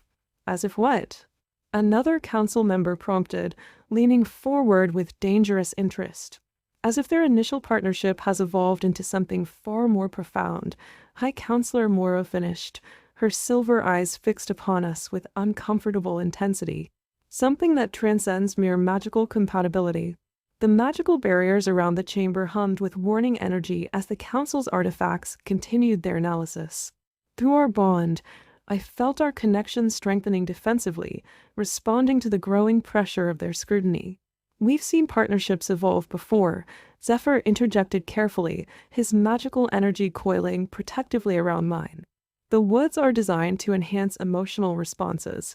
True, High Counselor Mora conceded, though her expression remained calculating. But never to this degree. Your bond shows patterns we've only seen in legendary partnerships, ones that shaped the very foundation of magical theory. The tension in the council chamber reached its peak as High Counselor Mora activated one final detection artifact. Through our bond, I felt Zephyr's protective surge as the ancient device began to pulse with analytical energy. What we witnessed in the Whispering Woods, she declared, her silver eyes fixed upon us with dangerous intensity, goes beyond mere magical compatibility. Your bond shows patterns that haven't been recorded since the founding of Paarthurnax Academy itself. The memory crystals pulsed with unprecedented energy as more council members gathered around the detection spheres. Through our bond, I caught fragments of Zephyr's growing concern. Our connection was revealing far more than we'd intended. The emotional synchronicity, Counselor Thaddeus added, studying the shifting patterns, the protective responses, the magical resonance, it all points to something we've only read about in ancient texts. A soul-deep connection that transcends conventional partnership bonds. From the shadows, I noticed several senior council members exchanging meaningful glances. Through our bond, I felt our connection strengthening defensively, responding to the growing pressure of their scrutiny. Perhaps, High Counselor Moira suggested, her voice carrying that dangerous edge of revelation, we should consider the implications of such a partnership. The potential applications, the research opportunities. With all due respect, Zephyr interjected, his magical energy coiling protectively around mine, we're not here to be studied like rare specimens. Our partnership may be unique, but it's still ours. The magical barriers around the chamber hummed with warning energy as several council members stepped forward. Through our bond, I caught Zephyr's strategic assessment. We needed to end this interrogation before they discovered too much. The council acknowledges your right to privacy, High Counselor Mora conceded, though her expression remained calculating. But you must understand our interest. What you've demonstrated could revolutionize our understanding of magical partnerships. We understand, I replied carefully, feeling Zephyr's approval through our bond. But some things can't be quantified or studied. They can only be experienced. The memory crystals flickered with dangerous intensity as the council members finally withdrew, their detection artifacts powered down, but their curiosity far from satisfied. Through our bond, I felt Zephyr's relief mingled with growing concern. We'd survived this interrogation, but at what cost? Chapter 17. The days following our successful trials in the Whispering Woods brought unprecedented changes to our life at Paarthurnax Academy. Through our bond, I felt Zephyr's constant vigilance as we navigated the shifting political landscape our victory had created. Our status has changed, he murmured as we made our way through the ancient corridors, now filled with admiring glances and respectful nods. Being officially recognized as a Paarthurnax pair carries more weight than we anticipated. The memory crystals pulsed with residual energy from our triumph, their surfaces still flickering with echoes of our extraordinary performance. Through our bond, I caught fragments of Zephyr's strategic assessment, the political alliances being formed, the whispered conversations in dark corners, and most notably, the growing respect from those who had once doubted us. The council's recognition changes everything, I replied, watching as another group of students hurriedly made way for us. We're no longer just partners, we're symbols of what's possible. The magical lanterns in the hall seemed to burn brighter as we passed, responding to our enhanced magical signatures. Through our bond, I felt Zephyr's protective instinct surge as he noticed several faculty members observing us with newfound interest. "That's what concerns me," he confessed, his magical energy coiling defensively around mine. "The more attention we draw, the more scrutiny we'll face. And there are still those who would love to see us fail." From nearby classrooms, I could hear excited discussions about our achievements, fragments of conversation that spoke of revolutionary magical theory and redefining partnership bonds. Through our bond, I caught Zephyr's bitter amusement at their attempts to analyze what even we couldn't fully explain. The memory crystals pulsed with unprecedented energy as we made our way to the advanced training grounds. Through our bond, I felt Zephyr's focused determination as we prepared for our first official session as a recognized Paarthurnax pair. "The Council has assigned us special training modules," he explained, his magical energy intertwining with mine as we approached the ancient practice arena. "They're designed to push the boundaries of our connection, to see just how far our bond can develop." The magical barriers around the training grounds hummed with warning energy as we entered. Through our bond, I caught fragments of Zephyr's strategic assessment, the carefully placed detection artifacts, the enhanced safety wards, and most notably, the gathering crowd of curious onlookers. Word has spread quickly, I observed, watching as more students and faculty members filled the observation galleries. Everyone wants to see what makes our partnership so special. From the instructor's platform, Master Aldrich emerged, his ancient staff crackling with analytical energy. Through our bond, I felt Zephyr's respect for the legendary mage who had trained some of the most powerful partnerships in the Academy's history. "Today," Master Aldrich announced, his voice carrying that dangerous edge of authority, "we begin exploring the unique properties of your magical bond. The Council has granted special permission for advanced combat synchronization training." The memory crystals flickered with increasing intensity as Master Aldrich activated the training ground's enhancement runes. Through our bond, I caught Zephyr's growing excitement. This was an opportunity to push our abilities beyond conventional limits. "Remember," he whispered, his magical energy coiling protectively around mine, "they're watching for any sign of weakness. We need to show them that our performance in the woods wasn't a fluke." The training arena crackled with magical energy as Master Aldrich initiated the first combat synchronization exercise. Through our bond, I felt Zephyr's focused determination as we faced the challenges ahead. "Today's session will test the limits of your magical resonance," Master Aldrich announced, his ancient staff pulsing with analytical energy. "We'll begin with advanced defensive maneuvers that require perfect synchronization." The memory crystals pulsed with unprecedented intensity as the training grounds transformed around us. Through our bond, I caught fragments of Zephyr's strategic assessment, the carefully crafted illusions, the enhanced combat scenarios, and most importantly, the watchful eyes of our growing audience. "Remember," he whispered through our connection, his magical energy intertwining with mine, "they're not just testing our combat abilities. They're studying how our bond responds under pressure." From the observation galleries, I could hear the excited murmurs of students and faculty as Master Aldrich conjured the first wave of magical constructs. Through our bond, I felt Zephyr's protective instinct surge as the training dummies advanced with lethal intent.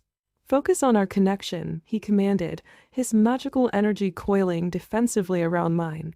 "Let them see what makes us different from other pairs." The magical barriers around the arena hummed with warning energy as we moved in perfect synchronization. Through our bond, I caught glimpses of Zephyr's growing amazement at the depth of our coordination, every spell, every movement, every breath perfectly aligned. "Extraordinary," Master Aldrich murmured, his detection artifacts pulsing with analytical energy. "Their magical signatures are harmonizing in ways I've never seen before." From the corner of my eye, I noticed several council members entering the observation gallery. Through our bond, I felt Zephyr's determination strengthen. This was our chance to prove ourselves beyond any doubt. Together, I urged through our connection, feeling our magical energies surge in response. "Let's show them what a true partnership looks like." The training arena crackled with unprecedented magical energy as Master Aldrich increased the difficulty of our combat synchronization exercises. Through our bond, I felt Zephyr's unwavering focus as we faced increasingly complex challenges. Your magical signatures are displaying remarkable harmony, Master Aldrich observed, his ancient staff pulsing with analytical energy. But now we must test the limits of your connection under extreme pressure. The memory crystals flickered with dangerous intensity as the training grounds transformed once again. Through our bond, I caught fragments of Zephyr's strategic assessment. The enhanced combat scenarios were becoming more lethal, designed to push us beyond our comfort zones. Remember what we learned in the woods, he whispered through our connection, his magical energy intertwining protectively with mine. Trust our bond. Let it guide us. From the observation galleries, the excited murmurs had turned to gasps of amazement as we moved in perfect synchronization. Through our bond, I felt Zephyr's fierce pride as we dispatched wave after wave of magical constructs with increasing efficiency. Extraordinary, I heard High Counselor Moira murmur from her position among the observers. Their connection grows stronger with each challenge. It's unlike anything we've documented before. The magical barriers around the arena hummed with warning energy as Master Aldrich initiated the final phase of training. Through our bond, I caught glimpses of Zephyr's growing concern. This would be our most demanding test yet. Focus, he commanded, his magical energy surging protectively around mine. They're watching for any sign of weakness. We need to show them the true depth of our partnership. From the corner of my eye, I noticed several detection artifacts pulsing with unprecedented intensity. Through our bond, I felt our connection strengthening defensively, responding to the growing pressure of scrutiny. Together, I urged through our bond, feeling our magical energy surge in perfect harmony. Let's show them what we're truly capable of. The training arena pulsed with magical energy as Master Aldrich called an end to our combat synchronization exercises. Through our bond, I felt Zephyr's exhausted satisfaction as we faced the gathered crowd of observers. Remarkable, Master Aldrich declared, his ancient staff crackling with analytical energy. In all my years at Paarthurnax Academy, I've never witnessed such perfect magical harmony between partners. Your performance today has exceeded all expectations. The memory crystals flickered with unprecedented intensity as High Counselor Moira stepped forward from the observation gallery. Through our bond, I caught fragments of Zephyr's strategic assessment. This moment would define our future at the Academy. What we've witnessed today, she announced, her silver eyes gleaming with dangerous fascination, goes beyond mere combat prowess. Your partnership demonstrates a level of magical synchronization that challenges our fundamental understanding of bonded pairs.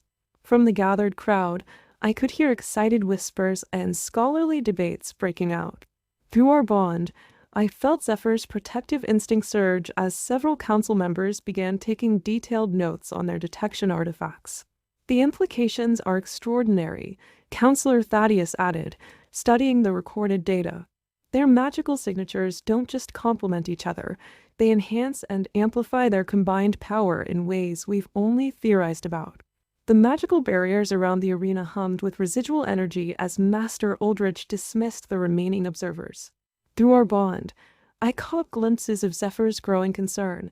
Our extraordinary performance would attract even more attention. Remember, he whispered through our connection, his magical energy coiling protectively around mine. Every triumph comes with a price. The more we prove ourselves, the more they'll want to understand what makes us different. From the corner of my eye, I noticed several senior students watching us with a mixture of awe and envy. Through our bond, I felt our connection strengthening defensively, responding to the weight of expectations now placed upon us. We'll face it together, I assured him, feeling our magical energy surge in perfect harmony. Whatever comes next, we're stronger as one. Chapter 18. The peaceful rhythm we had established at Paarthurnax Academy was shattered one stormy evening. Through our bond, I felt Zephyr's sudden alarm before I even saw the urgent message scroll materializing before us. Emergency Council meeting, he read, his voice carrying that dangerous edge of concern. All recognized pairs are required to attend immediately.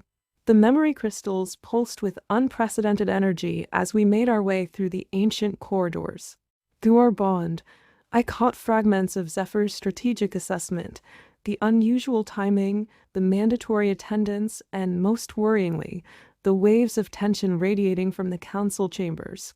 "Something's wrong," I whispered, watching as other pairs hurried past us, their faces etched with concern.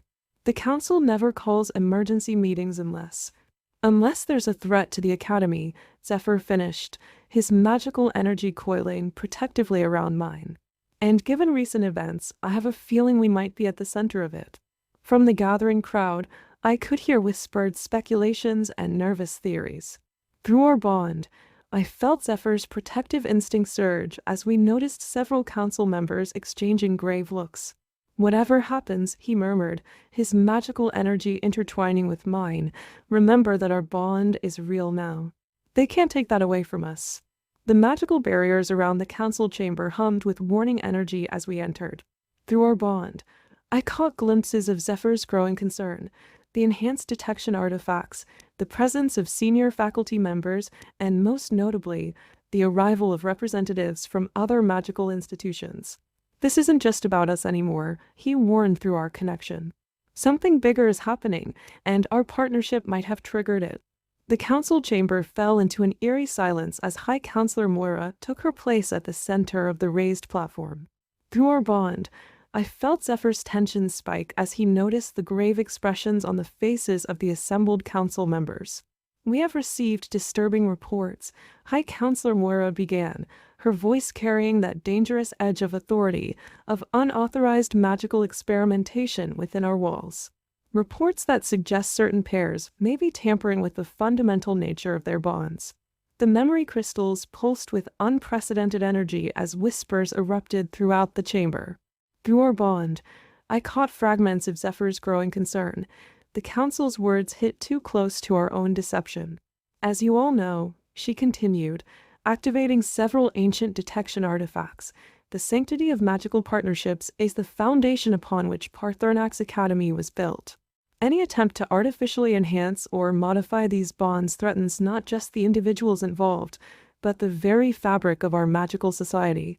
From the corners of the chamber, I noticed several senior faculty members moving to strategic positions. Through our bond, I felt Zephyr's protective instinct surge as he recognized the subtle positioning of magical barriers. In light of these concerns, High Counselor Moira announced, her silver eyes scanning the gathered pairs, "The Council has decided to implement mandatory bond verification trials for all current partnerships." The magical barriers around the chamber hummed with warning energy as shocked murmurs filled the air. Through our bond, I caught glimpses of Zephyr's strategic assessment. "This could expose everything we'd worked so hard to hide." "These trials," she explained, her voice carrying that edge of finality, "will probe the authenticity and depth of your magical connections. Any pair found to have artificially manipulated their bond will face immediate expulsion and magical separation." The council chamber crackled with tension as High Counselor Moira detailed the upcoming bond verification trials. Through our bond, I felt Zephyr's carefully controlled panic as the implications of these tests became clear. "Each pair will undergo 3 phases of examination," she announced, activating more detection artifacts. "First, a magical resonance analysis to measure the natural harmony of your bond. Second, a combat synchronization test to evaluate your battlefield compatibility. And finally, a deep emotional probe to verify the authenticity of your connection." The memory crystals pulsed with dangerous intensity as whispers of concern spread through the gathered pairs. Through our bond, I caught fragments of Zephyr's strategic assessment. Our deception might be able to withstand the first 2 tests, but the emotional probe would be devastating. "These trials," High Counselor Moira continued, her silver eyes scanning the room, "will begin tomorrow at dawn. Any pair found to have artificially enhanced their bond will face immediate expulsion and magical separation, a process that, I must warn you, can be extremely painful and potentially fatal." From the corners of the chamber, I noticed several healing mages taking up positions. Through our bond, I felt Zephyr's protective instinct surge as he recognized the implications. They were preparing for the possibility of violent magical backlash. Furthermore, Counselor Thaddeus added, stepping forward with another ancient artifact, We have received intelligence suggesting that certain pairs may have undergone forbidden bonding rituals. These particular ceremonies, while powerful, are extremely dangerous and unstable. Any pairs found to have participated in such rituals will face severe consequences. The magical barriers around the chamber hummed with warning energy as panic began to spread. Through our bond, I caught glimpses of Zephyr's growing horror. He recognized the artifact Thaddeus held, a device specifically designed to detect traces of forbidden magic. Remember, High Counselor Mora's voice cut through the chaos. These measures are for your own protection. Artificial bonds are inherently unstable and can lead to catastrophic magical backlash. We cannot risk the safety of our students or the reputation of Paarthurnax Academy. The council chamber erupted into chaos as High Counselor Mora revealed the next phase of their investigation. Through our bond, I felt Zephyr's carefully controlled panic as she activated more ancient detection artifacts. Furthermore, she announced, her voice cutting through the pandemonium, we have reason to believe that certain pairs have been experimenting with forbidden enhancement rituals. Our sources indicate that these ceremonies took place in the abandoned crypts beneath the academy, a violation that carries severe consequences. The memory crystals pulsed with dangerous intensity as whispers of fear spread through the gathered crowd. Through our bond, I caught fragments of Zephyr's strategic assessment. They were getting dangerously close to uncovering our secret. These enhancement rituals, Counselor Thaddeus elaborated, stepping forward with another ancient artifact, leave distinct magical signatures that can be detected even months after the ceremony. The Council has developed new methods to identify these traces with absolute certainty. From the corners of the chamber, I noticed several security mages taking up defensive positions. Through our bond, I felt Zephyr's protective instinct surge as he recognized the implications. They were preparing for potential resistance. Let me be absolutely clear, High Counselor Mora continued, her silver eyes scanning the room with dangerous intensity. Any pair found to have participated in these forbidden rituals will face immediate magical separation.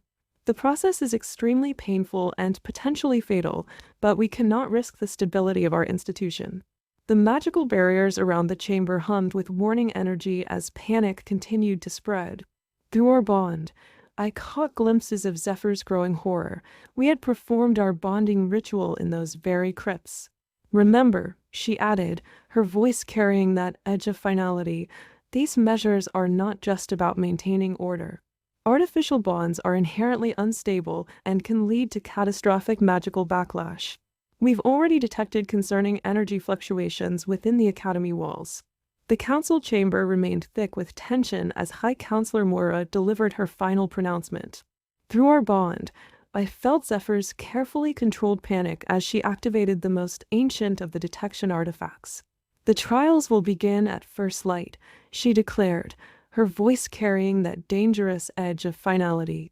Each pair will be tested in isolation, preventing any possibility of interference or deception. The process will be thorough, invasive, and potentially dangerous, but necessary for the safety and integrity of our institution. The memory crystals pulsed with unprecedented intensity as whispers of fear spread through the gathered crowd. Through our bond, I caught fragments of Zephyr's strategic assessment. We had less than 12 hours to prepare for the most challenging test of our deception. Furthermore, Counselor Thaddeus added, stepping forward with another ominous artifact, we have developed new methods to detect not just current enchantments, but also traces of past magical ceremonies.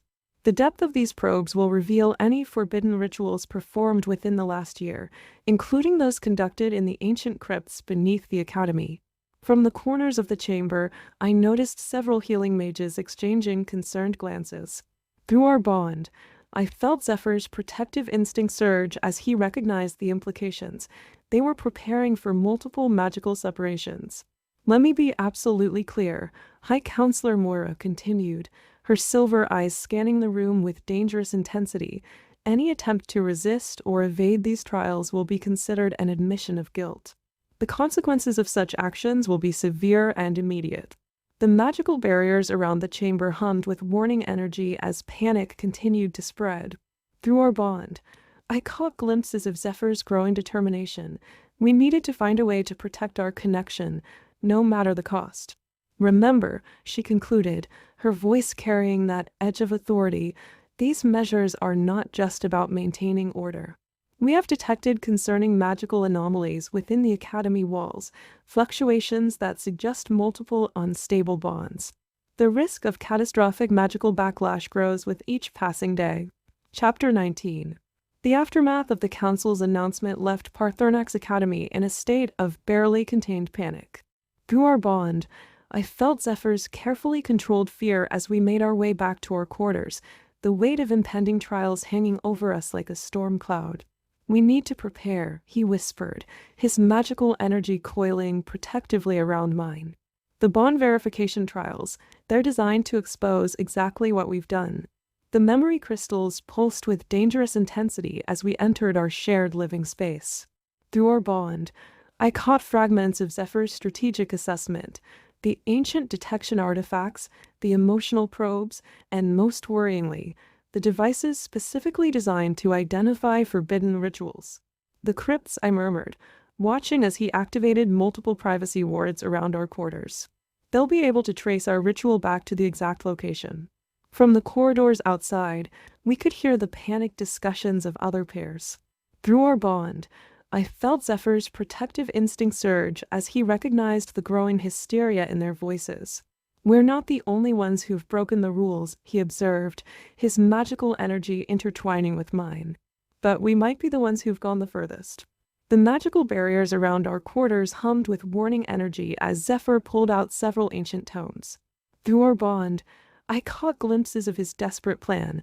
We had less than 12 hours to find a way to mask our forbidden bond.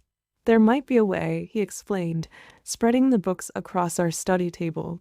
"Ancient texts mention methods to temporarily suppress magical signatures.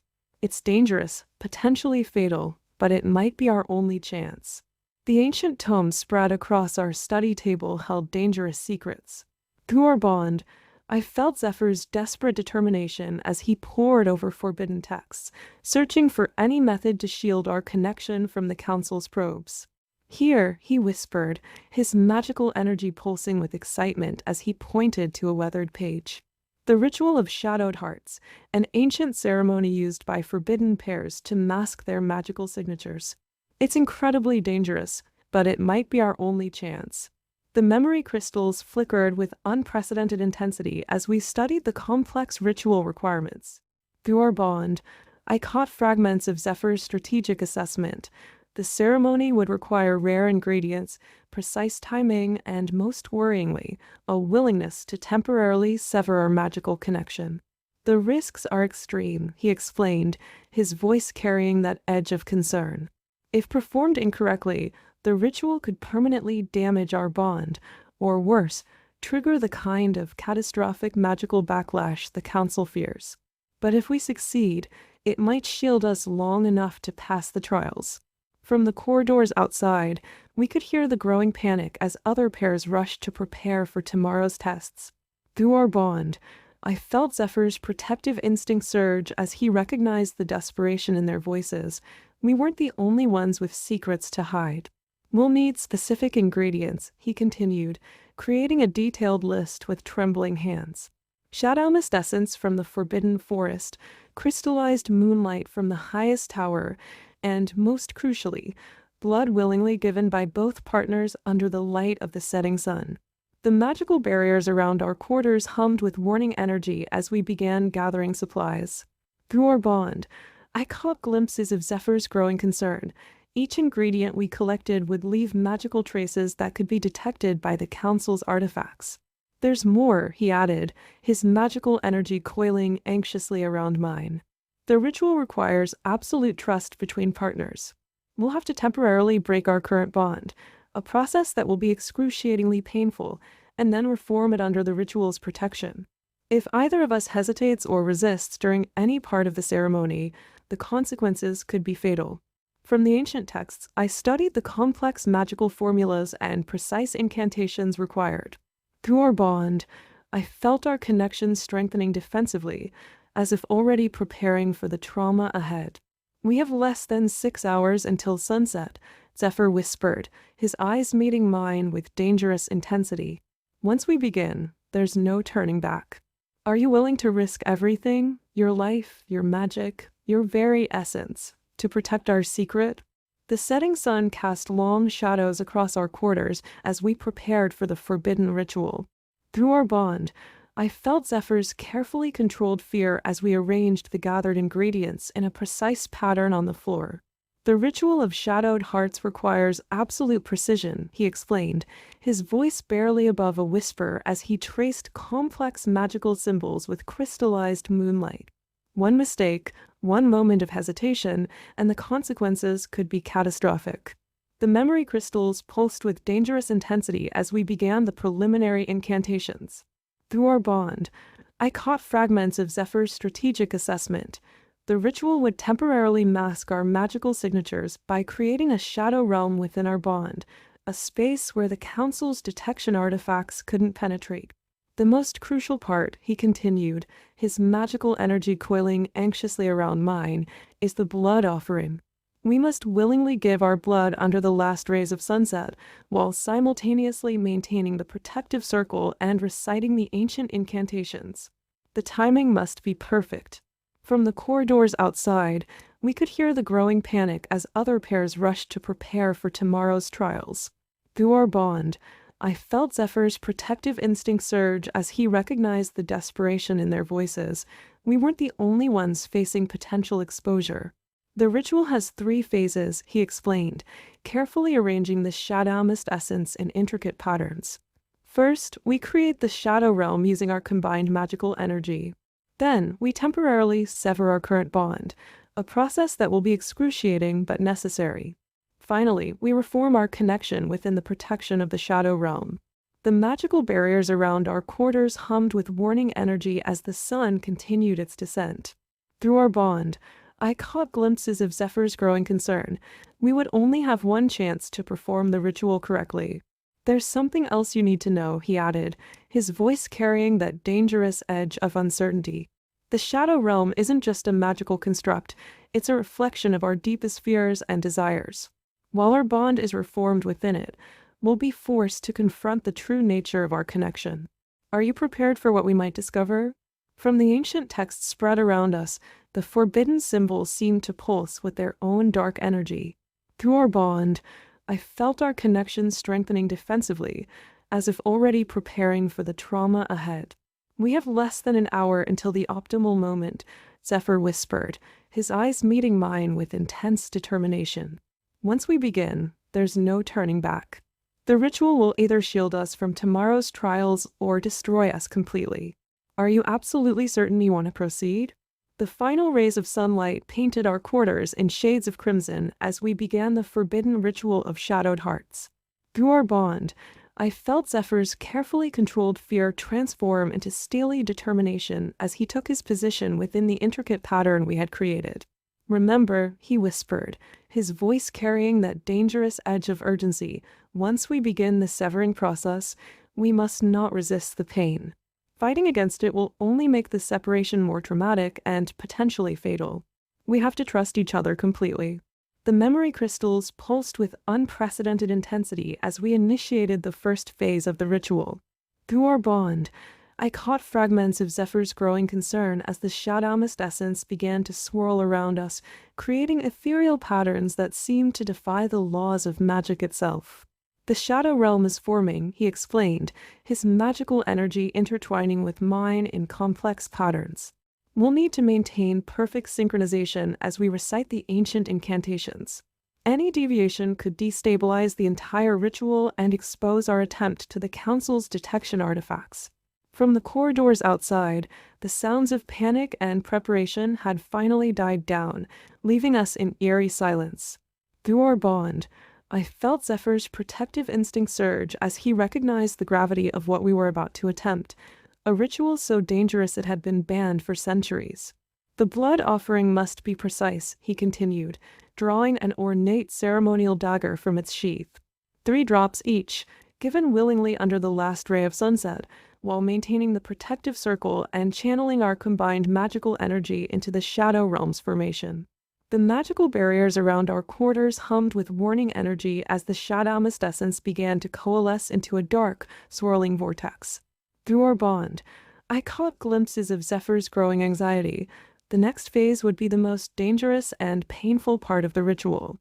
When I give the signal, he instructed, his eyes meeting mine with intense focus, we'll need to temporarily sever our current bond. The pain will be excruciating, unlike anything we've experienced before. We must endure it while continuing to channel our individual magical energies into the Shadow Realm's formation. From the ancient texts spread around us, the forbidden symbols began to pulse with an otherworldly glow. Through our bond, I felt our connection strengthening defensively, as if already preparing for the trauma of separation. The Shadow Realm will try to test us, Zephyr warned, his voice barely above a whisper. It will force us to confront our deepest fears, our hidden desires, our true feelings about this partnership. We must remain focused on our goal, protecting our bond from the Council's probes, no matter what the Shadow Realm reveals about us. The crystallized moonlight scattered across the floor began to resonate with the growing power of the ritual. Through our bond, I could feel the magnetic pull of the Shadow Realm, beckoning us into its dangerous embrace. "Are you ready?" Zephyr asked, raising the ceremonial dagger. "Once we begin the blood offering, there's no turning back. We either succeed together or face the consequences of our failure. The choice must be yours as much as mine." The ritual reached its crescendo as the last ray of sunlight disappeared beyond the horizon. Through our bond, I felt Zephyr's magical energy surge with dangerous intensity as we began the final phase of the ritual of Shadowed Hearts. "Now," he commanded, his voice carrying that edge of desperate urgency, "we must sever our current bond while maintaining the Shadow Realm's stability. Remember, don't fight the pain, let it flow through you, and keep channeling your individual magic into the protective circle." The memory crystals pulsed with unprecedented power as we simultaneously drew the ceremonial daggers across our palms. Through our bond, I caught fragments of Zephyr's determination mixing with raw fear as our blood dropped into the swirling vortex of shadowmistescence. "The separation begins," he warned, his magical energy starting to pull away from mine. "Whatever you see in the Shadow Realm, whatever fears or desires it reveals, stay focused on our goal. We must reform our bond within its protection before the Council's trials tomorrow." From the depths of the Shadow Realm, ethereal whispers began to emerge. Through our rapidly weakening bond, I felt Zephyr's protective instinct surge one final time before the excruciating pain of separation tore through us both. "Hold steady," he gasped through gritted teeth, his face contorted in agony. "The Shadow Realm is forming properly. We need to maintain the protective circle for exactly 7 more minutes while our blood mingles with the shadowmistescence." The magical barriers around our quarters hummed with dangerous energy as the ritual reached its most critical phase. Through the fading remnants of our bond, I caught glimpses of Zephyr's desperate struggle to maintain control of his magical energy while enduring the trauma of separation. "The Shadow Realm will test us both," he managed to warn, his voice strained with pain. "It will force us to confront our deepest truths, why we really formed this partnership, what we truly feel for each other, what we're willing to sacrifice to protect our secret." From within the swirling vortex, shadowy tendrils began to reach toward us. Through the last threads of our dissolving connection, I felt Zephyr's consciousness brush against mine one final time, carrying a message of determined resolve. "Remember," he whispered, his eyes meeting mine through the chaos of the ritual, "once we enter the Shadow Realm, we'll be completely vulnerable to each other. Every lie, every hidden motivation, every suppressed emotion will be exposed. Are you prepared to face those truths?" The crystallized moonlight scattered across the floor began to pulse in rhythm with our racing heartbeats. Through the agony of separation, I watched as our mingled blood transformed into threads of pure magical energy, weaving together within the protection of the Shadow Realm. "It's time," Zephyr announced, his voice barely audible over the ritual's crescendo. "We must enter the Shadow Realm together and reform our bond within its protection. Whatever we discover about each other, whatever truths are revealed, we cannot turn back now. Our very survival depends on completing this ritual successfully." Chapter 20. The Shadow Realm enveloped us in its ethereal darkness, a swirling void of memories and emotions that pulsed with dangerous magical energy. Through the lingering pain of our severed bond, I felt Zephyr's consciousness brushing against mine, both of us suspended in this otherworldly dimension created by the forbidden ritual. "Stay close," his voice echoed through the darkness, carrying that edge of protective urgency. "The Shadow Realm will try to separate us, to force us to confront our deepest fears and hidden truths alone. We must resist its pull and reform our bond before the Council's trials begin." The memory crystals from our quarters appeared as distant, pulsing stars in the endless void around us.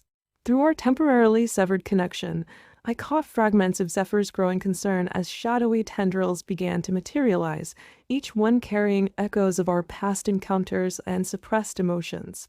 "The ritual is working," he observed, his magical energy reaching tentatively toward mine. "But the Shadow Realm is stronger than I anticipated. It's not just masking our magical signatures, it's trying to expose every lie, every hidden motivation, every unspoken feeling we've ever had about our partnership." From the swirling darkness, images began to form, memories of our first meeting at the Dragon's Breath Tavern, the desperate alliance we formed, the forbidden ritual in the crypts beneath the academy. Through the chaos, I felt Zephyr's protective instinct surge as he recognized the Shadow Realm strategy. "Don't let the memories overwhelm you," he warned, his voice carrying that dangerous edge of experience. "The Shadow Realm feeds on emotional turmoil. It will use our past against us, trying to prevent us from reforming our bond within its protection. We must stay focused on the present moment." The magical energies around us hummed with unprecedented power as more memories materialized. Through our severed connection, I caught glimpses of Zephyr's hidden vulnerabilities, his fear of betrayal, his desperate need for revenge against Seraphina's family, and most surprisingly, his growing genuine concern for my well-being. "The Shadow Realm is forcing us to confront our true feelings," he explained, his magical energy coiling defensively around the exposed emotions. "Every deception, every moment of genuine connection, every conflicting emotion we've experienced since forming our partnership, it's all being laid bare before us." The swirling darkness of the Shadow Realm continued to pulse with dangerous magical energy as more memories materialized around us. Through our severed bond, I felt Zephyr's consciousness struggling to maintain focus as the realm forced us to confront increasingly intimate moments from our shared past. "The Shadow Realm is testing our resolve," he warned, his voice echoing through the void. "It's not just about exposing our secrets, it's trying to determine if our connection is strong enough to be reformed within its protection. Every memory, every emotion, every hidden truth must be acknowledged before we can proceed." The memory crystals scattered throughout the void pulsed with unprecedented intensity as scenes from our first days at Paarthurnax Academy materialized. Through the chaos, I caught fragments of Zephyr's carefully guarded memories, his initial disdain for our partnership, the gradual shift in his perception of me, and the moment he first realized our connection might be more than just a convenient alliance. "Don't fight the memories," he instructed, his magical energy reaching tentatively toward mine. "The Shadow Realm feeds on resistance. We must accept each truth it reveals, no matter how uncomfortable or surprising. Our survival depends on complete honesty with ourselves and each other." From the swirling darkness emerged the memory of our first successful combat synchronization, the moment our magical energies had perfectly aligned during training. Through our severed connection, I felt Zephyr's emotional response to that memory, his genuine surprise at our compatibility, his growing respect for my abilities, and a hint of something deeper he had tried to suppress. "The Shadow Realm is showing us more than just events," he explained, his voice carrying that edge of revelation. "It's revealing the emotions and thoughts we kept hidden even from ourselves. Every moment of genuine connection, every suppressed feeling, every unacknowledged truth about our partnership, it's all being laid bare before us." The magical energies around us hummed with dangerous intensity as the Shadow Realm delved deeper into our shared history. Through the chaos, I watched as moments of tension, conflict, and unexpected tenderness played out before us, each scene accompanied by the raw, unfiltered emotions we had experienced but never acknowledged. "We're reaching a critical point," Zephyr warned, his consciousness brushing against mine with urgent intensity. "The Shadow Realm is about to show us our deepest truths, the real reasons we formed this partnership, what we truly feel for each other now, and what we're willing to sacrifice to protect our bond. Are you prepared to face these revelations? From the depths of the void, new memories began to form, more recent, more intimate moments that we had carefully avoided discussing. Through our severed connection, I felt Zephyr's protective instinct surge as he recognized the potential impact of these revelations on our relationship. Whatever we discover, he whispered, his magical energy coiling defensively around the exposed emotions, remember that we must accept it completely.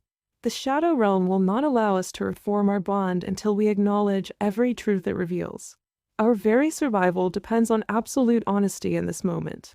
The Shadow Realm's dark energies swirled around us with increasing intensity as deeper, more intimate memories began to materialize. Through our severed bond, I felt Zephyr's consciousness struggling to maintain composure as the realm forced us to confront the most vulnerable moments of our partnership. These memories, he whispered, his voice carrying that edge of revelation, they're not just showing us what happened, they're revealing the emotions we tried to hide even from ourselves. Every moment of genuine connection, every suppressed feeling, every unacknowledged truth about our relationship is being exposed. The memory crystals scattered throughout the void pulsed with dangerous energy as scenes from our early days at Paarthurnax Academy played out before us.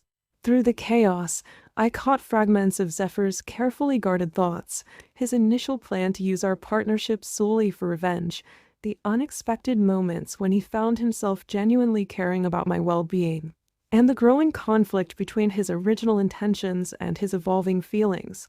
The Shadow Realm is merciless in its revelations, he explained, his magical energy reaching tentatively toward mine. It's showing us every lie we told ourselves, every moment we denied our growing connection, every time we chose pride over honesty. We must acknowledge these truths if we hope to reform our bond. From the swirling darkness emerged particularly powerful memories, our first successful combat synchronization, the moment we accidentally shared emotions through our bond, the night we stayed up talking about our fears and dreams. Through our severed connection, I felt Zephyr's emotional response to each scene, his surprise at our compatibility, his growing respect for my abilities, and something deeper he had desperately tried to suppress. These moments, he continued, his voice trembling slightly, they're more than just memories. The Shadow Realm is showing us how our relationship truly evolved, not the story we told others, or even the one we told ourselves, but the real progression of our feelings and trust. The magical energies around us hummed with unprecedented power as the Shadow Realm delved even deeper into our shared history. Through the chaos, we watched as moments of conflict transformed into understanding, as grudging respect became genuine care, and as our carefully maintained facades began to crack under the weight of authentic connection. We're approaching the core truth, Zephyr warned, his consciousness brushing against mine with urgent intensity. The Shadow Realm is about to show us what we've been most afraid to acknowledge, the real nature of our feelings for each other, what we're truly willing to sacrifice to protect this bond, and whether our connection is strong enough to withstand complete honesty. From the depths of the void, new memories began to crystallize, more recent, more intimate moments that we had carefully avoided discussing. Through our severed connection, I felt Zephyr's protective instinct surge as he recognized the potential impact of these revelations on our future. Whatever we discover, he whispered, his magical energy coiling defensively around the exposed emotions, we must face it together. The Shadow Realm will not allow us to reform our bond until we acknowledge every truth it reveals, no matter how uncomfortable or frightening those truths might be. The Shadow Realm's dark energies pulsed with unprecedented intensity as our most intimate and vulnerable memories materialized before us. Through our severed bond, I felt Zephyr's consciousness reeling from the force of these revelations, each memory more powerful and revealing than the last. The Shadow Realm is showing us everything, he whispered, his voice trembling with emotion. Not just the moments we shared, but the thoughts and feelings we kept hidden, even from ourselves. Every private doubt, every secret hope, every unacknowledged truth about what we mean to each other. The memory crystals scattered throughout the void blazed with dangerous energy as scenes from our most significant encounters played out around us. Through the chaos, I witnessed Zephyr's most carefully guarded memories, the exact moment he realized he was falling for me despite his initial plans, the nights he spent wrestling with his growing feelings, and the times he chose to protect me at the cost of his own ambitions. These revelations, he continued, his magical energy reaching desperately toward mine, they're more than just memories. The Shadow Realm is forcing us to confront the evolution of our relationship, from a partnership of convenience to something neither of us expected or were prepared to acknowledge. From the swirling darkness emerged particularly powerful scenes, the night we first shared our deepest fears, the moment our magic perfectly synchronized during combat, the times we caught each other staring when we thought the other wasn't looking. Through our severed connection, I felt Zephyr's raw emotional response to each memory, his growing affection, his internal struggle against these feelings, and the profound fear of vulnerability that kept him from admitting the truth. The Shadow Realm isn't just exposing our past, he explained, his voice carrying that edge of revelation. It's showing us the present moment, the real nature of our feelings, the depth of our connection, and whether what we've built together is strong enough to withstand complete honesty. The magical energies around us hummed with dangerous intensity as the Shadow Realm began to manifest our most recent memories. Through the chaos, we watched as moments of tension transformed into unspoken tenderness, as calculated actions gave way to genuine care, and as our carefully maintained facades crumbled in private moments of vulnerability. "We're approaching the final test," Zephyr warned, his consciousness brushing against mine with urgent intensity. "The Shadow Realm will force us to confront our greatest truth, whether this partnership is still just about revenge and ambition, or if it's become something far more meaningful and dangerous." From the depths of the void, the most recent and intimate memories began to crystallize, stolen glances, lingering touches, moments when our magic intertwined with unexpected passion. Through our severed connection, I felt Zephyr's protective instinct surge as he recognized the unavoidable conclusion these memories were leading us toward. "Whatever we discover in these final revelations," he whispered, his magical energy coiling protectively around mine, "we must face it together. The Shadow Realm will not allow us to reform our bond until we acknowledge every truth it reveals, especially the ones we've been most afraid to admit to ourselves." The Shadow Realm's energies reached their crescendo as the final and most profound revelations materialized before us. Through our severed bond, I felt Zephyr's consciousness trembling with the weight of the truths we could no longer deny or escape. "This is the moment of absolute truth," he whispered, his voice carrying that dangerous edge of vulnerability. "The Shadow Realm is showing us everything we've been too afraid to acknowledge, the real nature of our feelings, the depth of our connection, and whether what we've built together is strong enough to survive complete honesty." The memory crystals scattered throughout the void blazed with blinding intensity as our most intimate and revealing memories surrounded us. Through the chaos, I witnessed the evolution of Zephyr's feelings, from calculated manipulation to genuine care, from reluctant respect to deep affection, and, finally, to something that terrified us both: love. "The Shadow Realm isn't just showing us our past," he continued, his magical energy reaching desperately toward mine. "It's forcing us to confront our present, every suppressed emotion, every denied feeling, every moment we chose pride over honesty. We can't reform our bond until we accept these truths completely." From the swirling darkness emerged a cascade of powerful moments, the first time our magic perfectly synchronized without effort, the night we stayed up talking until dawn, the countless times we chose to protect each other despite our original intentions.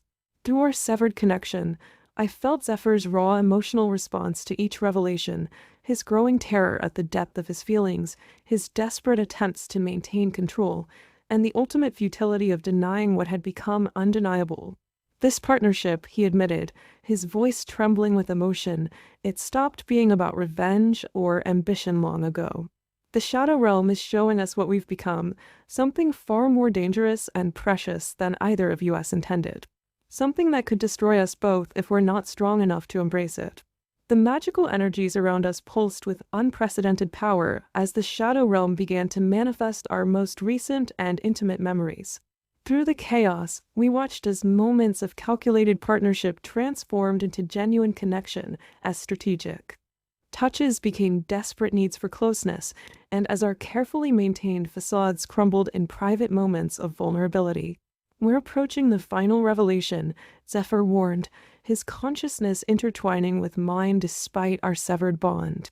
"The Shadow Realm will force us to confront our greatest truth, whether we're willing to risk everything for what we've become to each other.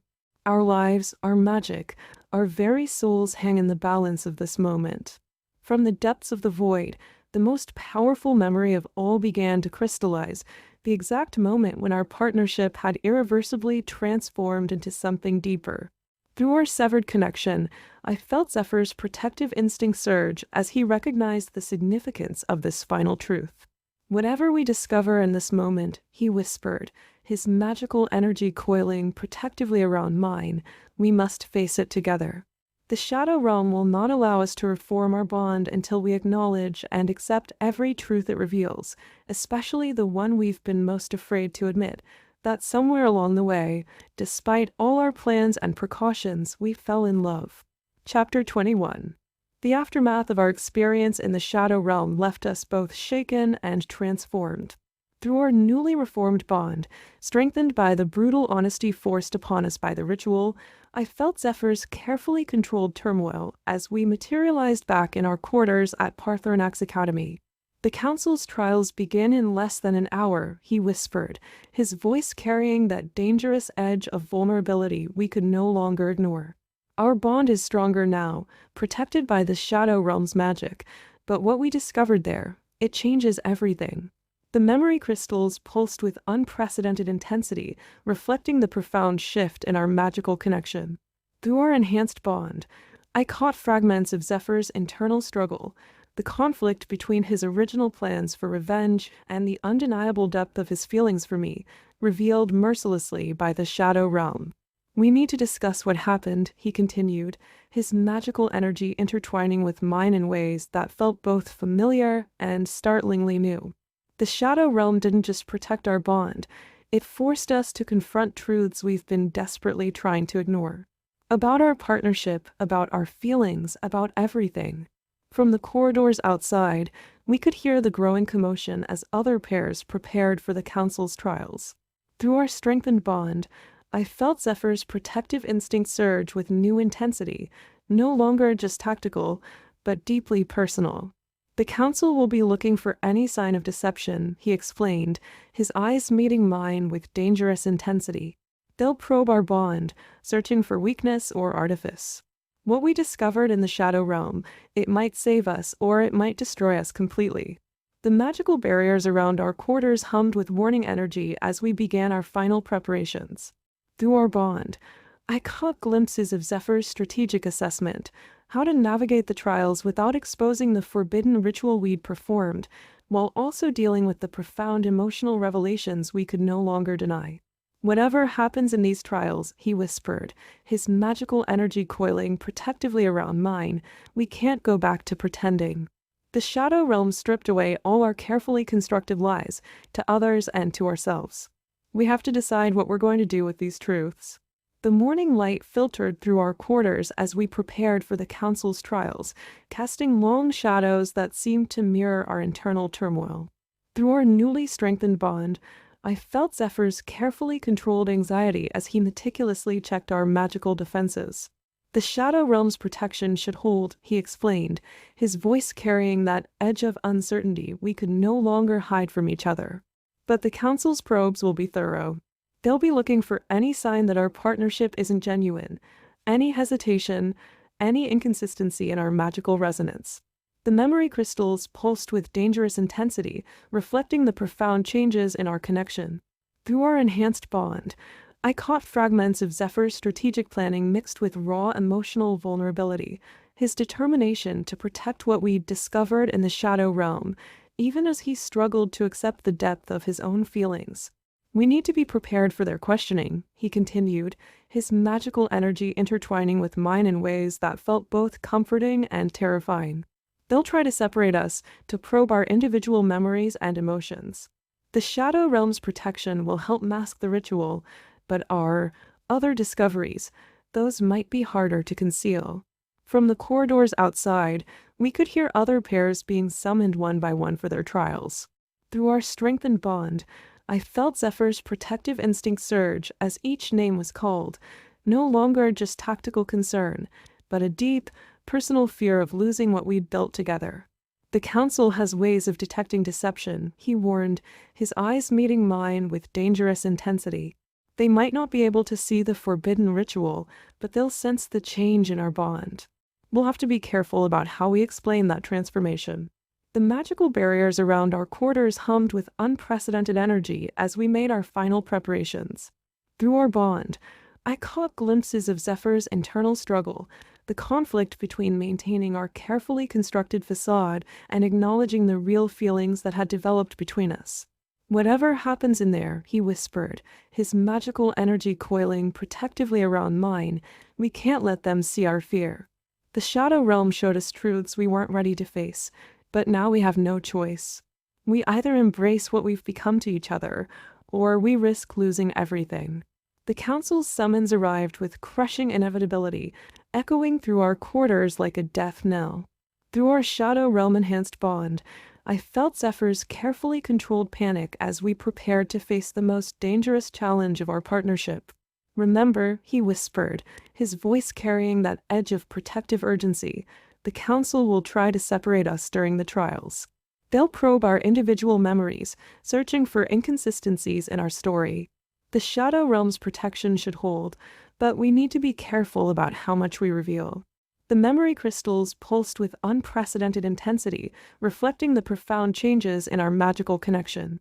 Through our strengthened bond, I caught fragments of Zephyr's strategic calculations mixed with raw emotional vulnerability, his determination to protect what we'd discovered, even as he struggled to maintain our carefully constructed facade. "The trials will be designed to expose any artifice," he continued, his magical energy intertwining with mine in ways that felt both familiar and dangerously new. "They'll use ancient artifacts, truth-sensing spells, even psychological manipulation. We need to stay focused on our rehearsed story while letting enough genuine emotion show through to make it believable." From the corridors outside, we could hear the whispers and speculation of other pairs as they discussed the upcoming trials.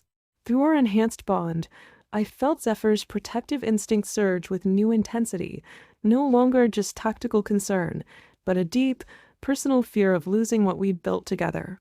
"If they separate us," he warned, his eyes meeting mine with dangerous intensity, "don't fight it. Let them think they're in control. The Shadow Realm's protection will maintain our connection even if they try to temporarily sever our bond. But be careful. They might try to use our real feelings against us." The magical barriers around our quarters hummed with warning energy as we made our final preparations. Through our bond, I caught glimpses of Zephyr's internal struggle, the conflict between maintaining our deception and acknowledging the truths the Shadow Realm had forced us to confront.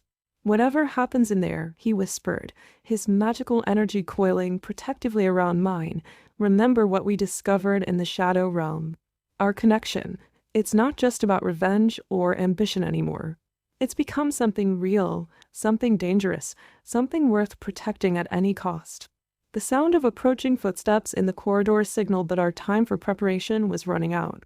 Through our Shadow Realm-enhanced bond, I felt Zephyr's anxiety spike as we made our final adjustments to the magical barriers protecting our quarters. "The Council will use their most powerful artifacts during the trials," he warned, his voice carrying that dangerous edge of experience. "Ancient crystals that can detect deception, enchanted mirrors that reveal hidden truths, and spells designed to temporarily sever magical bonds. We need to be prepared for anything."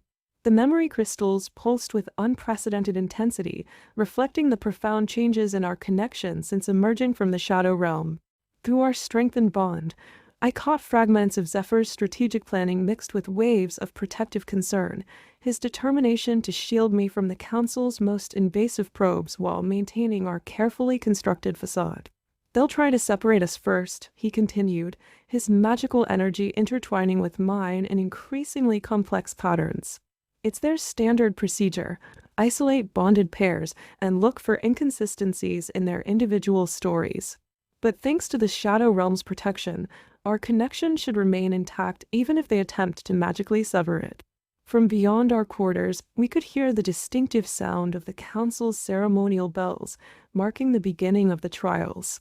Through our enhanced bond, I felt Zephyr's protective instinct surge with new intensity, no longer just about survival, but about preserving something precious we'd discovered in the Shadow Realm.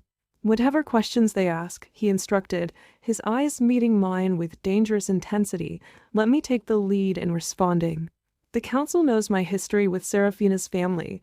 They'll be watching me closely for signs of deception or ulterior motives. We need to convince them our partnership is genuine without revealing too much about what we discovered in the Shadow Realm. The magical barriers around our quarters hummed with warning energy as the final preparations were completed. Through our bond, I caught glimpses of Zephyr's internal struggle, the conflict between maintaining our necessary deceptions and honoring the real feelings that had developed between us.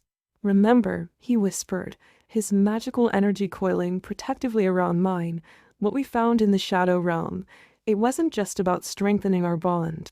It was about discovering truths we weren't ready to face. The council must never know about the forbidden ritual, but perhaps some truths are worth revealing. The council's summons finally arrived, echoing through our quarters with the weight of destiny. Through our Shadow Realm-enhanced bond, I felt Zephyr's carefully controlled fear transform into steely determination as we prepared to face the ultimate test of our partnership. This is it, he whispered, his voice carrying that dangerous edge of finality. Everything we've done, everything we've discovered in the Shadow Realm, everything we've become to each other, it all comes down to how we handle these next few hours. The council won't just be testing our magical compatibility, they'll be searching for the truth behind our partnership. The memory crystals pulsed with unprecedented intensity, reflecting the profound changes in our connection since emerging from the Shadow Realm.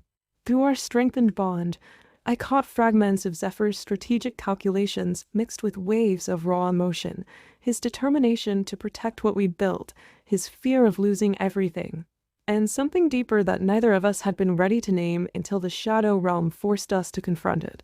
Remember the plan, he continued, his magical energy intertwining with mine in increasingly complex patterns.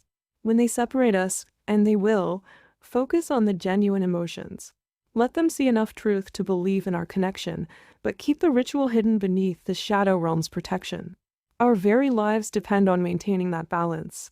From beyond our quarters, we could hear the distinctive sound of the council's ceremonial procession approaching. Through our enhanced bond, I felt Zephyr's protective instinct surge with dangerous intensity, no longer just about survival, but about preserving something precious and unexpected we'd discovered in each other. Whatever happens in there, he warned, his eyes meeting mine with fierce intensity, don't let them make you doubt what we found in the Shadow Realm. They'll try to twist our memories, to make us question our feelings, to expose any weakness in our bond.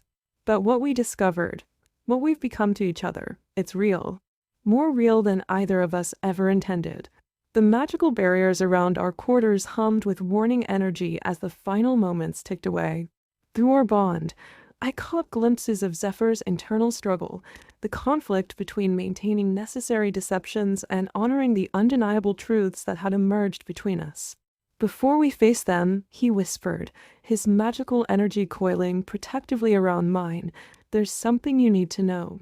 What happened in the Shadow Realm, it wasn't just about strengthening our bond or protecting our secret. It forced me to confront feelings I've been trying to deny since the moment we formed this partnership. And now, standing here, facing whatever comes next. I need you to know that none of it was pretend. Not anymore. Chapter 22. The grand ceremonial chamber of the council loomed before us, its ancient stone walls embedded with countless memory crystals that pulsed with centuries of magical energy. Through our Shadow Realm-enhanced bond, I felt Zephyr's tension spike as we approached the massive obsidian doors that would lead us to our judgment. Remember everything we practiced, he whispered, his voice carrying that dangerous edge of protective urgency. The council will use their most powerful artifacts, the Mirror of Truth, the Crystals of Memory, and the Bonds of Revelation, each designed to expose any deception in our partnership. But they can't detect what's protected by the Shadow Realm. The memory crystals surrounding us pulsed with unprecedented intensity, reflecting the profound changes in our connection since emerging from the Shadow Realm. Through our strengthened bond, I caught fragments of Zephyr's carefully controlled fear mixed with something deeper, a fierce determination to protect not just our secret, but the unexpected truth of what we'd become to each other. When they separate us, he continued, his magical energy intertwining with mine in increasingly complex patterns, they'll try to break our connection.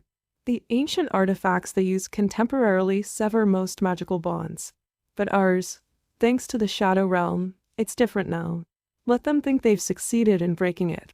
That moment of false victory might be our greatest protection. From within the chamber, we could hear the council members assembling, 12 of the most powerful mages in existence, each capable of detecting the slightest magical irregularity. Through our enhanced bond, I felt Zephyr's protective instinct surge with dangerous intensity as he recognized individual magical signatures. Archmage Theron will lead the questioning, he explained, his eyes meeting mine with fierce intensity. He's known for his ability to detect emotional deception. The others will focus on probing our magical connection, looking for signs of artificial enhancement or forbidden rituals. But what they'll find, it's not what they're expecting. The magical barriers around the chamber hummed with ancient power as we prepared for our entrance. Through our bond, I caught glimpses of Zephyr's strategic calculations mixed with waves of genuine emotion, his fear of losing what we'd built, his determination to protect our secret, and something deeper that the Shadow Realm had forced us both to acknowledge. Before we enter, he whispered, his magical energy coiling protectively around mine, there's something you need to understand. The council won't just be testing our magical compatibility, they'll be searching for the truth behind our partnership. They'll probe our memories, our emotions, our very souls. What they find, it has to be enough truth to convince them without revealing everything. The obsidian doors began to swing open, their movement releasing waves of ancient magical energy. Through our strengthened bond, I felt Zephyr's consciousness brush against mine with unprecedented vulnerability. Whatever happens in there, he said softly, his voice carrying that edge of dangerous honesty, remember what we discovered in the Shadow Realm. Not just about our magic, but about us. Some of it we have to hide, but some of it might be our salvation. The council needs to see enough real emotion to believe in our partnership. And after what we've been through, that part, at least, won't require any deception. The council chamber stretched before us, a vast circular room dominated by 12 ornate thrones arranged in a perfect circle. Through our Shadow Realm-enhanced bond, I felt Zephyr's consciousness tighten with recognition as each council member materialized in their designated seat. The trial begins, intoned Archmage Theron, his ancient voice carrying centuries of magical authority. Step forward, Ignis Solara and Zephyr Vashti, and present yourselves for examination. The memory crystals embedded in the chamber walls pulsed with unprecedented intensity, their light casting dancing shadows across the polished obsidian floor. Through our strengthened bond, I caught fragments of Zephyr's carefully controlled fear mixed with fierce determination, his mind already calculating every possible outcome, every potential threat to our secret. We shall begin with the separation, declared Councilwoman Lyra, her silver-white hair glowing with magical energy. The bonds of revelation will temporarily sever your magical connection, allowing us to examine each of you individually. From hidden alcoves in the chamber walls emerged ancient artifacts, crystalline structures that hummed with dangerous power. Through our enhanced bond, I felt Zephyr's protective instinct surge as he recognized the legendary tools of magical examination.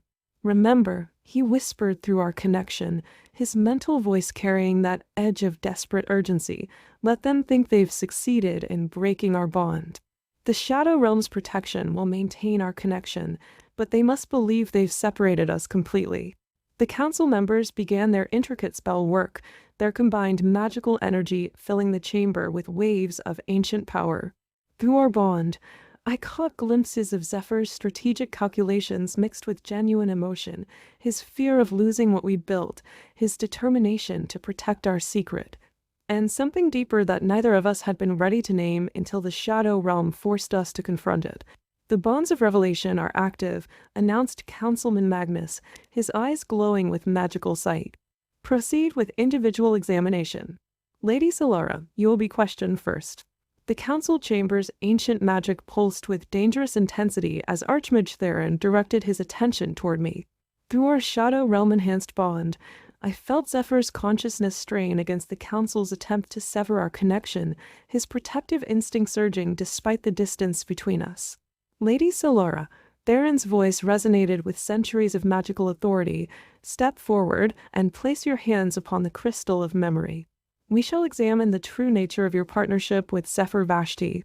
The massive crystal before me hummed with ancient power, its surface shifting with swirling colors that seemed to peer into my very soul. Through our carefully hidden bond, I caught fragments of Zephyr's urgent warnings mixing with genuine concern. "Remember," his thoughts whispered through our connection, "let them see enough truth to believe, but keep the Shadow Realm hidden. Focus on real memories, our first successful magical synchronization, the moments of genuine connection, the times we've protected each other." Councilwoman Lyra stepped forward, her silver hair gleaming with magical energy as she began weaving an intricate spell of revelation. "We shall begin with your earliest memories of Zephyr Vashti. Show us the moment you agreed to this partnership." The crystal pulsed beneath my hands, drawing forth memories of that fateful night at the Dragon's Breath Tavern. Through our bond, I felt Zephyr's consciousness tense as the council observed our first real interaction, the raw emotions, the desperate circumstances, the spark of possibility that neither of us had expected to find. "Interesting," murmured Councilman Magnus, his eyes glowing with magical sight. "There is genuine emotion here, though perhaps not what one might expect from a traditional partnership. Show us more recent memories, your training sessions, your moments of synchronization." The crystal's power intensified, pulling forth scenes from our time at Paarthurnax Academy. Through our hidden connection, I felt Zephyr's protective instinct surge as particularly intimate moments emerged. The night we first successfully merged our magical energies, the times we'd stayed up talking until dawn. The moments when our carefully maintained facades had cracked to reveal something deeper. "Your magical compatibility is remarkable," observed Councilwoman Celeste, her ancient eyes narrowing with curiosity. "But there's something unusual about your bond. Something that doesn't quite follow the traditional patterns of partnership magic." Through our Shadow Realm-enhanced connection, I felt Zephyr's anxiety spike at her words. "Stay calm," his thoughts reached me, carrying that edge of protective urgency. "Let them see the strength of our connection, but don't let them probe too deeply into its nature." The council members exchanged meaningful glances as they continued their examination, their combined magical energy filling the chamber with waves of ancient power. Through our bond, I caught glimpses of Zephyr's strategic calculations mixed with genuine emotion, his fear of discovery warring with his determination to protect what we'd built together. "Lady Solara," Archmage Theron's voice cut through the magical tension, "there is one final test. The mirror of truth will show us what lies in your heart when you think of your partner. Step forward and face your reflection." The mirror of truth stood before me, its ancient surface rippling with magical energy that seemed to peer directly into my soul. Through our Shadow Realm-enhanced bond, I felt Zephyr's consciousness surge with protective urgency as the council members gathered around the legendary artifact. "The mirror reveals all," intoned Archmage Theron, his voice carrying centuries of magical authority. "It will show us the true nature of your feelings for your partner, stripped of all pretense and deception. Step forward, Lady Solara, and face your reflection." The mirror's surface began to shimmer and shift, its magic reaching deep into my consciousness. Through our carefully hidden bond, I caught fragments of Zephyr's desperate thoughts mixing with genuine concern. "Don't fight it," his mental voice whispered through our connection. "Let them see enough truth to believe, but keep our deepest secrets protected. The Shadow Realm's magic will shield what matters most." Councilwoman Lyra stepped closer, her silver hair crackling with magical energy as she began weaving an intricate spell of revelation. The mirror will show us 3 moments: past, present, and potential future. Each will reveal a different aspect of your partnership with Zephyr Vashti. The mirror's surface suddenly crystallized, showing our first real moment of magical synchronization at the Academy. Through our bond, I felt Zephyr's consciousness tense as we both relived that unexpected surge of connection, the way our magic had intertwined with dangerous perfection. "Fascinating," murmured Councilman Magnus, his eyes glowing with magical sight. "There is genuine compatibility here, beyond what one might expect from an arranged partnership. The magical resonance is unusual." The scene shifted, showing a more recent memory, the night before we entered the Shadow Realm, when we'd stayed up late discussing our fears and hopes for the future. Through our hidden connection, I felt Zephyr's protective instinct surge as the council observed our unguarded moments of vulnerability. "The emotional connection appears genuine," observed Councilwoman Celeste, her ancient eyes narrowing with curiosity. "Though there's something different about their bond. Something that doesn't quite follow traditional patterns." The mirror's surface began to ripple again, preparing to show the potential future. Through our Shadow Realm enhanced bond, I felt Zephyr's anxiety spike to dangerous levels. "Stay strong," his thoughts reached me, carrying that edge of desperate protection. "Whatever the mirror shows, remember what we discovered in the Shadow Realm. Some truths are worth fighting for." The mirror of truth surface began to ripple with unprecedented intensity, preparing to reveal the potential future that lay ahead for Zephyr and me. Through our Shadow Realm enhanced bond, I felt his consciousness surge with a mixture of terror and protective determination. "The final revelation approaches," intoned Archmage Theron, his ancient voice resonating through the chamber. "The mirror will show us what fate holds for this unusual partnership." The crystalline surface suddenly exploded with magical energy, projecting a series of rapid-fire visions that filled the chamber with swirling light. Through our carefully hidden bond, I caught fragments of Zephyr's thoughts mixing with waves of raw emotion. "Remember," his mental voice whispered urgently, "whatever they see, whatever they think they understand, they can't possibly know the whole truth. What we found in the Shadow Realm, it's beyond their comprehension." The council members leaned forward in their ornate thrones, their combined magical energy pulsing with curiosity as the visions began to take shape. Through our connection, I felt Zephyr's protective instinct surge to dangerous levels as intimate moments from our possible future materialized in the mirror. "Extraordinary," murmured Councilwoman Lyra, her silver hair crackling with magical energy. "The depth of their connection, it's unlike anything we've seen before." The mirror showed flashes of potential futures, moments of triumph and tragedy, scenes of powerful magic and quiet intimacy, glimpses of a partnership that had evolved far beyond its deceptive beginnings.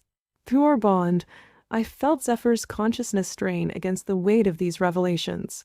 "There is something here," observed Councilman Magnus, his eyes glowing with intense magical sight, "something that defies traditional understanding of magical partnerships. Their bond has been transformed." The final vision crystallized in the mirror's surface, a moment of profound connection that made several council members gasp audibly. Through our Shadow Realm enhanced bond, I felt Zephyr's anxiety spike to nearly unbearable levels. "Enough," declared Archmage Theron, raising his hand to dispel the mirror's magic. "We have seen what we needed to see. This partnership, whatever its origins, has become something unprecedented." The council members exchanged meaningful glances as the ancient artifacts powered down, their combined magical energy slowly receding from the chamber. Through our bond, I caught glimpses of Zephyr's strategic calculations mixed with genuine relief. We had survived the trial, though perhaps not in the way we had expected. "Your partnership is approved," announced Theron, his voice carrying that edge of curious wonder. Though I suspect we have only begun to understand its true nature. Chapter 23. The journey back to our quarters after the council's trial felt surreal, each step echoing with the weight of what had just transpired. Through our Shadow Realm enhanced bond, I felt Zephyr's consciousness churning with a complex mixture of relief, anxiety, and something deeper that neither of us was quite ready to name. They approved our partnership, he whispered, his voice carrying that dangerous edge of disbelief as we finally reached the safety of our private chambers. But what they saw in the mirror of truth, it wasn't what we planned. It wasn't what we prepared for. The memory crystals in our quarters pulsed with unprecedented intensity, responding to the heightened state of our magical connection after the trial. Through our strengthened bond, I caught fragments of Zephyr's carefully controlled panic mixing with waves of protective concern.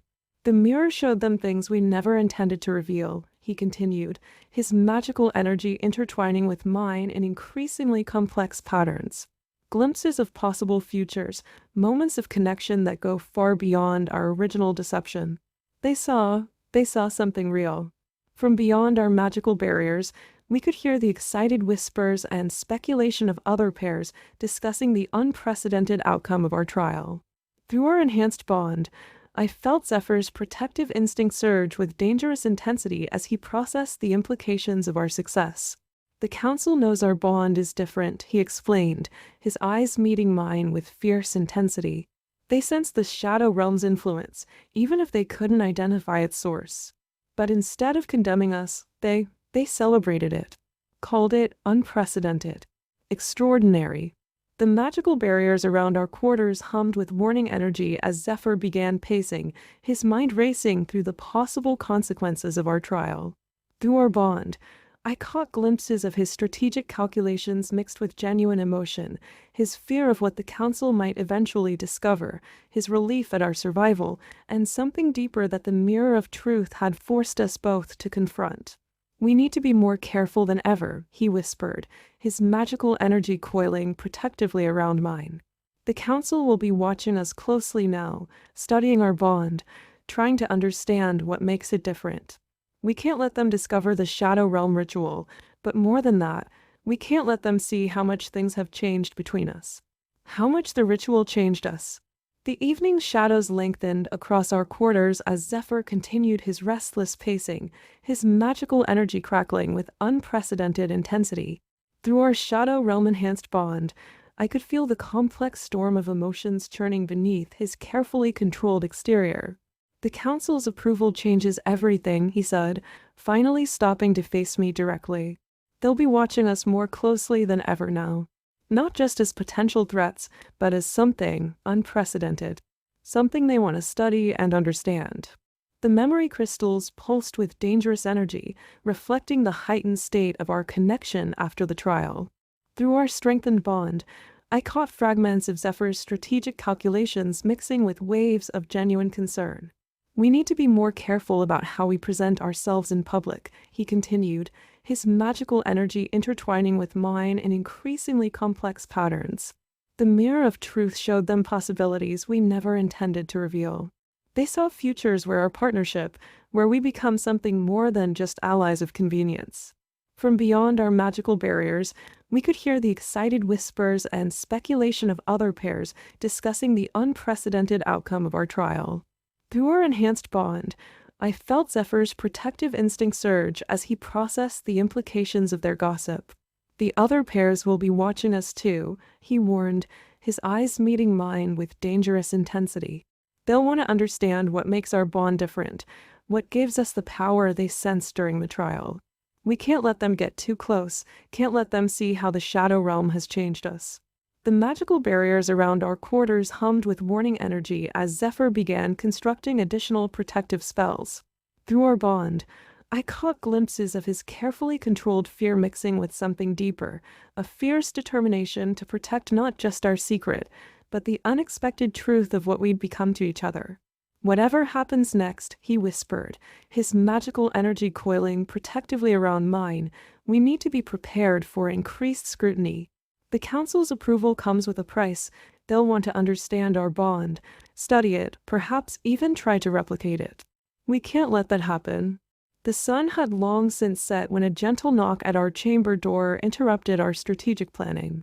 Through our Shadow Realm-enhanced bond, I felt Zephyr's consciousness instantly shift to high alert, his protective instinct surging with dangerous intensity. Master Theron requests your presence in the council's private library," announced a young apprentice through the door, her voice trembling slightly with the weight of delivering such an unprecedented summons. "He says it's regarding the unique nature of your partnership." The memory crystals pulsed with warning energy as Zephyr and I exchanged worried glances. Through our strengthened bond, I caught fragments of his rapidly cycling thoughts, calculating every possible motivation behind this unexpected invitation. "The private library," he whispered, his voice carrying that edge of controlled panic. "That's where they keep their most ancient texts on magical partnerships. They must be trying to understand what they saw in the mirror of truth." From beyond our magical barriers, we could hear the apprentice shifting nervously, awaiting our response. Through our enhanced bond, I felt Zephyr's strategic mind racing through potential scenarios and their implications. "We can't refuse," he continued, his magical energy intertwining with mine in increasingly complex patterns of protection and concealment. "That would only make them more suspicious. But we need to be extraordinarily careful about what we reveal. The Council's private library contains artifacts that could potentially detect the Shadow Realm's influence." The magical barriers around our quarters hummed with unprecedented intensity as Zephyr began weaving additional protective spells into our bond. Through our connection, I caught glimpses of his carefully controlled fear mixing with fierce determination. "Whatever happens in there," he warned, his eyes meeting mine with dangerous intensity, "we need to maintain absolute control over our magical signatures. The slightest slip, the smallest hint of Shadow Realm energy, and everything we've built could come crashing down." The Council's private library was a vast, circular chamber filled with ancient tomes and magical artifacts that pulsed with centuries of accumulated power. Through our Shadow Realm-enhanced bond, I felt Zephyr's consciousness tighten with recognition as we followed Master Theron through the towering shelves. "Few partnerships have ever been granted access to the sanctum," Theron explained, his ancient voice echoing off the vaulted ceiling. "But yours presents us with questions we've never encountered before." The memory crystals embedded in the library walls pulsed with unprecedented intensity, responding to our presence. Through our strengthened bond, I caught fragments of Zephyr's carefully controlled panic mixing with strategic calculation. The mirror of truth showed us possibilities that defy conventional understanding, Theron continued, leading us toward a section filled with the oldest texts. "Your bond has characteristics we've never seen before, elements that seem to transcend traditional magical partnership theory. From the shadows between the towering shelves, we could sense the presence of other council members discreetly observing our reactions. Through our enhanced bond, I felt Zephyr's protective instinct surge with dangerous intensity. "We've been studying the ancient texts," Theron said, gesturing to a massive tome bound in shimmering dragon hide, "looking for any historical precedent that might explain the unique nature of your connection. The closest we've found are references to something called soul-forged bonds, partnerships that evolve beyond mere magical compatibility into something deeper." The magical artifacts scattered throughout the library hummed with warning energy as Theron began carefully turning the ancient pages. Through our bond, I caught glimpses of Zephyr's strategic calculations mixing with genuine fear that the Council might accidentally stumble upon the truth about the Shadow Realm ritual. The texts speak of partnerships that developed abilities beyond normal magical enhancement, Theron explained, his eyes glowing with scholarly excitement. Pairs who could maintain their connection across vast distances, share thoughts and emotions without conscious effort, even draw upon each other's magical reserves in times of need. Much like what we observed during your trial. The ancient library's magical energy pulsed with dangerous intensity as Master Theron continued his scholarly exposition. Through our Shadow Realm-enhanced bond, I felt Zephyr's consciousness straining to maintain control as the Council's most powerful artifacts hummed around us. "These soul-forged bonds," Theron continued, his ancient eyes gleaming with fascination, were said to manifest unique abilities that transcended normal magical partnerships. The texts speak of pairs who could share consciousness across vast distances, draw upon each other's magical reserves in times of need, and even achieve perfect synchronization without conscious effort. The The memory crystals embedded in the library walls flickered with unprecedented energy, responding to the heightened state of our connection. Through our strengthened bond, I caught fragments of Zephyr's carefully controlled panic mixing with strategic calculation. But what truly interests us, Theron said, gesturing to a particularly ancient tome bound in shimmering dragonhide, is this reference to something called the Shadow Bond, a mysterious form of partnership magic that allowed pairs to access deeper, more primal forms of power. The descriptions, they bear striking similarities to what we observed during your trial. From the shadows between the towering shelves, we could sense other council members moving closer, their magical energy focused intently on our reactions. Through our enhanced bond, I felt Zephyr's protective instinct surge with dangerous intensity. The mirror of truth showed us possibilities that align remarkably well with these ancient accounts, Theron explained, his voice carrying that edge of scholarly excitement. Your ability to maintain connection despite the bonds of revelation, the way your magical signatures intertwine with unprecedented complexity, the depth of emotional resonance we detected. It's as if you've somehow naturally developed abilities that these ancient pairs spent lifetimes trying to achieve. The magical artifacts scattered throughout the library hummed with warning energy as Theron carefully turned another page. Through our bond, I caught glimpses of Zephyr's strategic calculations mixing with genuine fear that the council might accidentally stumble upon the truth about our Shadow Realm ritual. We would like to study your partnership more closely, Theron announced, his ancient eyes meeting ours with intense curiosity. Under controlled conditions, of course. With your cooperation, we might finally understand how these extraordinary bonds form and evolve. Your partnership could revolutionize our understanding of magical theory. Chapter 24. The morning after our meeting in the council's private library, Zephyr and I retreated to the highest tower of Paarthurnax Academy, seeking privacy to discuss the dangerous implications of Theron's request. Through our Shadow Realm-enhanced bond, I could feel the storm of emotions churning beneath Zephyr's carefully controlled exterior. They want to study us, he said, his voice carrying that edge of controlled panic as he paced the circular chamber. Not just observe, but actively investigate the nature of our bond. The risks are unprecedented. The memory crystals embedded in the tower walls pulsed with warning energy, responding to the heightened state of our connection. Through our strengthened bond, I caught fragments of Zephyr's racing thoughts, calculating every possible outcome of this new development. The texts they found, he continued, his magical energy intertwining with mine in increasingly complex patterns of protection, these references to soul-forged bonds and shadow bonds, they're getting dangerously close to understanding what we did. If they start conducting detailed magical examinations, from beyond our magical barriers, we could hear the distant sounds of the academy coming to life, unaware of the crisis unfolding in the tower above. Through our enhanced bond, I felt Zephyr's protective instinct surge with dangerous intensity. We can't refuse outright, he explained, his eyes meeting mine with fierce urgency. That would only confirm their suspicions that we're hiding something. But we can't let them conduct their studies either. They're artifacts. Some of them are ancient enough to detect traces of the Shadow Realm ritual. The magical barriers around the tower hummed with unprecedented energy as Zephyr began constructing additional layers of protection. Through our bond, I caught glimpses of his strategic calculations mixing with waves of genuine fear. There's something else, he whispered, finally stopping his relentless pacing. Something in the way Theron looked at those ancient texts. I don't think they're just academically curious about our bond. I think they might suspect that what we've achieved could be replicated, that our connection could be studied and reproduced. The setting sun cast long shadows across the tower chamber as Zephyr and I continued our strategic discussion.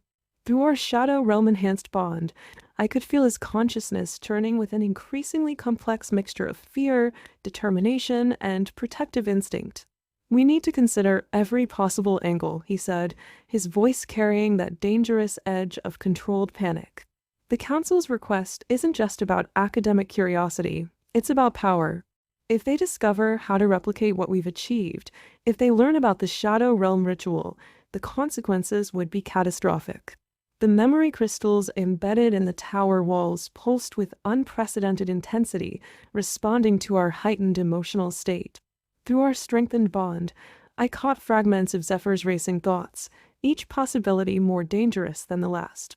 Think about it, he continued, his magical energy intertwining with mine in increasingly complex patterns of protection.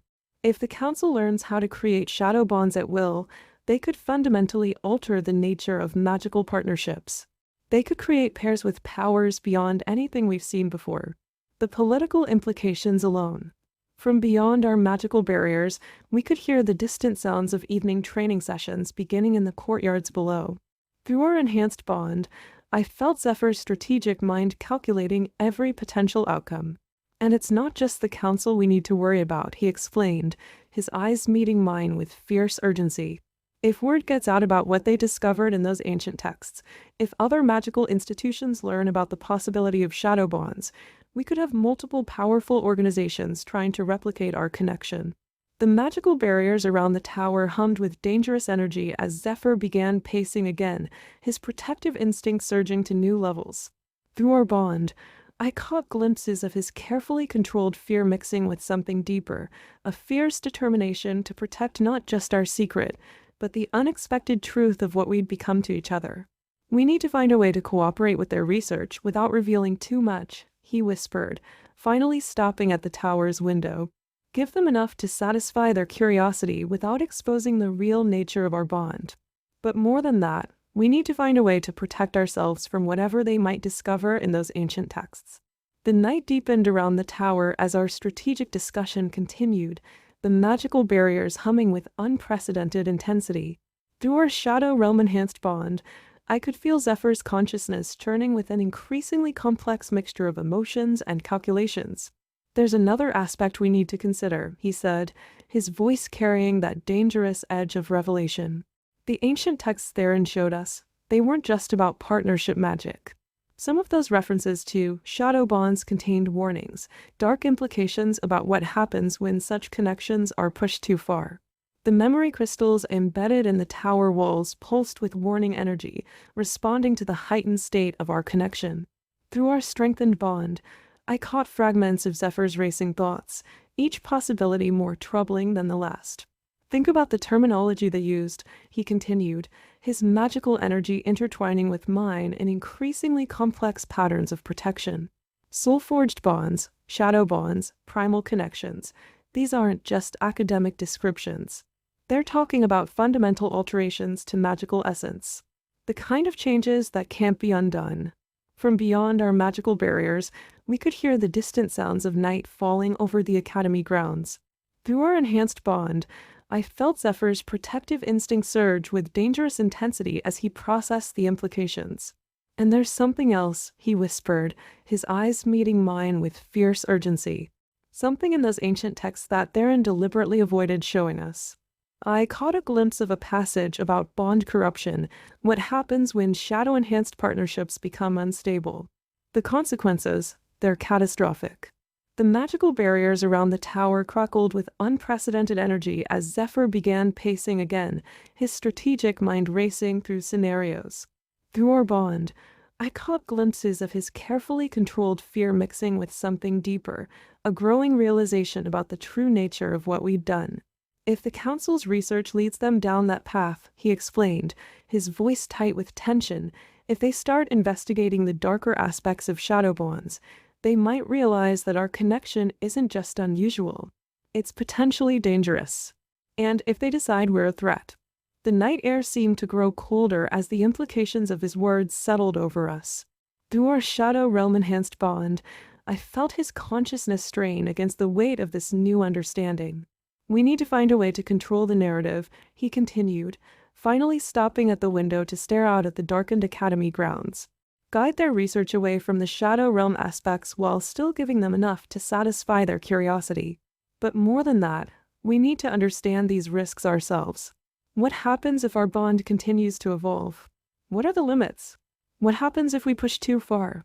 A sudden knock at the tower door interrupted our strategic planning, causing both our magical energies to spike with defensive intensity. Through our Shadow Realm-enhanced bond, I felt Zephyr's consciousness immediately shift to high alert, his protective instinct surging with unprecedented force. "Enter," he called out, his voice carefully controlled as our magical barriers adjusted to allow passage.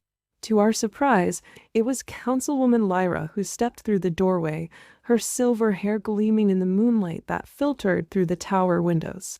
"I hope I'm not interrupting anything crucial," she said, her ancient eyes studying our defensive postures with knowing curiosity. Through our strengthened bond, I caught fragments of Zephyr's racing thoughts, calculating the implications of her unexpected visit. "I've come to discuss Theron's research proposal," she continued, moving to the center of the chamber. "But perhaps not in the way you might expect. You see, I have concerns about the direction this investigation might take." The memory crystals embedded in the tower walls pulsed with warning energy as Lyra began weaving a complex privacy spell around us. Through our enhanced bond, I felt Zephyr's strategic mind racing through possibilities, trying to understand her true motives. "Those ancient texts Theron showed you," she explained, her voice dropping to a whisper, "they're not complete. There are other volumes, older ones, that speak of the dangers of shadow bonds, of partnerships that grew too powerful, too interconnected, until they became something else. Something that threatened the very fabric of magical society." From beyond our magical barriers, we could hear the night wind howling around the tower's peak. Through our bond, I caught glimpses of Zephyr's carefully controlled fear mixing with dangerous curiosity. "The Council's research," Lyra continued, her eyes meeting ours with fierce intensity, "it's not just about understanding your connection. Some members believe that if they can replicate what you've achieved, they could create an army of enhanced partnerships. Pairs whose powers transcend normal magical limitations. The political implications would be catastrophic." The magical barriers around the tower crackled with unprecedented energy as Lyra's words settled over us. Through our bond, I felt Zephyr's protective instinct surge to new heights, his consciousness straining against the weight of this revelation. "But there's more," she whispered, moving closer.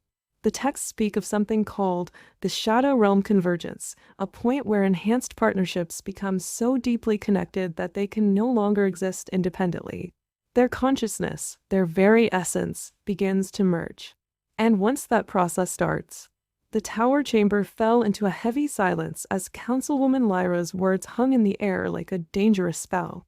Through our Shadow Realm enhanced bond, I felt Zephyr's consciousness strain against the weight of this revelation, his protective instinct surging to unprecedented levels. "The Shadow Realm Convergence," Lyra continued, her ancient eyes gleaming with dangerous knowledge, "it's not just a theoretical possibility.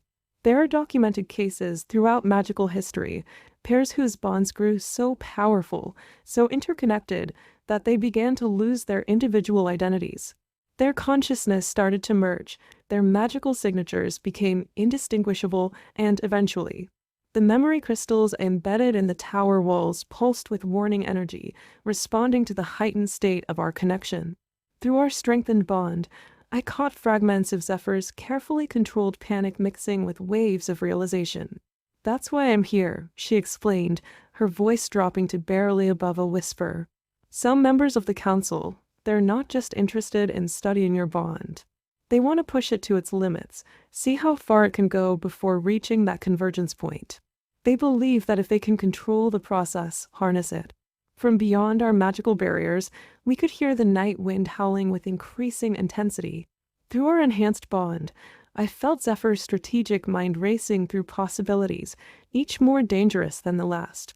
"But there's more," Lyra continued, her silver hair crackling with magical energy. "The texts speak of other consequences, physical manifestations of the convergence. Pairs who develop shared magical abilities beyond anything previously recorded. The ability to draw on each other's life force, to share consciousness across vast distances, to literally become one being in times of extreme danger." The magical barriers around the tower crackled with unprecedented force as she spoke, responding to our growing understanding. Through our bond, I caught glimpses of Zephyr's carefully controlled fear mixing with something deeper, a recognition of how our own connection had already begun to show signs of these very symptoms. You need to be extremely careful, she warned, her eyes meeting ours with fierce intensity. The Council's research, it's not just academic curiosity. Some members believe that if they can understand and control the convergence process, they could create pairs of unprecedented power, magical partnerships that transcend normal limitations. But the risks. She paused, weaving another layer of privacy spells around us before continuing. The risks are catastrophic. Most pairs who reached the convergence point, they didn't survive. Their consciousness, their very essence, became so intertwined that they couldn't exist separately anymore. And when one partner died. Chapter 25. The dawn after Councilwoman Lyra's revelations brought no comfort to our tower sanctuary. Through our Shadow Realm-enhanced bond, I could feel Zephyr's consciousness churning with an unprecedented mixture of fear, determination, and something deeper that neither of us dared to name. We need to understand exactly what's happening to us, he said, his voice carrying that dangerous edge of controlled panic as he paced our chambers. The signs Lyra described, the increased magical synchronization, the shared consciousness, the ability to draw on each other's power, we've been experiencing all of them. The memory crystals embedded in our quarters pulsed with warning energy, responding to the heightened state of our connection. Through our strengthened bond, I caught fragments of Zephyr's racing thoughts, each realization more troubling than the last. Think about what happened during our last training session, he continued, his magical energy intertwining with mine in increasingly complex patterns. When you were injured, I felt your pain as if it were my own. When you needed more power for that advanced spell, I instinctively channeled my energy to you without conscious thought. These aren't normal partnership abilities.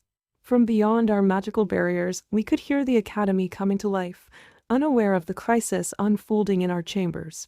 Through our enhanced bond, I felt Zephyr's protective instinct surge with dangerous intensity.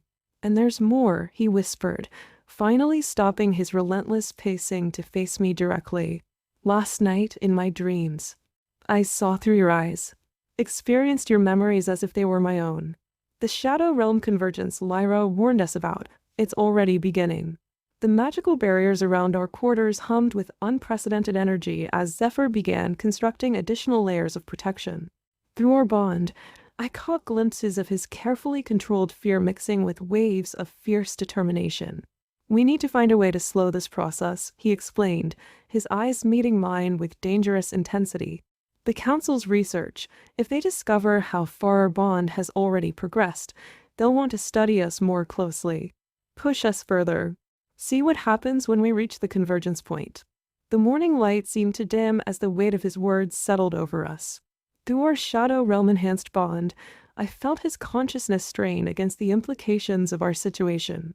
But most importantly, he continued, his voice dropping to barely above a whisper, we need to understand what this means for us. Not just as magical partners, but as whatever we've become to each other. Because if Lyra is right about the convergence process, if our consciousness continues to merge, we might not be able to exist separately anymore. The afternoon sun cast long shadows across our chambers as Zephyr and I delved deeper into the implications of Lyra's warnings. Through our Shadow Realm-enhanced bond, I could feel his consciousness becoming increasingly intertwined with mine, making it harder to distinguish where his thoughts ended and mine began. We need to document everything, he said, spreading ancient scrolls and magical texts across our study table. Every instance of shared consciousness, every moment of unexpected power transfer, every dream that bleeds between us. If we're going to understand what's happening, we need data. The memory crystals embedded in our quarters pulsed with unprecedented intensity, responding to our heightened emotional state.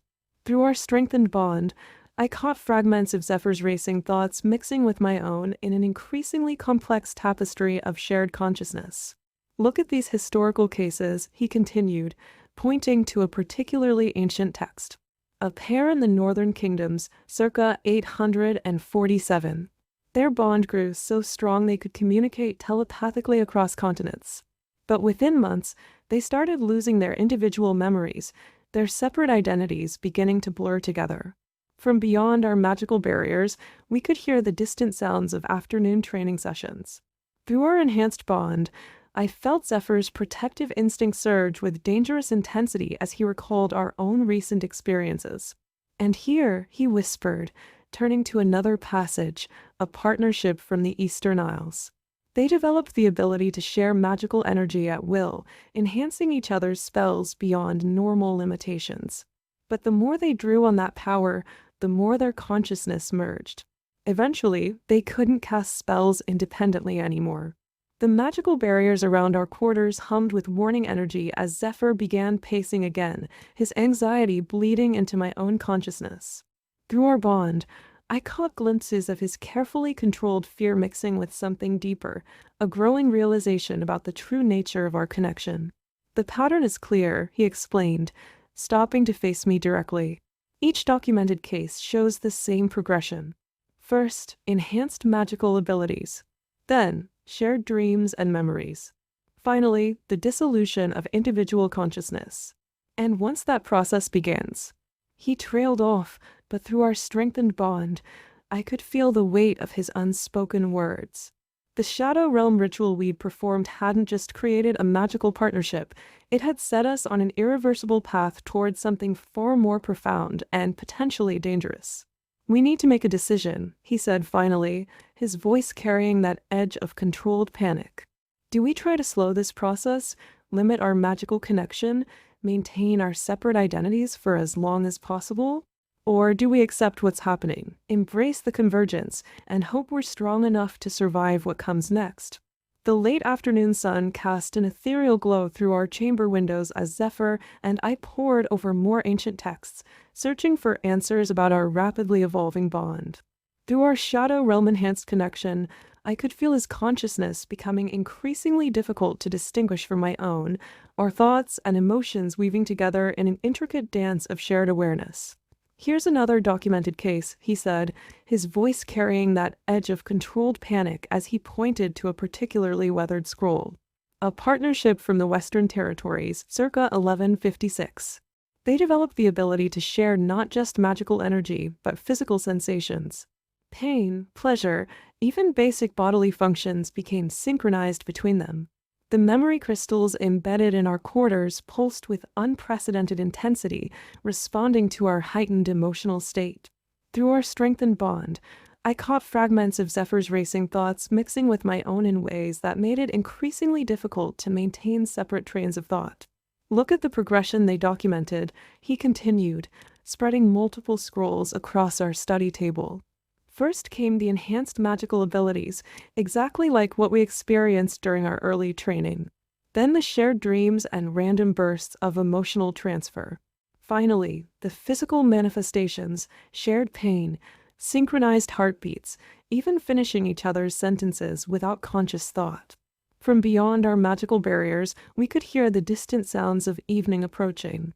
Through our enhanced bond, I felt Zephyr's protective instinct surge with dangerous intensity as he recognized these symptoms in our own partnership. But what truly concerns me," he whispered, pulling out another ancient text, "is this account from the Southern Isles. A pair whose bond grew so strong that when one partner was mortally wounded, the other began dying as well. Their life forces had become so intertwined that they couldn't survive independently anymore." The magical barriers around our quarters hummed with warning energy as Zephyr began pacing again, his anxiety bleeding into my consciousness with unprecedented clarity. Through our bond, I caught glimpses of his carefully controlled fear mixing with something deeper, a growing realization about the inevitable progression of our connection. "We need to face the truth," he said finally, stopping to meet my gaze with fierce intensity. "The Shadow Realm ritual we performed, it didn't just create a magical partnership. It initiated a process of consciousness merger that's continuing to evolve, becoming stronger with each passing day. And if these historical accounts are accurate..." He trailed off, but through our strengthened bond, I could feel the weight of his unspoken conclusion. The process we'd set in motion wasn't just dangerous, it was potentially irreversible. Our consciousness, our very essence, was becoming more intertwined with each passing moment. As night descended upon our chambers, the gravity of our situation became increasingly apparent. Through our Shadow Realm-enhanced bond, I could feel Zephyr's consciousness merging with mine in ways that made individual thought increasingly challenging. The boundaries between us were becoming dangerously thin. "We need to document every instance of convergence," he said, frantically scribbling notes across multiple parchments. "The shared dreams are becoming more frequent. Last night, I didn't just see through your eyes. I experienced your entire childhood memory of the summer festival. I felt your joy, your excitement, even the taste of honey cakes on your tongue. The memory crystals embedded in our quarters pulsed with unprecedented intensity, responding to our increasingly synchronized emotional state. Through our strengthened bond, I caught not just fragments but entire streams of Zephyr's consciousness flowing into mine. And look at these physical manifestations," he continued, gesturing to the magical monitoring crystals we'd set up. "Our magical signatures are almost completely synchronized now. When you cast a spell, my energy automatically flows into yours without conscious effort. When you're injured, my body responds as if the wound is my own. The convergence is accelerating." From beyond our magical barriers, we could hear the night watch making their rounds.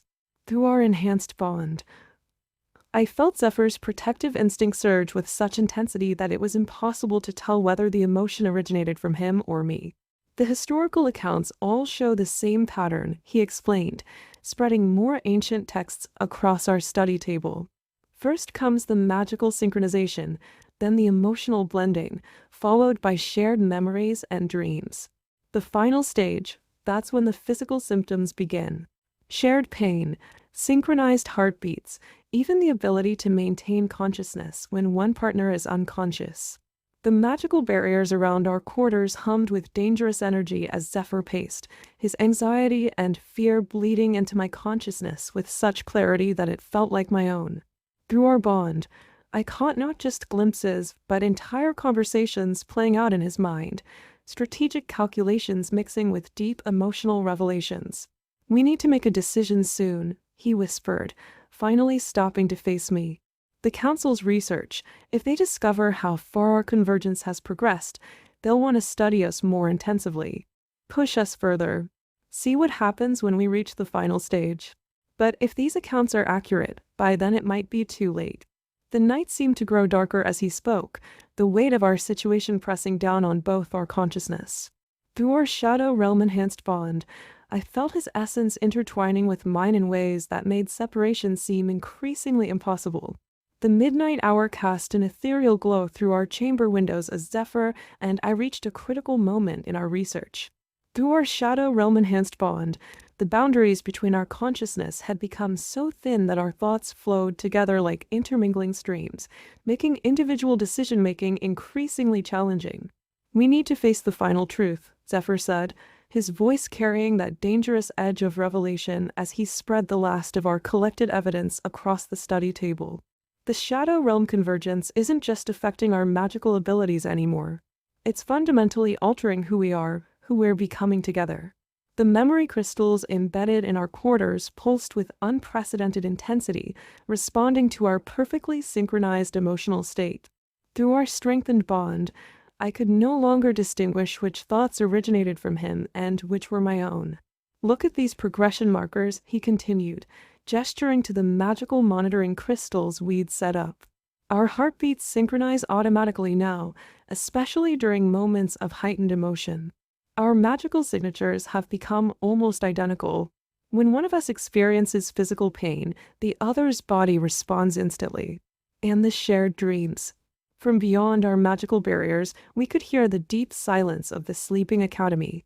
Through our enhanced bond, I felt Zephyr's protective instinct surge with such intensity that it resonated through both our consciousness as a single unified response. "The historical accounts all end the same way," he whispered, pulling out the most ancient of our collected texts.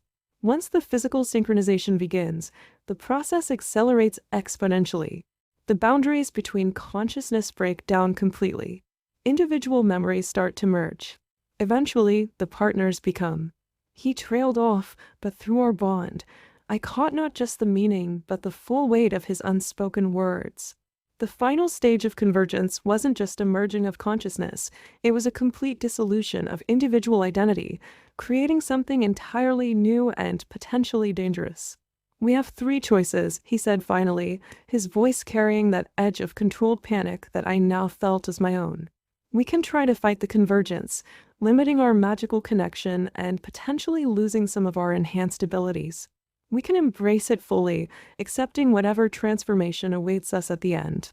Or, the magical barriers around our quarters hummed with dangerous energy as he paused, both our consciousness straining against the weight of the third option. Through our bond, I felt his carefully controlled fear mixing with fierce determination and something deeper, an emotion that transcended individual experience. Or we can try to find a middle path, he continued, his eyes meeting mine with an intensity that resonated through our shared consciousness. Learn to exist in the space between individual and merged consciousness. Master the convergence without letting it master us. But if we choose that path, the night seemed to hold its breath as we both felt the implications of his words through our strengthened bond. The path ahead was uncharted, dangerous, and potentially irreversible. But as our consciousness continued to merge, we realized that perhaps we'd already passed the point of no return. Chapter 26. The dawn after our momentous decision brought no clarity to our increasingly merged consciousness.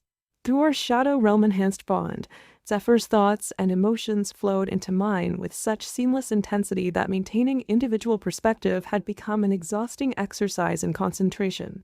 "We need to establish boundaries," he said, his voice carrying that edge of controlled panic as he paced our chambers. "If we're going to attempt this middle path, existing between merged and individual consciousness, we need clear protocols. Ways to distinguish whose thoughts are whose emotions belong to whom." The memory crystals embedded in our quarters pulsed with unprecedented intensity, responding to our perfectly synchronized emotional state. Through our strengthened bond, I could feel not just fragments but entire streams of Zephyr's consciousness flowing into mine, making it increasingly difficult to maintain separate trains of thought. "Look at what happened during morning meditation," he continued, gesturing to the magical monitoring crystals we'd set up. "Our magical signatures have become so synchronized that even the monitoring devices can't distinguish between us anymore. When you cast that simple illumination spell, both our energy readings spiked identically. From beyond our magical barriers, we could hear the Academy coming to life, unaware of the crisis unfolding in our chambers. Through our enhanced bond, I felt Zephyr's protective instinct surge with such intensity that it resonated through both our consciousness as a single unified response. "And the physical symptoms are accelerating," he whispered, pulling out our detailed documentation. "This morning, when you burned your hand on that hot teacup, I felt the pain before you did. Our heartbeats synchronize automatically now, especially during magical practice. And last night," he trailed off, but through our bond, I caught not just the meaning but the full weight of his unspoken words. "Last night, during our shared dreams, we had experienced each other's memories with such vivid clarity that upon waking, it had taken several minutes to sort out whose childhood memories belonged to whom. We need to develop techniques," he said finally, his voice carrying that dangerous edge of determination that I now felt as my own. "Ways to maintain our individual identities while still benefiting from the enhanced abilities the convergence gives us. The historical accounts mention meditation practices, magical focusing techniques." The magical barriers around our quarters hummed with warning energy as he spoke, responding to our increasingly synchronized state. Through our bond, I felt his carefully controlled fear mixing with fierce determination and something deeper, an emotion that transcended individual experience. The afternoon sun cast long shadows across our chambers as Zephyr and I continued our desperate attempts to establish boundaries within our increasingly merged consciousness. Through our shadow realm-enhanced bond, the line between our individual thoughts had become so blurred that even simple conversations required intense concentration to maintain separate identities. "We need to document every instance of consciousness bleeding," Zephyr said, his voice carrying that edge of controlled panic as he spread multiple scrolls across our study table. "This morning during breakfast, I caught myself using your childhood memories to recall the taste of your mother's special herb tea. Yesterday, during combat practice, you instinctively used my advanced shielding technique without ever having learned it. The memory crystals embedded in our quarters pulsed with unprecedented intensity, responding to our perfectly synchronized emotional state. Through our strengthened bond, I could feel not just fragments but entire streams of Zephyr's consciousness flowing into mine, making it increasingly difficult to maintain separate trains of thought. And the physical symptoms are becoming more pronounced, he continued, gesturing to the magical monitoring crystals we'd set up. Look at these readings from our morning meditation. Our magical signatures have become so intertwined that even the most sophisticated monitoring devices can't distinguish between us anymore. When you cast that simple illumination spell, both our energy patterns spiked identically. From beyond our magical barriers, we could hear the distant sounds of afternoon training sessions. Through our enhanced bond, I felt Zephyr's protective instinct surge with such intensity that it resonated through both our consciousness as a single unified response. The historical accounts all mention this stage, he whispered, pulling out another ancient text. Once the physical synchronization begins, the consciousness merger accelerates exponentially. Partners start sharing not just current thoughts and emotions, but entire lifetimes of memories. Eventually, they lose the ability to distinguish which experiences belong to whom originally. The magical barriers around our quarters hummed with dangerous energy as he spoke, responding to our increasingly synchronized state. Through our bond, I felt his carefully controlled fear mixing with fierce determination and something deeper, an emotion that transcended individual experience. The evening shadows lengthened across our chambers as Zephyr and I continued our desperate attempt to establish some form of control over our rapidly merging consciousness. Through our shadow realm-enhanced bond, even the simplest thoughts now flowed between us with such seamless intensity that maintaining individual perspective had become an exhausting battle of will. We need to establish clear protocols, Zephyr said, his voice carrying that edge of barely controlled panic as he spread our research materials across every available surface. Look at these passages from the Eastern archives. There are documented techniques for maintaining individual identity even during advanced stages of convergence. The memory crystals embedded in our quarters pulsed with unprecedented intensity, responding to our perfectly synchronized emotional state. Through our strengthened bond, I could feel not just fragments but entire streams of Zephyr's consciousness flowing into mine, making it increasingly difficult to distinguish whose thoughts originated where. The physical manifestations are becoming more pronounced by the hour, he continued, gesturing to the complex array of magical monitoring devices we'd set up. This afternoon during combat practice, when that spell grazed your shoulder, I felt the impact before you did. Our magical signatures have become so intertwined that even the most sophisticated monitoring crystals can't distinguish between us anymore.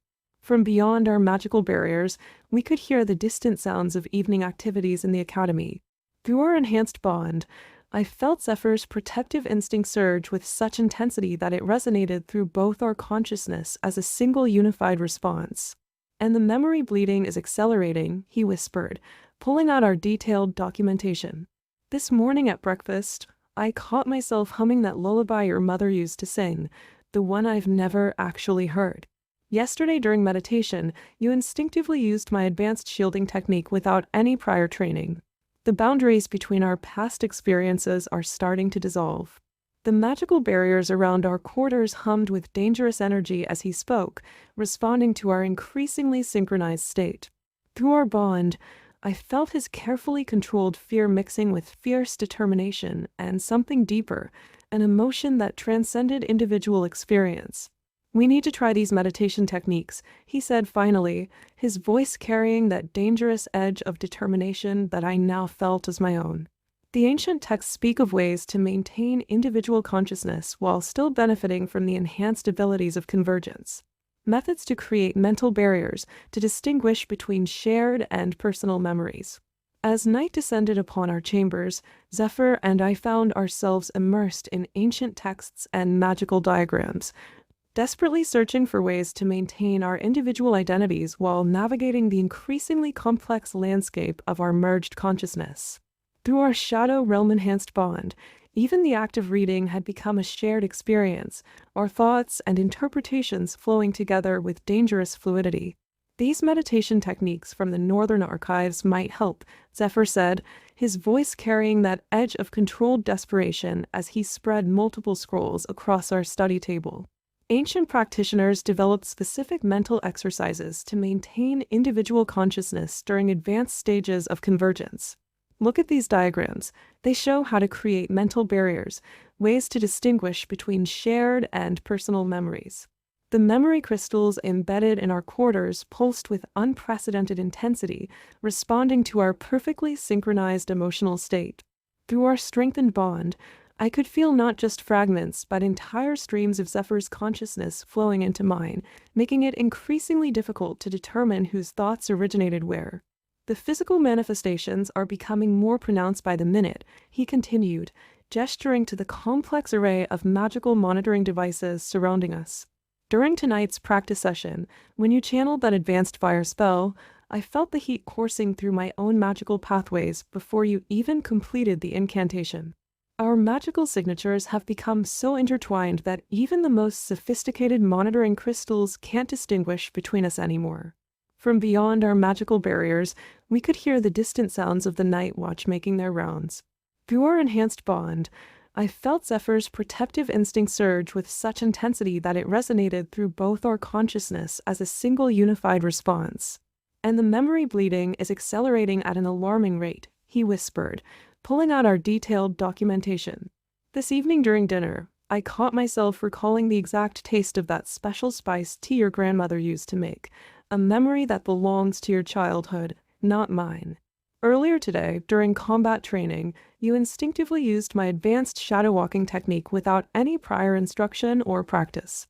The magical barriers around our quarters hummed with dangerous energy as he spoke, responding to our increasingly synchronized state. Through our bond, I felt his carefully controlled fear mixing with fierce determination and something deeper, an emotion that transcended individual experience and made my heart race in perfect synchronization with his. We need to master these ancient techniques quickly, he said finally, his voice carrying that dangerous edge of determination that I now felt as my own. The texts speak of ways to maintain individual consciousness while still benefiting from the enhanced abilities of convergence. Methods to create mental barriers, to distinguish between shared and personal memories, to maintain separate identities, even as our consciousness continues to merge. The midnight hour cast an ethereal glow through our chamber windows as Zephyr and I continued our desperate attempts to master the ancient techniques for maintaining individual consciousness. Through our shadow realm-enhanced bond, even the simplest thoughts now flowed between us with such seamless intensity that distinguishing our separate identities had become an exhausting battle of will. These meditation exercises from the Eastern Archives might be our last hope, Zephyr said, his voice carrying that edge of controlled desperation as he meticulously arranged the ancient scrolls in precise patterns. Look at these diagrams. They show specific mental pathways for creating barriers between merged consciousness, ways to maintain individual identity even during advanced stages of convergence. The memory crystals embedded in our quarters pulsed with unprecedented intensity, responding to our perfectly synchronized emotional state. Through our strengthened bond, I could feel not just fragments but entire streams of Zephyr's consciousness flowing into mine, making it increasingly difficult to determine where his thoughts ended and mine began. The physical manifestations are becoming more pronounced with each passing hour, he continued, gesturing to the complex array of magical monitoring devices surrounding us. During tonight's advanced spell practice, when you channeled that shadow walking technique, I felt the void energy coursing through my own magical pathways before you even completed the incantation. Our magical signatures have become so intertwined that even the most sophisticated monitoring crystals can't distinguish between us anymore.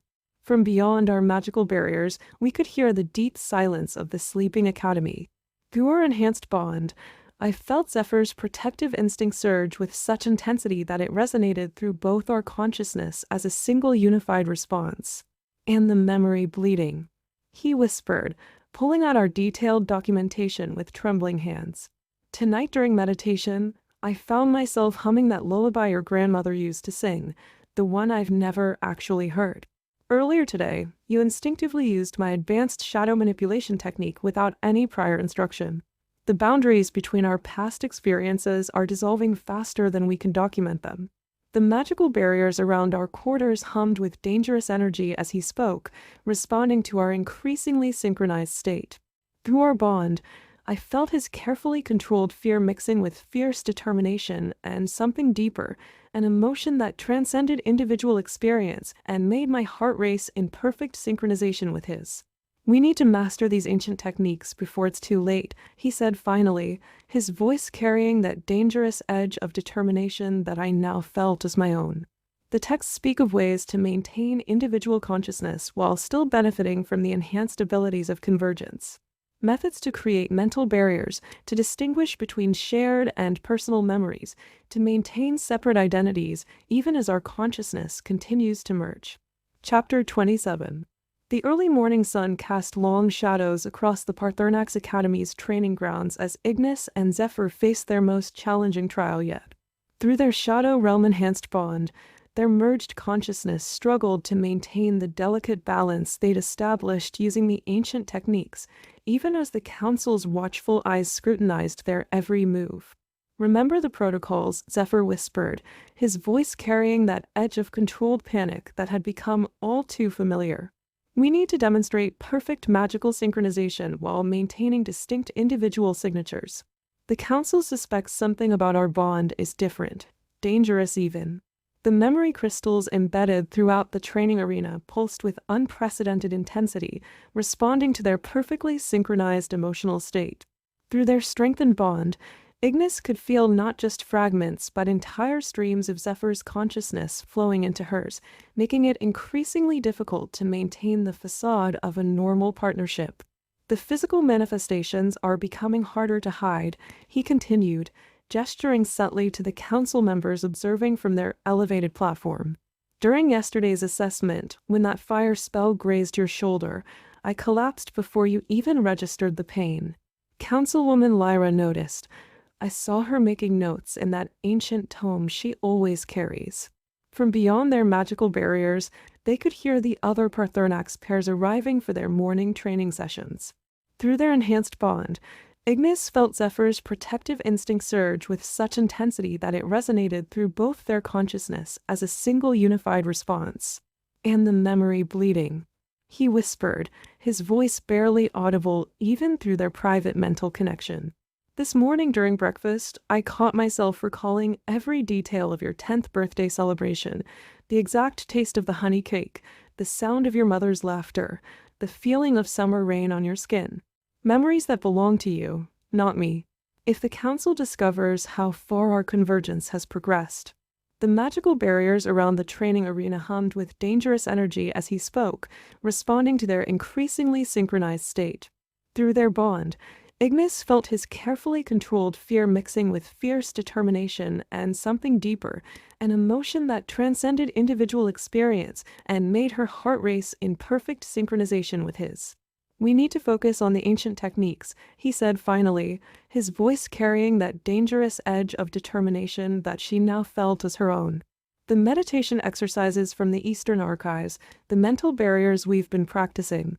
We have to prove to the Council that our partnership is stable, controlled, within acceptable parameters. Because if they discover the truth..."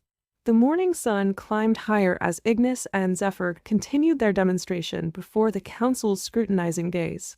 Through their shadow realm-enhanced bond, maintaining individual magical signatures while executing perfectly synchronized spells had become an increasingly complex dance of precision and control. Focus on the Eastern meditation techniques, Zephyr's thoughts flowed seamlessly into Ignis's consciousness. "Remember how the ancient texts described creating mental barriers, like building a wall of glass that allows us to see each other's thoughts, but keeps them separate." The memory crystals embedded throughout the training arena pulsed with unprecedented intensity, responding to their perfectly synchronized emotional state. Through their strengthened bond, Ignis could feel not just fragments but entire streams of Zephyr's consciousness flowing into hers, making it increasingly difficult to maintain the illusion of normal partnership boundaries. "Councilwoman Lyra is watching us too closely," he continued, his thoughts carrying that edge of controlled panic that had become all too familiar. When we performed that advanced fire-shadow combination spell, she noticed how our magical signatures merged completely. I saw her making notes in that ancient grimoire, the one rumored to contain forbidden knowledge about consciousness convergence. From beyond their magical barriers, they could hear the whispers and murmurs of other Paarthurnax pairs watching their demonstration. Through their enhanced bond, Ignis felt Zephyr's protective instinct surge with such intensity that it resonated through both their consciousness as a single unified response. "We need to be more careful with the physical manifestations," he whispered through their mental connection. "This morning during breakfast, when that student accidentally bumped your elbow, I felt the impact before you did. And during yesterday's training session, our heartbeats synchronized so perfectly that the monitoring crystals registered us as a single entity." The magical barriers around the training arena hummed with dangerous energy as they moved through their demonstration, responding to their increasingly synchronized state. Through their bond, Ignis felt his carefully controlled fear mixing with fierce determination and something deeper, an emotion that transcended individual experience and made her heart race in perfect synchronization with his. The afternoon sun blazed overhead as Ignis and Zephyr continued their grueling demonstration before the council's increasingly suspicious gaze. Through their shadow realm-enhanced bond, maintaining the delicate balance between individual control and perfect synchronization had become an exhausting battle of will and concentration. Councilwoman Lyra is making more notes. Zephyr's thoughts flowed seamlessly into Ignis's consciousness. "She's comparing our performance to something in that ancient grimoire, the one rumored to contain forbidden knowledge about consciousness convergence. We need to be more careful with our next combination spell." The memory crystals embedded throughout the training arena pulsed with unprecedented intensity, responding to their perfectly synchronized emotional state. Through their strengthened bond, Ignis could feel not just fragments but entire streams of Zephyr's consciousness flowing into hers, making it increasingly difficult to maintain the facade of normal partnership boundaries. "The physical manifestations are becoming harder to control," he continued, his thoughts carrying that edge of controlled panic that had become all too familiar. "When we executed that shadow fire fusion technique, our magical signatures merged so completely that even the basic monitoring crystals registered us as a single entity. I saw Councilman Marcus's expression. He's never seen anything like it." From beyond their magical barriers, they could hear the whispers and murmurs of other Paarthurnax pairs watching their demonstration with growing unease. Through their enhanced bond, Ignis felt Zephyr's protective instinct surge with such intensity that it resonated through both their consciousness as a single unified response. "We need to maintain better control over the memory bleeding," he whispered through their mental connection. "During that last spell sequence, I caught myself using your childhood memories of fire manipulation, techniques your father taught you that I've never actually learned. And when that training dummy grazed your shoulder, I felt the pain before you even registered it." The magical barriers around the training arena hummed with dangerous energy as they moved through their demonstration, responding to their increasingly synchronized state. Through their bond, Ignis felt his carefully controlled fear mixing with fierce determination and something deeper, an emotion that transcended individual experience and made her heart race in perfect synchronization with his. The late afternoon sun cast long shadows across the training arena as Ignis and Zephyr faced their most challenging demonstration yet. Through their shadow realm-enhanced bond, the strain of maintaining individual magical signatures while executing perfectly synchronized spells had become almost unbearable. Councilwoman Lyra hasn't taken her eyes off that ancient grimoire for the past hour. Zephyr's thoughts flowed seamlessly into Ignis's consciousness. "The way she's comparing our performance to those forbidden texts. I've never seen her so intensely focused. We need to be extraordinarily careful with our next sequence." The memory crystals embedded throughout the training arena pulsed with unprecedented intensity, responding to their perfectly synchronized emotional state.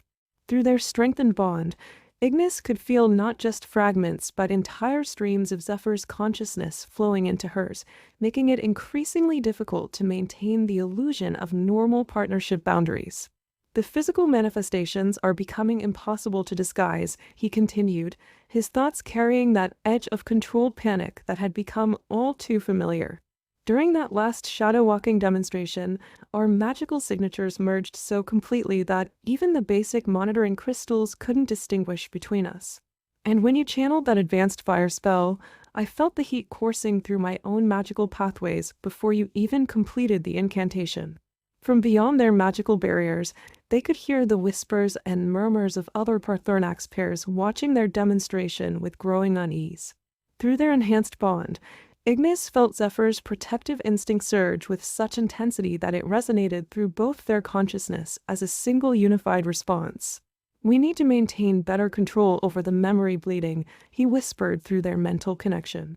"When we executed that combination spell sequence, I caught myself using your childhood memories of advanced fire manipulation, techniques your father taught you that I've never actually learned. And during the defensive maneuvers, you instinctively used my shadow walking patterns without any prior training." The magical barriers around the training arena hummed with dangerous energy as they moved through their demonstration, responding to their increasingly synchronized state. Through their bond, Ignis felt his carefully controlled fear mixing with fierce determination and something deeper, an emotion that transcended individual experience and made her heart race in perfect synchronization with his. The setting sun cast its final rays across the training arena as Ignis and Zephyr completed their grueling demonstration before the Council's increasingly suspicious gaze. Through their Shadow Realm-enhanced bond, the strain of maintaining separate identities while executing perfectly synchronized spells had pushed them to their absolute limits. Councilwoman Lyra is conferring with the other council members. Zephyr's thoughts flowed seamlessly into Ignis's consciousness. The way she's showing them those ancient texts. I've never seen them all look so concerned. We need to be extraordinarily careful with our final demonstration sequence.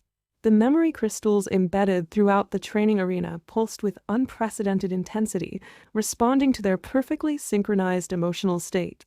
Through their strengthened bond, Ignis could feel not just fragments but entire streams of Zephyr's consciousness flowing into hers, making it increasingly difficult to maintain the illusion of normal partnership boundaries. "The physical manifestations are becoming impossible to disguise," he continued, his thoughts carrying that edge of controlled panic that had become all too familiar. During that last shadow-walking demonstration, our magical signatures merged so completely that even the basic monitoring crystals couldn't distinguish between us. And when you channeled that advanced fire spell, I felt the heat coursing through my own magical pathways before you even completed the incantation. From beyond their magical barriers, they could hear the whispers and murmurs of other Paarthurnax pairs watching their demonstration with growing unease. Through their enhanced bond, Ignis felt Zephyr's protective instinct surge with such intensity that it resonated through both their consciousness as a single unified response. "We need to maintain better control over the memory bleeding," he whispered through their mental connection. "When we executed that combination spell sequence, I caught myself using your childhood memories of advanced fire manipulation, techniques your father taught you that I've never actually learned. And during the defensive maneuvers, you instinctively used my shadow walking patterns without any prior training." The magical barriers around the training arena hummed with dangerous energy as they prepared for their final demonstration, responding to their increasingly synchronized state. Through their bond, Ignis felt his carefully controlled fear mixing with fierce determination and something deeper, an emotion that transcended individual experience and made her heart race in perfect synchronization with his. Chapter 28.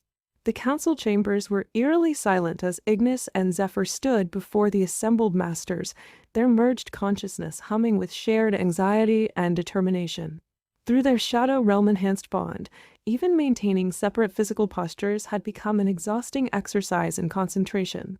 "The nature of your partnership has become concerning," Councilwoman Lyra spoke first, her ancient grimoire open before her. "We have observed phenomena that go far beyond the normal parameters of even the strongest Paarthurnax bonds. Your consciousness convergence has reached levels documented only in the forbidden texts." The memory crystals embedded throughout the chamber pulsed with unprecedented intensity, responding to their perfectly synchronized emotional state. Through their strengthened bond, Ignis could feel not just fragments but entire streams of Zephyr's consciousness flowing into hers, making it increasingly difficult to maintain individual responses to the council's scrutiny. Your magical signatures have become indistinguishable, Councilman Marcus added, gesturing to the complex array of monitoring devices surrounding them. During yesterday's demonstration, when you executed that advanced Shadowfire fusion, our most sophisticated instruments registered you as a single magical entity. This level of merger is unprecedented. From beyond their magical barriers, they could hear the whispers and murmurs of other council members conferring in hushed tones. Through their enhanced bond, Ignis felt Zephyr's protective instinct surge with such intensity that it resonated through both their consciousness as a single unified response. And the physical manifestations cannot be ignored, Councilwoman Lyra continued, her voice carrying an edge of barely concealed concern. When one of you experiences pain, the other reacts before the initial injury occurs. Your heartbeats synchronize automatically, your magical pathways have merged to an extent we've never witnessed, and your ability to access each other's memories. The magical barriers around the council chamber hummed with dangerous energy as she spoke, responding to their increasingly synchronized state. Through their bond, Ignis felt Zephyr's carefully controlled fear mixing with fierce determination and something deeper, an emotion that transcended individual experience and made her heart race in perfect synchronization with his. The council chamber grew even more tense as Councilwoman Lyra rose from her seat, the ancient grimoire clutched tightly in her weathered hands. Through their Shadow Realm-enhanced bond, Ignis and Zephyr could feel each other's mounting anxiety as the elderly mage approached them with measured steps. "We have consulted the oldest texts in our archives," Lyra continued, her voice carrying the weight of centuries of magical knowledge. "The level of consciousness merger you two have achieved, it goes beyond anything documented in the standard histories of Paarthurnax partnerships. Only in these forbidden texts do we find similar cases." The memory crystals embedded throughout the chamber pulsed with unprecedented intensity, responding to their perfectly synchronized emotional state. Through their strengthened bond, Ignis could feel not just fragments but entire streams of Zephyr's consciousness flowing into hers, making it increasingly difficult to maintain separate thoughts as Lyra spoke.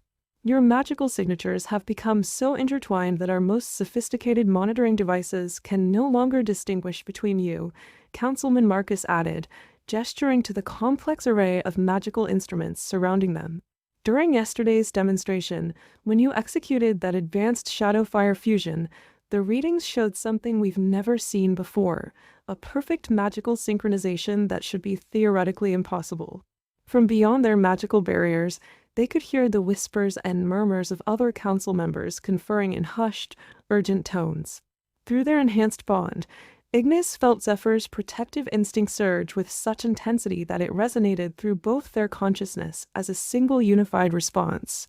"The physical manifestations cannot be ignored any longer," Lyra continued, her voice carrying an edge of barely concealed concern. "When one of you experiences pain, the other reacts before the initial injury occurs. Your heartbeats synchronize automatically, your magical pathways have merged to an extent we've never witnessed, and your ability to access each other's memories has progressed far beyond normal partnership bonds."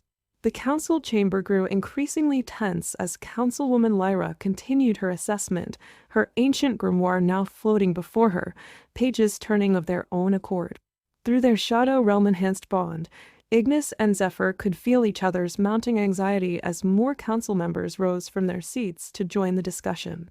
"What concerns us most," Lyra continued, her voice carrying centuries of magical wisdom, "is not just the unprecedented level of your consciousness merger, but the rate at which it continues to accelerate. According to these forbidden texts, such rapid progression often leads to irreversible consequences."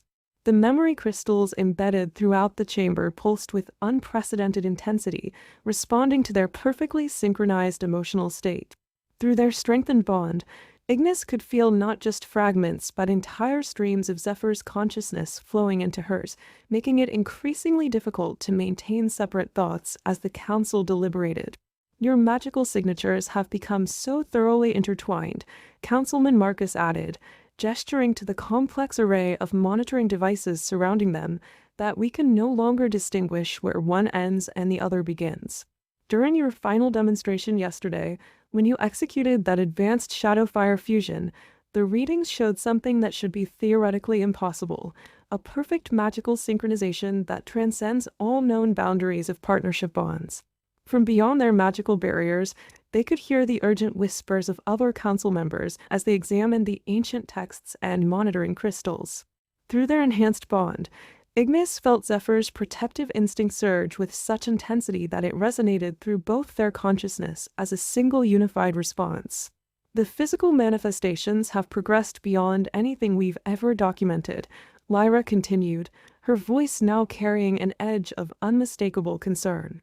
Your ability to sense each other's pain before it occurs, the automatic synchronization of your vital signs, the complete merger of your magical pathways, these are all signs that your consciousness convergence has reached a critical point. The tension in the council chamber reached a fever pitch as Councilwoman Lyra continued her assessment, her ancient grimoire now radiating an ominous magical energy that made the very air crackle with power. Through their Shadow Realm-enhanced bond, Ignis and Zephyr's shared consciousness hummed with mounting anxiety as more council members rose from their seats, their expressions grave with concern. The ancient texts speak of similar cases, Lyra continued, her weathered fingers tracing the forbidden symbols on the grimoire's pages. Partnerships where the consciousness merger progressed beyond all known boundaries, where the individuals became so thoroughly intertwined that they could no longer function as separate entities. The consequences were catastrophic. The memory crystals embedded throughout the chamber pulsed with unprecedented intensity, responding to their perfectly synchronized emotional state. Through their strengthened bond, Ignis could feel not just fragments but entire streams of Zephyr's consciousness flowing into hers, making it increasingly difficult to maintain separate thoughts as the council's verdict loomed over them. Your magical signatures have become so completely merged, Councilman Marcus added, his voice heavy with concern as he gestured to the complex array of monitoring devices surrounding them, that we can no longer distinguish where one ends and the other begins. During your final demonstration yesterday, when you executed that advanced Shadowfire fusion, the readings showed something that defies all magical theory, a perfect synchronization that transcends the very nature of individual consciousness.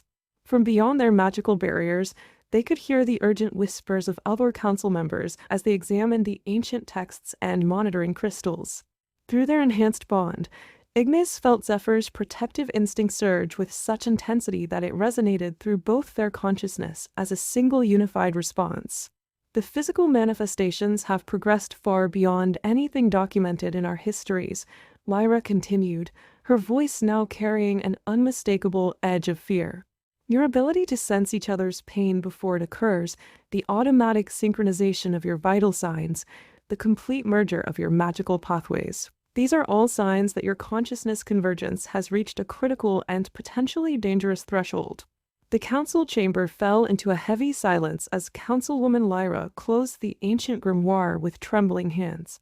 Through their Shadow Realm-enhanced bond, Ignis and Zephyr's shared consciousness thrummed with anticipation and fear as they awaited the final verdict that would determine their fate.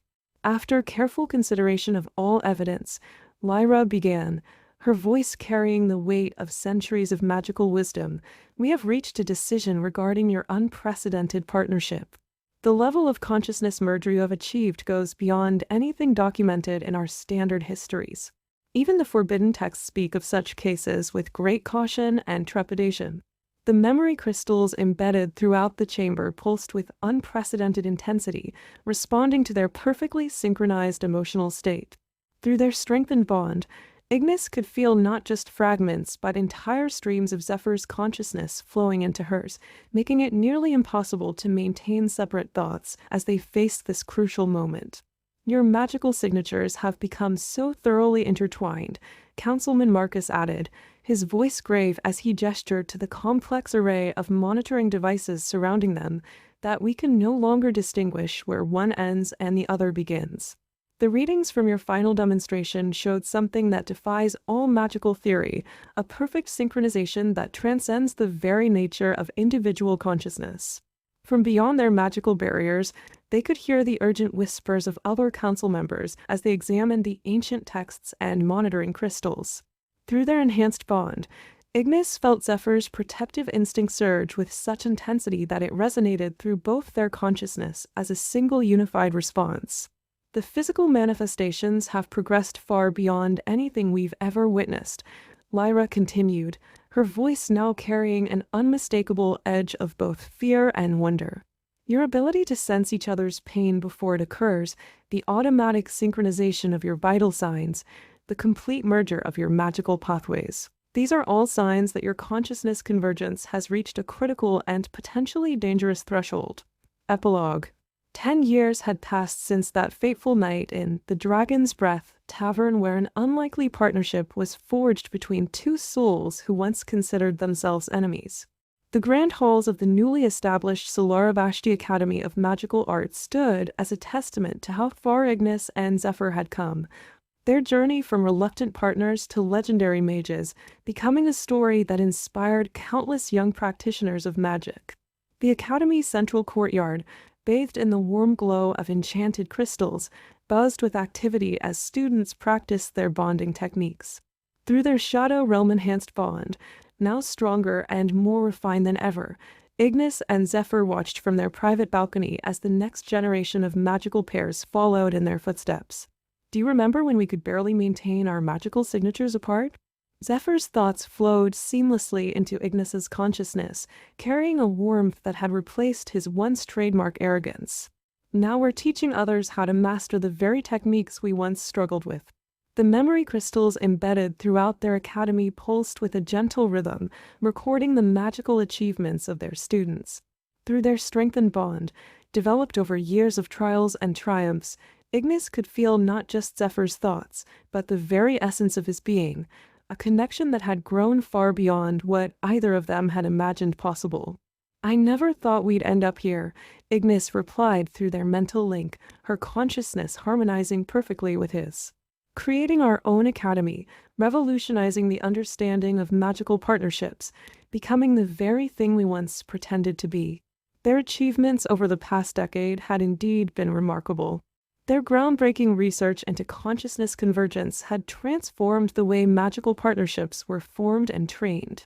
The forbidden texts that once warned of the dangers of their unique bond now sat alongside their own published works in the Academy's library, their discoveries proving that what was once considered dangerous could become a source of unprecedented magical power when properly understood and controlled.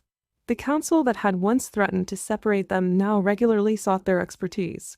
Councilwoman Lyra, in her final years, had become one of their strongest advocates, helping them establish their academy and implement their revolutionary teaching methods. As the sun began to set over the academy grounds, casting long shadows across the ancient stone walls, Ignis and Zephyr made their way to the grand ceremony hall. Tonight marked the 10th graduation ceremony of their academy and a special celebration of their own journey.